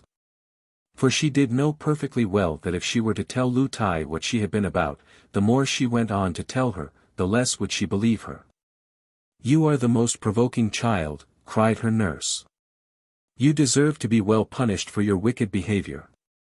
Please, Mrs. Housekeeper, said the princess, will you take me to your room, and keep me till my king papa comes? I will ask him to come as soon as he can. Every one stared at these words. Up to this moment they had all regarded her as little more than a baby. But the housekeeper was afraid of the nurse, and sought to patch matters up, saying, I am sure, Princess, Nursey did not mean to be rude to you. I do not think my papa would wish me to have a nurse who spoke to me as Lootie does. If she thinks I tell lies, she had better either say so to my papa, or go away. Sir Walter, will you take charge of me? With the greatest of pleasure, Princess, answered the captain of the gentlemen-at-arms, walking with his great stride into the room. The crowd of servants made eager way for him, and he bowed low before the little princess's bed. I shall send my servant at once, on the fastest horse in the stable, to tell your King Papa that your Royal Highness desires his presence. When you have chosen one of these under-servants to wait upon you, I shall order the room to be cleared. Thank you very much, Sir Walter, said the princess, and her eye glanced towards a rosy-cheeked girl who had lately come to the house as a scullery maid. But when Lootie saw the eyes of her dear princess going in search of another instead of her, she fell upon her knees by the bedside, and burst into a great cry of distress.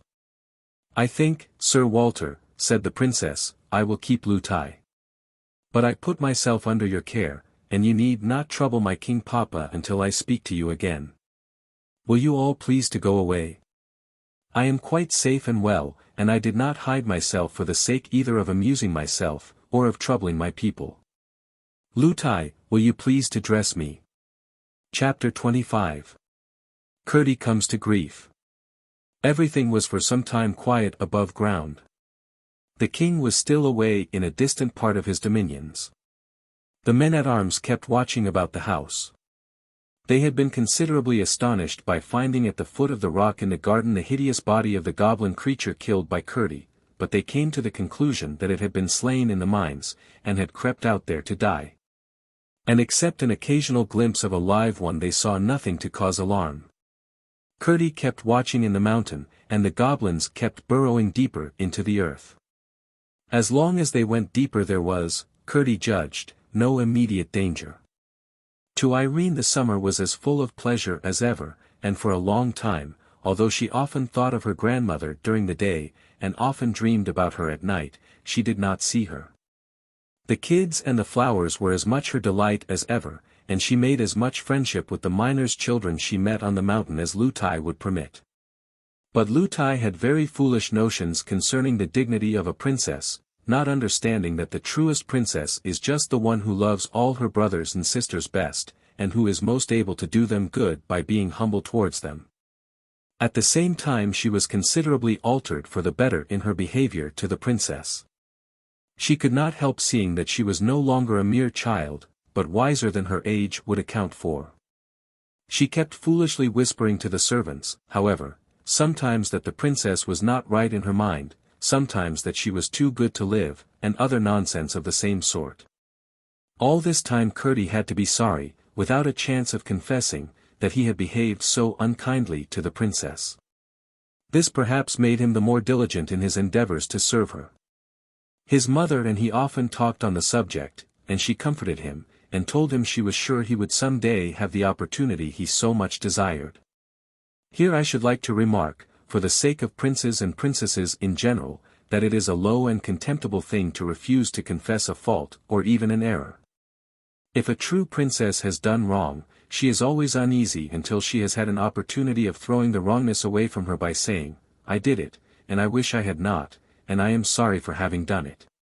So you see there is some ground for supposing that Curdie was not a miner only, but a prince as well. Many such instances have been known in the world's history. At length, however, he began to see signs of a change in the proceedings of the goblin excavators.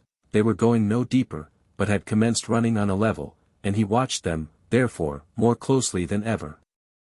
All at once, one night, coming to a slope of very hard rock, they began to ascend along the inclined plane of its surface.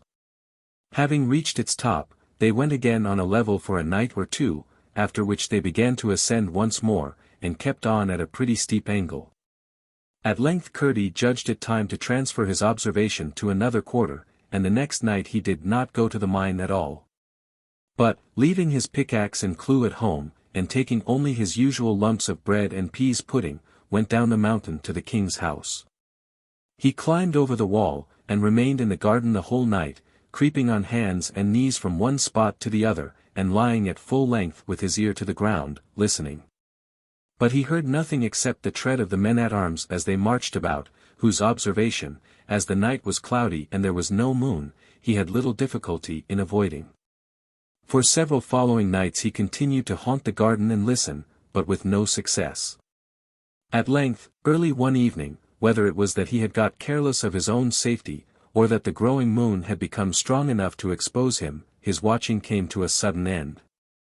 He was creeping from behind the rock where the stream ran out, for he had been listening all round it in the hope it might convey to his ear some indication of the whereabouts of the goblin miners.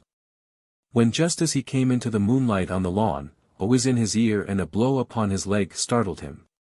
He instantly squatted in the hope of eluding further notice. But when he heard the sound of running feet, he jumped up to take the chance of escape by flight. He fell, however, with a keen shoot of pain, for the bolt of a crossbow had wounded his leg, and the blood was now streaming from it. He was instantly laid hold of by 2 or 3 of the men-at-arms. It was useless to struggle, and he submitted in silence. "It's a boy," cried several of them together, in a tone of amazement. "I thought it was one of those demons. What are you about here?" "Going to have a little rough usage, apparently," said Curdie, laughing, as the men shook him. "Impertinence will do you no good. You have no business here in the king's grounds, and if you don't give a true account of yourself, you shall fare as a thief." "Why, what else could he be?" said one. "He might have been after a lost kid, you know," suggested another. "I see no good in trying to excuse him. He has no business here, anyhow." "Let me go away, then, if you please," said Curdie. "But we don't please, not except you give a good account of yourself." "I don't feel quite sure whether I can trust you," said Curdie. "We are the king's own men-at-arms," said the captain courteously, for he was taken with Curdie's appearance and courage. "Well, I will tell you all about it, if you will promise to listen to me and not do anything rash." "I call that cool," said one of the party, laughing. "He will tell us what mischief he was about, if we promise to do as pleases him." "I was about no mischief," said Curdie. But ere he could say more he turned faint, and fell senseless on the grass. Then first they discovered that the bolt they had shot, taking him for one of the goblin creatures, had wounded him. They carried him into the house and laid him down in the hall. The report spread that they had caught a robber, and the servants crowded in to see the villain. Amongst the rest came the nurse. The moment she saw him she exclaimed with indignation, "I declare it's the same young rascal of a miner that was rude to me and the princess on the mountain. He actually wanted to kiss the princess. I took good care of that, the wretch. And he was prowling about, was he? Just like his impudence. The princess being fast asleep, she could misrepresent at her pleasure." When he heard this, the captain, although he had considerable doubt of its truth, resolved to keep Curdie a prisoner until they could search into the affair. So, after they had brought him round a little, and attended to his wound, which was rather a bad one, they laid him, still exhausted from the loss of blood, upon a mattress in a disused room, one of those already so often mentioned, and locked the door, and left him. He passed a troubled night, and in the morning they found him talking wildly. In the evening he came to himself, but felt very weak, and his leg was exceedingly painful. Wondering where he was, and seeing one of the men-at-arms in the room, he began to question him and soon recalled the events of the preceding night. As he was himself unable to watch any more, he told the soldier all he knew about the goblins, and begged him to tell his companions, and stir them up to watch with tenfold vigilance. But whether it was that he did not talk quite coherently, or that the whole thing appeared incredible, certainly the man concluded that Curdie was only raving still, and tried to coax him into holding his tongue. This, of course, annoyed Curdie dreadfully, who now felt in his turn what it was not to be believed, and the consequence was that his fever returned, and by the time when, at his persistent entreaties, the captain was called, there could be no doubt that he was raving. They did for him what they could, and promised everything he wanted, but with no intention of fulfillment. At last he went to sleep, and when at length his sleep grew profound and peaceful, they left him, locked the door again, and withdrew, intending to revisit him early in the morning. Chapter 26. The Goblin Miners. That same night several of the servants were having a chat together before going to bed. "What can that noise be?" said one of the housemaids, who had been listening for a moment or two. "I've heard it the last 2 nights," said the cook. "If there were any about the place, I should have taken it for rats, but my Tom keeps them far enough." "I've heard, though," said the scullery maid, "that rats move about in great companies sometimes. There may be an army of them invading us. I've heard the noises yesterday and today too. It'll be grand fun, then, for my Tom and Mrs. Housekeeper's Bob," said the cook. "They'll be friends for once in their lives, and fight on the same side. I'll engage Tom and Bob together will put to flight any number of rats." "It seems to me," said the nurse, "that the noises are much too loud for that. I have heard them all day, and my princess has asked me several times what they could be. Sometimes they sound like distant thunder, and sometimes like the noises you hear in the mountain from those horrid miners underneath." "I shouldn't wonder," said the cook, "if it was the miners after all. They may have come on some hole in the mountain through which the noises reach to us. They are always boring and blasting and breaking, you know." As he spoke, there came a great rolling rumble beneath them, and the house quivered. They all started up in a fright, and rushing to the hall found the gentlemen-at-arms in consternation also. They had sent to wake their captain, who said from their description that it must have been an earthquake, an occurrence which, although very rare in that country, had taken place almost within the century. And then went to bed again, strange to say, and fell fast asleep without once thinking of Curdie, or associating the noises they had heard with what he had told them. He had not believed Curdie. If he had, he would at once have thought of what he had said, and would have taken precautions. As they heard nothing more, they concluded that Sir Walter was right, and that the danger was over for perhaps another 100 years. The fact, as discovered afterwards, was that the goblins had, in working up a second sloping face of stone, arrived at a huge block which lay under the cellars of the house, within the line of the foundations. It was so round that when they succeeded, after hard work, in dislodging it without blasting, it rolled thundering down the slope with a bounding, jarring roll, which shook the foundations of the house. The goblins were themselves dismayed at the noise, for they knew, by careful spying and measuring, that they must now be very near, if not under the king's house, and they feared giving an alarm. They, therefore, remained quiet for a while, and when they began to work again, they no doubt thought themselves very fortunate in coming upon a vein of sand which filled a winding fissure in the rock on which the house was built. By scooping this away they came out in the king's wine cellar. No sooner did they find where they were, than they scurried back again, like rats into their holes, and running at full speed to the Goblin Palace, announced their success to the king and queen with shouts of triumph. In a moment the Goblin royal family and the whole Goblin people were on their way in hot haste to the king's house, each eager to have a share in the glory of carrying off that same night the Princess Irene. The queen went stumping along in one shoe of stone and one of skin. This could not have been pleasant, and my readers may wonder that, with such skillful workmen about her, she had not yet replaced the shoe carried off by Curdie.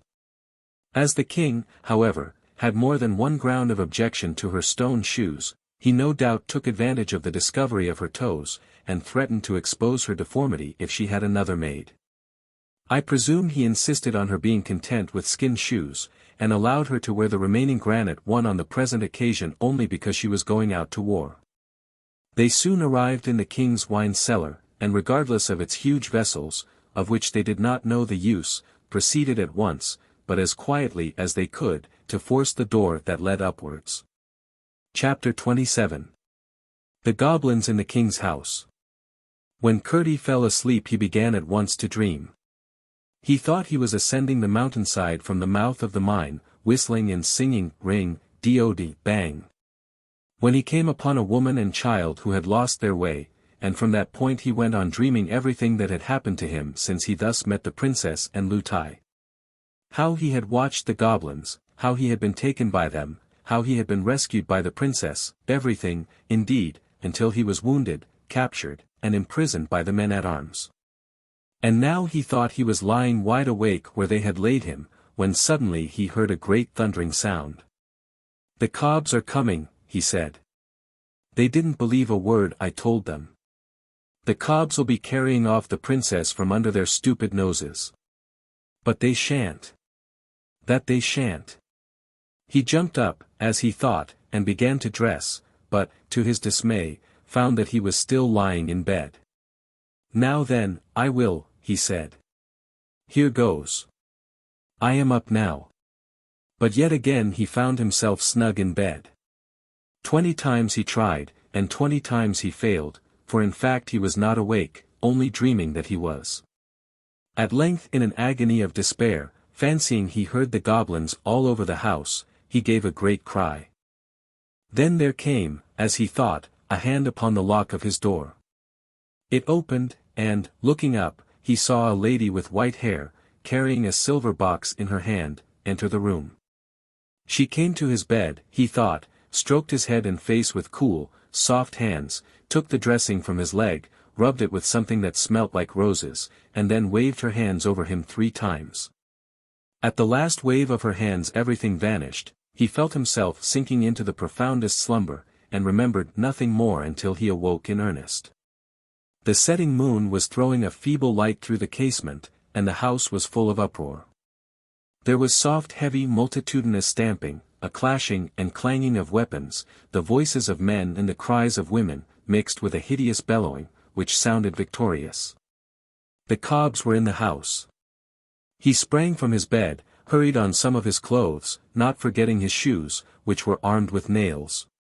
Then spying an old hunting knife, or short sword, hanging on the wall, he caught it, and rushed down the stairs, guided by the sounds of strife, which grew louder and louder. When he reached the ground floor he found the whole place swarming. All the goblins of the mountain seemed gathered there. He rushed amongst them, shouting, "1, 2. Hit and HEW. 3, 4. Blast and bore." And with every rhyme he came down a great stamp upon a foot, cutting at the same time their faces, executing, indeed, a sword dance of the wildest description.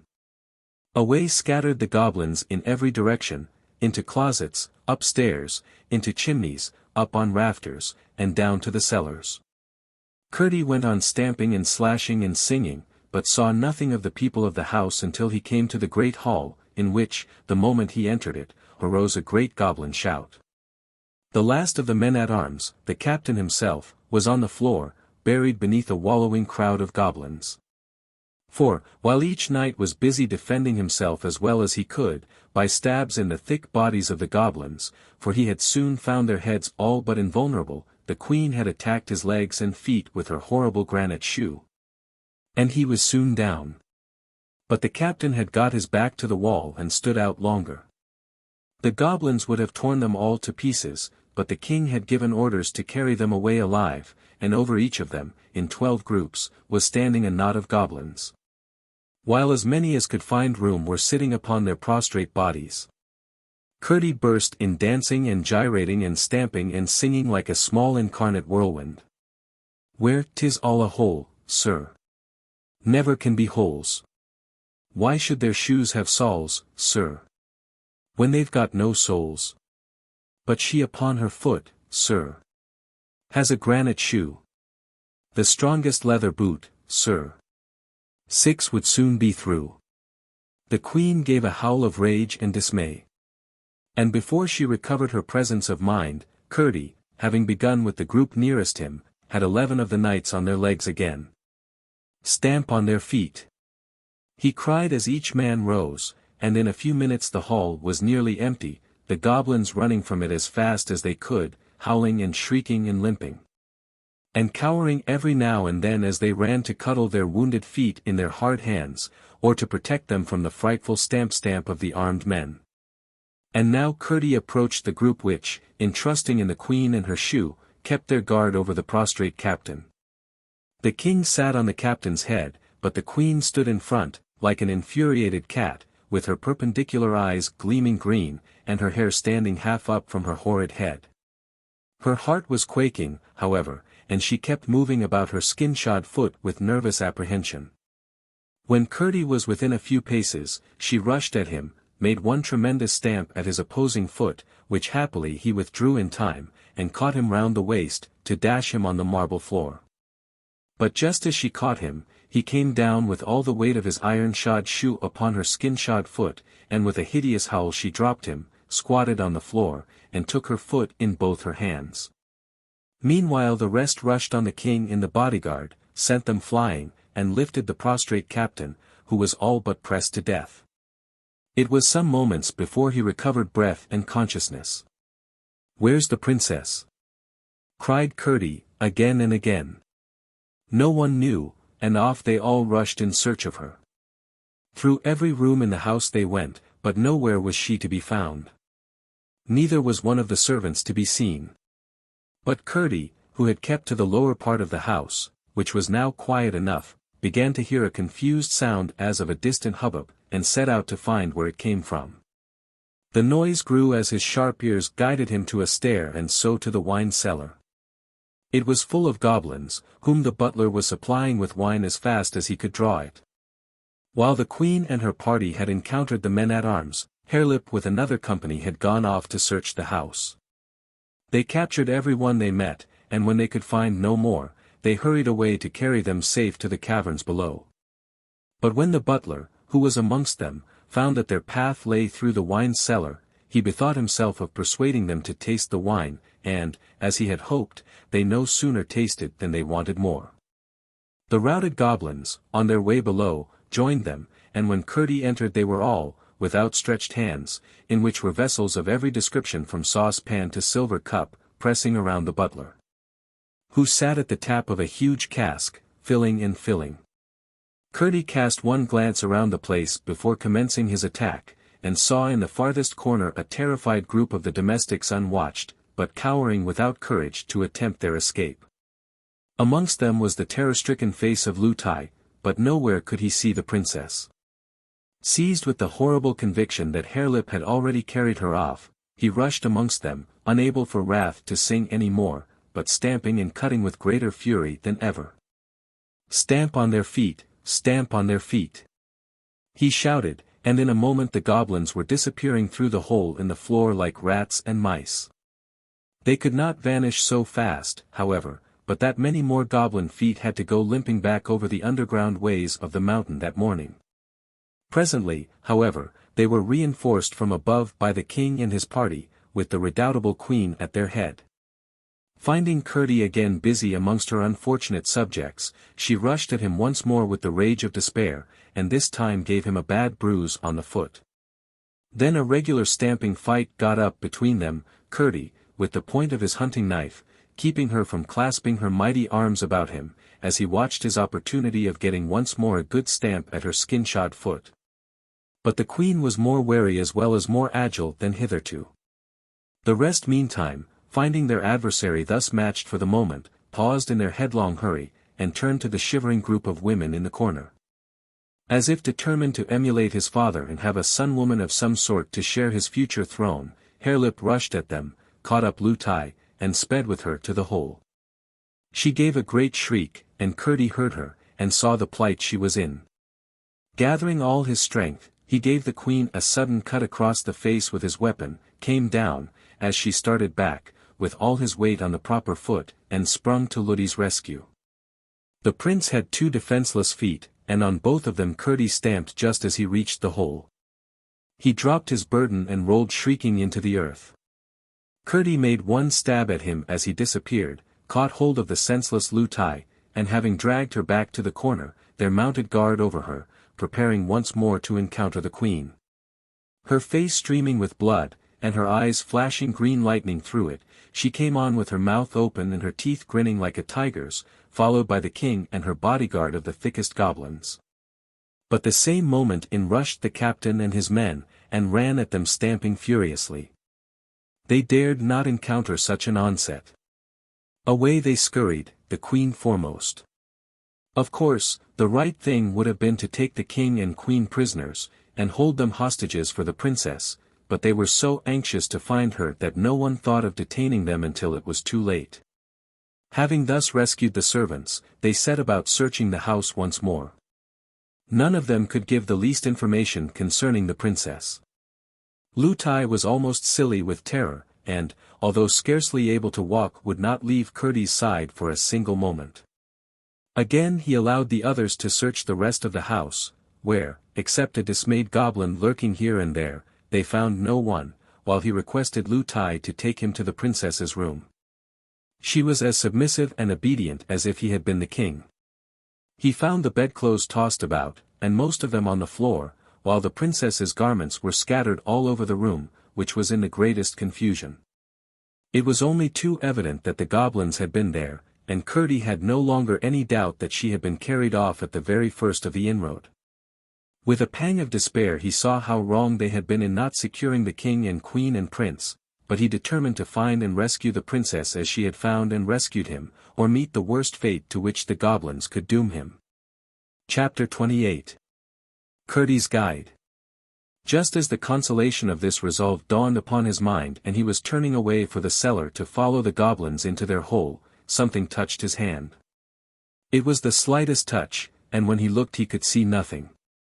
Feeling and peering about in the grey of the dawn, his fingers came upon a tight thread. He looked again, and narrowly, but still could see nothing. It flashed upon him that this must be the princess's thread.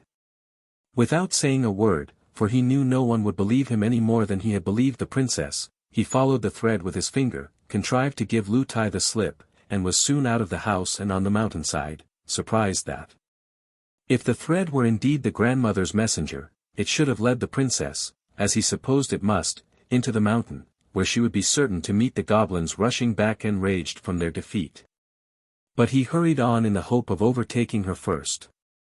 When he arrived, however, at the place where the path turned off for the mine, he found that the thread did not turn with it, but went straight up the mountain. Could it be that the thread was leading him home to his mother's cottage?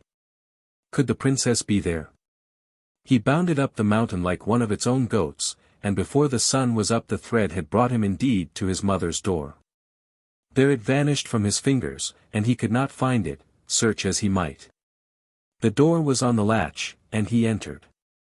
There sat his mother by the fire, and in her arms lay the princess, fast asleep. "Hush, Curdie," said his mother. "Do not wake her. I'm so glad you're come. I thought the cobs must have got you again." With a heart full of delight, Curdie sat down at a corner of the hearth, on a stool opposite his mother's chair, and gazed at the princess, who slept as peacefully as if she had been in her own bed. All at once she opened her eyes and fixed them on him. "Oh, Curdie. You're come," she said quietly. "I thought you would." Curdie rose and stood before her with downcast eyes. "Irene," he said, "I am very sorry I did not believe you." "Oh, never mind, Curdie," answered the princess. "You couldn't, you know. You do believe me now, don't you?" "I can't help it now. I ought to have helped it before." "Why can't you help it now?" "Because, just as I was going into the mountain to look for you, I got hold of your thread, and it brought me here." "Then you've come from my house, have you?" "Yes, I have. I didn't know you were there. I've been there 2 or 3 days, I believe. And I never knew it." "Then perhaps you can tell me why my grandmother has brought me here." "I can't think. Something woke me, I didn't know what, but I was frightened, and I felt for the thread, and there it was. I was more frightened still when it brought me out on the mountain, for I thought it was going to take me into it again, and I liked the outside of it best. I supposed you were in trouble again, and I had to get you out. But it brought me here instead, and, oh, Curdie. Your mother has been so kind to me, just like my own grandmother." Here Curdie's mother gave the princess a hug, and the princess turned and gave her a sweet smile, and held up her mouth to kiss her. "Then you didn't see the cobs?" asked Curdie. "No, I haven't been into the mountain, I told you, Curdie. But the cobs have been into your house, all over it, and into your bedroom, making such a row." "What did they want there?" "It was very rude of them. They wanted you, to carry you off into the mountain with them, for a wife to their Prince Harelip. "Oh, how dreadful," cried the princess, shuddering. "But you needn't be afraid, you know. Your grandmother takes care of you." "Ah! You do believe in my grandmother, then? I'm so glad. She made me think you would someday." All at once Curdie remembered his dream, and was silent, thinking. "But how did you come to be in my house, and me not know it?" asked the princess. Then Curdie had to explain everything, how he had watched for her sake, how he had been wounded and shut up by the soldiers, how he heard the noises and could not rise, and how the beautiful old lady had come to him, and all that followed. "Poor Curdie! To lie there hurt and ill, and me never to know it," exclaimed the princess, stroking his rough hand. "I would have come and nursed you, if they had told me." "I didn't see you were lame," said his mother. "Am I, mother?" "Oh, yes, I suppose I ought to be. I declare I've never thought of it since I got up to go down amongst the cobs." "Let me see the wound," said his mother. He pulled down his stocking, when behold, except a great scar, his leg was perfectly sound. Curdie and his mother gazed in each other's eyes, full of wonder, but Irene called out. "I thought so, Curdie. I was sure it wasn't a dream. I was sure my grandmother had been to see you. Don't you smell the roses? It was my grandmother healed your leg, and sent you to help me." "No, Princess Irene," said Curdie, "I wasn't good enough to be allowed to help you. I didn't believe you. Your grandmother took care of you without me. She sent you to help my people, anyhow. I wish my King Papa would come. I do want so to tell him how good you have been." "But," said the mother, "we are forgetting how frightened your people must be. You must take the princess home at once, Curdie, or at least go and tell them where she is." "Yes, mother. Only I'm dreadfully hungry. Do let me have some breakfast first." They ought to have listened to me, and then they wouldn't have been taken by surprise as they were. "That is true, Curdie, but it is not for you to blame them much. You remember?" "Yes, mother, I do. Only I must really have something to eat." "You shall, my boy, as fast as I can get it," said his mother, rising and setting the princess on her chair. But before his breakfast was ready, Curdie jumped up so suddenly as to startle both his companions. "Mother, mother!" he cried, "I was forgetting. You must take the princess home yourself. I must go and wake my father." Without a word of explanation, he rushed to the place where his father was sleeping. Having thoroughly roused him with what he told him, he darted out of the cottage. Chapter 29. Mason Work. He had all at once remembered the resolution of the goblins to carry out their second plan upon the failure of the first. No doubt they were already busy, and the mine was therefore in the greatest danger of being flooded and rendered useless, not to speak of the lives of the miners. When he reached the mouth of the mine, after rousing all the miners within reach, he found his father and a good many more just entering. They all hurried to the gang by which he had found a way into the goblin country. There the foresight of Peter had already collected a great many blocks of stone, with cement, ready for building up the weak place, well enough known to the goblins. Although there was not room for more than two to be actually building at once, they managed, by setting all the rest to work in preparing the cement and passing the stones, to finish in the course of the day a huge buttress filling the whole gang, and supported everywhere by the live rock. Before the hour when they usually dropped work, they were satisfied the mine was secure. They had heard goblin hammers and pickaxes busy all the time, and at length fancied they heard sounds of water they had never heard before. But that was otherwise accounted for when they left the mine, for they stepped out into a tremendous storm which was raging all over the mountain. The thunder was bellowing, and the lightning lancing out of a huge black cloud which lay above it and hung down its edges of thick mist over its sides. The lightning was breaking out of the mountain, too, and flashing up into the cloud. From the state of the brooks, now swollen into raging torrents, it was evident that the storm had been storming all day. The wind was blowing as if it would blow him off the mountain, but, anxious about his mother and the princess, Curdie darted up through the thick of the tempest. Even if they had not set out before the storm came on, he did not judge them safe, for in such a storm even their poor little house was in danger.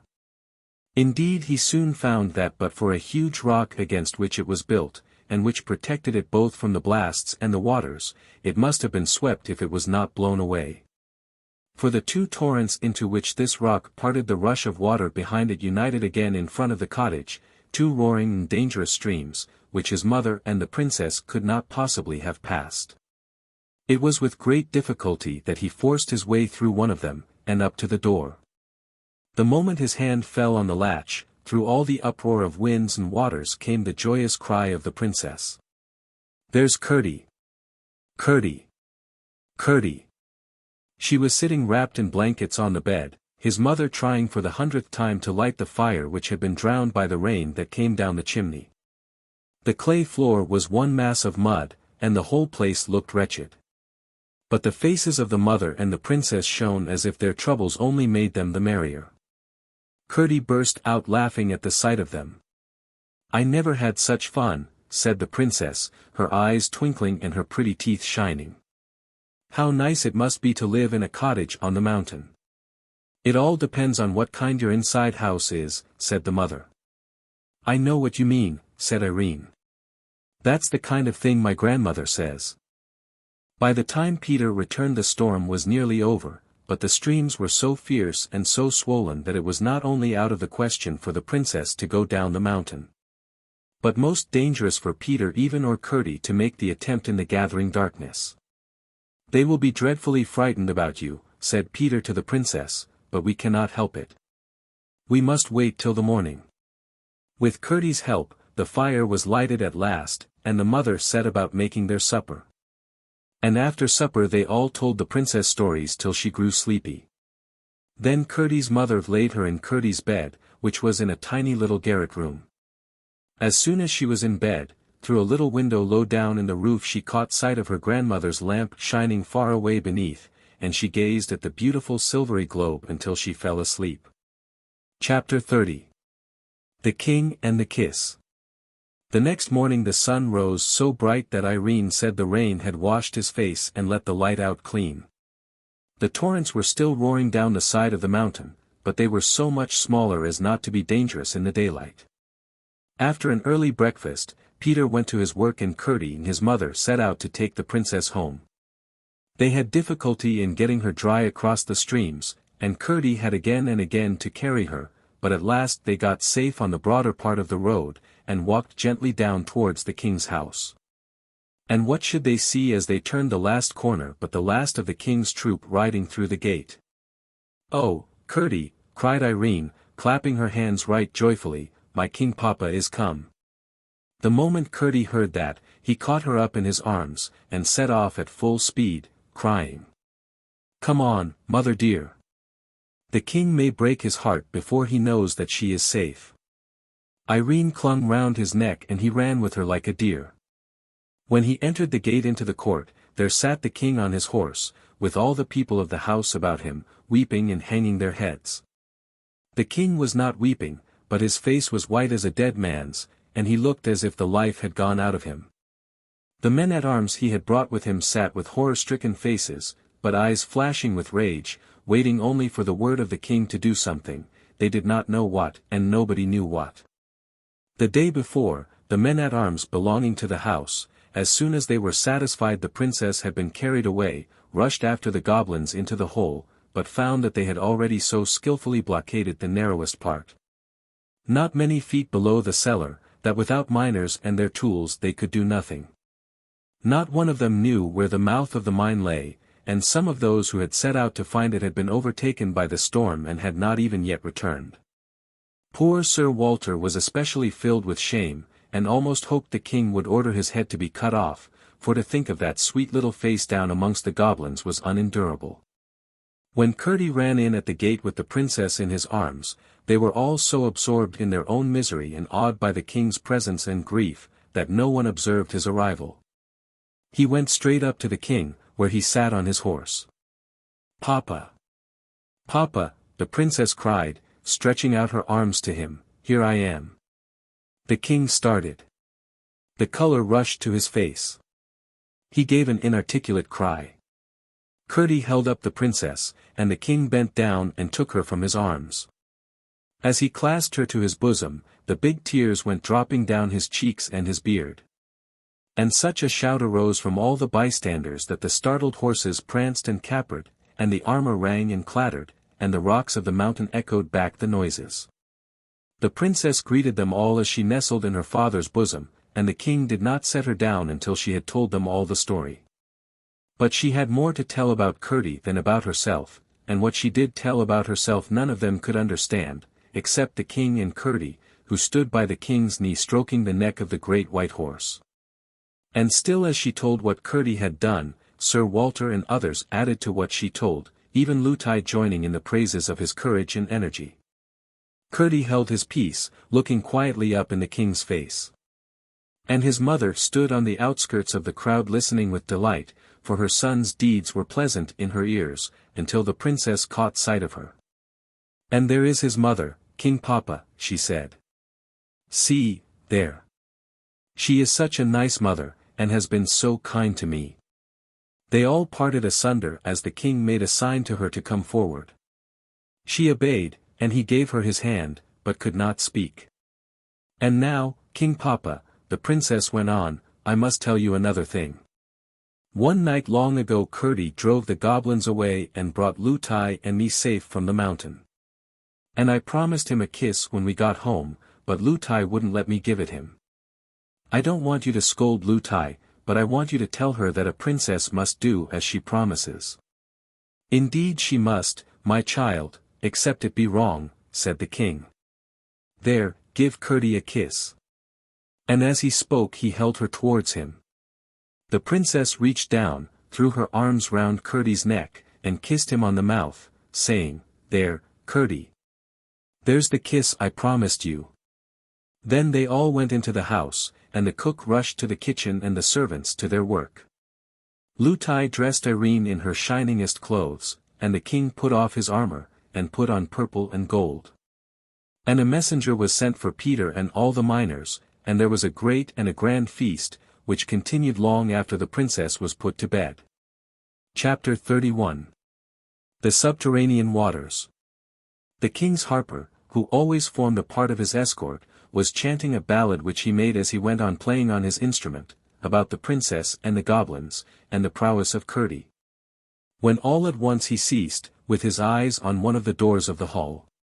Thereupon the eyes of the king and his guests turned thitherward also. The next moment, through the open doorway came the Princess Irene. She went straight up to her father, with her right hand stretched out a little sideways, and her forefinger, as her father and Curdie understood, feeling its way along the invisible thread. The king took her on his knee, and she said in his ear, "King Papa, do you hear that noise?" "I hear nothing," said the king. "Listen," she said, holding up her forefinger. The king listened, and a great stillness fell upon the company. Each man, seeing that the king listened, listened also, and the harper sat with his harp between his arms, and his fingers silent upon the strings. "I do hear a noise," said the king at length, "a noise as of distant thunder. It is coming nearer and nearer. What can it be?" They all heard it now, and each seemed ready to start to his feet as he listened. Yet all sat perfectly still. The noise came rapidly nearer. "What can it be?" said the king again. "I think it must be another storm coming over the mountain," said Sir Walter. Then Curdie, who at the first word of the king had slipped from his seat, and laid his ear to the ground, rose up quickly, and approaching the king said, speaking very fast, "Please, your majesty, I think I know what it is. I have no time to explain, for that might make it too late for some of us. Will your majesty give orders that everybody leave the house as quickly as possible and get up the mountain?" The king, who was the wisest man in the kingdom, knew well there was a time when things must be done and questions left till afterwards. He had faith in Curdie, and rose instantly, with Irene in his arms. "Every man and woman follow me," he said, and strode out into the darkness. Before he had reached the gate, the noise had grown to a great thundering roar, and the ground trembled beneath their feet, and before the last of them had crossed the court, out after them from the great hall door came a huge rush of turbid water. And almost swept them away. But they got safe out of the gate and up the mountain, while the torrent went roaring down the road into the valley beneath. Curdie had left the king and the princess to look after his mother, whom he and his father, one on each side, caught up when the stream overtook them and carried safe and dry. When the king had got out of the way of the water, a little up the mountain, he stood with the princess in his arms, looking back with amazement on the issuing torrent, which glimmered fierce and foamy through the night. There Curdie rejoined them. "Now, Curdie," said the king, "what does it mean? Is this what you expected?" "It is, your majesty," said Curdie. And proceeded to tell him about the second scheme of the goblins, who, fancying the miners of more importance to the upper world than they were, had resolved, if they should fail in carrying off the king's daughter, to flood the mine and drown the miners. Then he explained what the miners had done to prevent it. The goblins had, in pursuance of their design, let loose all the underground reservoirs and streams, expecting the water to run down into the mine, which was lower than their part of the mountain, for they had, as they supposed, not knowing of the solid wall close behind, broken a passage through into it. But the readiest outlet the water could find had turned out to be the tunnel they had made to the king's house, the possibility of which catastrophe had not occurred to the young miner until he had laid his ear to the floor of the hall. What was then to be done? The house appeared in danger of falling, and every moment the torrent was increasing. "We must set out at once," said the king. "But how to get at the horses?" "Shall I see if we can manage that?" said Curdie. "Do," said the king. Curdie gathered the men at arms, and took them over the garden wall, and so to the stables. They found their horses in terror, the water was rising fast around them, and it was quite time they were got out. But there was no way to get them out, except by riding them through the stream, which was now pouring from the lower windows as well as the door. As one horse was quite enough for any man to manage through such a torrent, Curdie got on the king's white charger and, leading the way, brought them all in safety to the rising ground. "Look, look, Curdie!" cried Irene, the moment that, having dismounted, he led the horse up to the king. Curdie did look, and saw, high in the air, somewhere about the top of the king's house, a great globe of light shining like the purest silver. "Oh!" he cried in some consternation, "that is your grandmother's lamp. We must get her out. I will go and find her. The house may fall, you know." "My grandmother is in no danger," said Irene, smiling. "Here, Curdie, take the princess while I get on my horse," said the king. Curdie took the princess again, and both turned their eyes to the globe of light. The same moment there shot from it a white bird, which, descending with outstretched wings, made one circle round the king and Curdie in the princess, and then glided up again. The light and the pigeon vanished together. "Now, Curdie," said the princess, as he lifted her to her father's arms, "you see my grandmother knows all about it, and isn't frightened. I believe she could walk through that water and it wouldn't wet her a bit." "But, my child," said the king, "you will be cold if you haven't something more on. Run, Curdie, my boy, and fetch anything you can lay your hands on, to keep the princess warm. We have a long ride before us." Curdie was gone in a moment, and soon returned with a great rich fur, and the news that dead goblins were tossing about in the current through the house. They had been caught in their own snare. Instead of the mine they had flooded their own country, whence they were now swept up drowned. Irene shuddered, but the king held her close to his bosom. Then he turned to Sir Walter, and said, "Bring Curdie's father and mother here." "I wish," said the king, when they stood before him, "to take your son with me. He shall enter my bodyguard at once, and wait further promotion." Peter and his wife, overcome, only murmured almost inaudible thanks. But Curdie spoke aloud. "Please, your majesty," he said, "I cannot leave my father and mother." "That's right, Curdie," cried the princess. "I wouldn't if I was you." The king looked at the princess and then at Curdie with a glow of satisfaction on his countenance. "I too think you are right, Curdie," he said, "and I will not ask you again. But I shall have a chance of doing something for you some time. Your Majesty has already allowed me to serve you, said Curdie. But, Curdie, said his mother, why shouldn't you go with the king? We can get on very well without you. But I can't get on very well without you, said Curdie. The king is very kind, but I could not be half the use to him that I am to you. Please, your Majesty, if you wouldn't mind giving my mother a red petticoat. I should have got her one long ago, but for the goblins. As soon as we get home, said the king, Irene and I will search out the warmest one to be found, and send it by one of the gentlemen. Yes, that we will, Curdie, said the princess. And next summer we'll come back and see you wear it, Curdie's mother, she added. Shan't we, King Papa? Yes, my love, I hope so, said the king. Then turning to the miners, he said. Will you do the best you can for my servants tonight?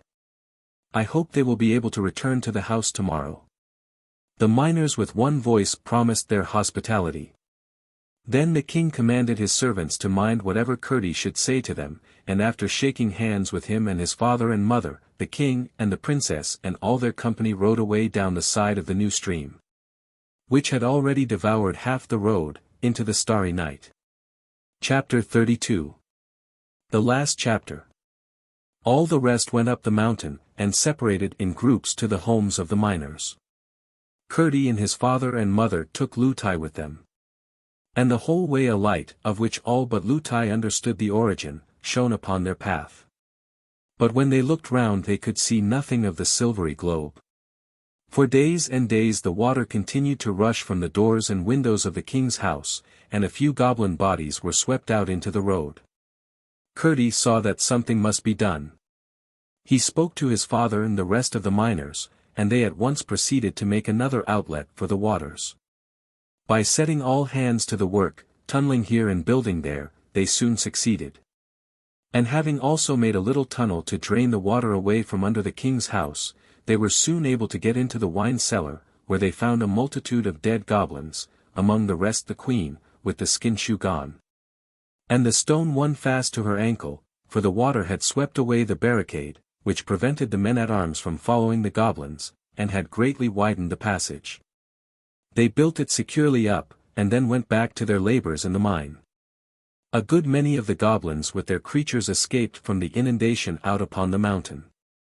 But most of them soon left that part of the country, and most of those who remained grew milder in character, and indeed became very much like the Scotch brownies. Their skulls became softer as well as their hearts, and their feet grew harder, and by degrees they became friendly with the inhabitants of the mountain and even with the miners. But the latter were merciless to any of the cob's creatures that came in their way, until at length they all but disappeared. The rest of the history of the princess and Curdie must be kept for another volume.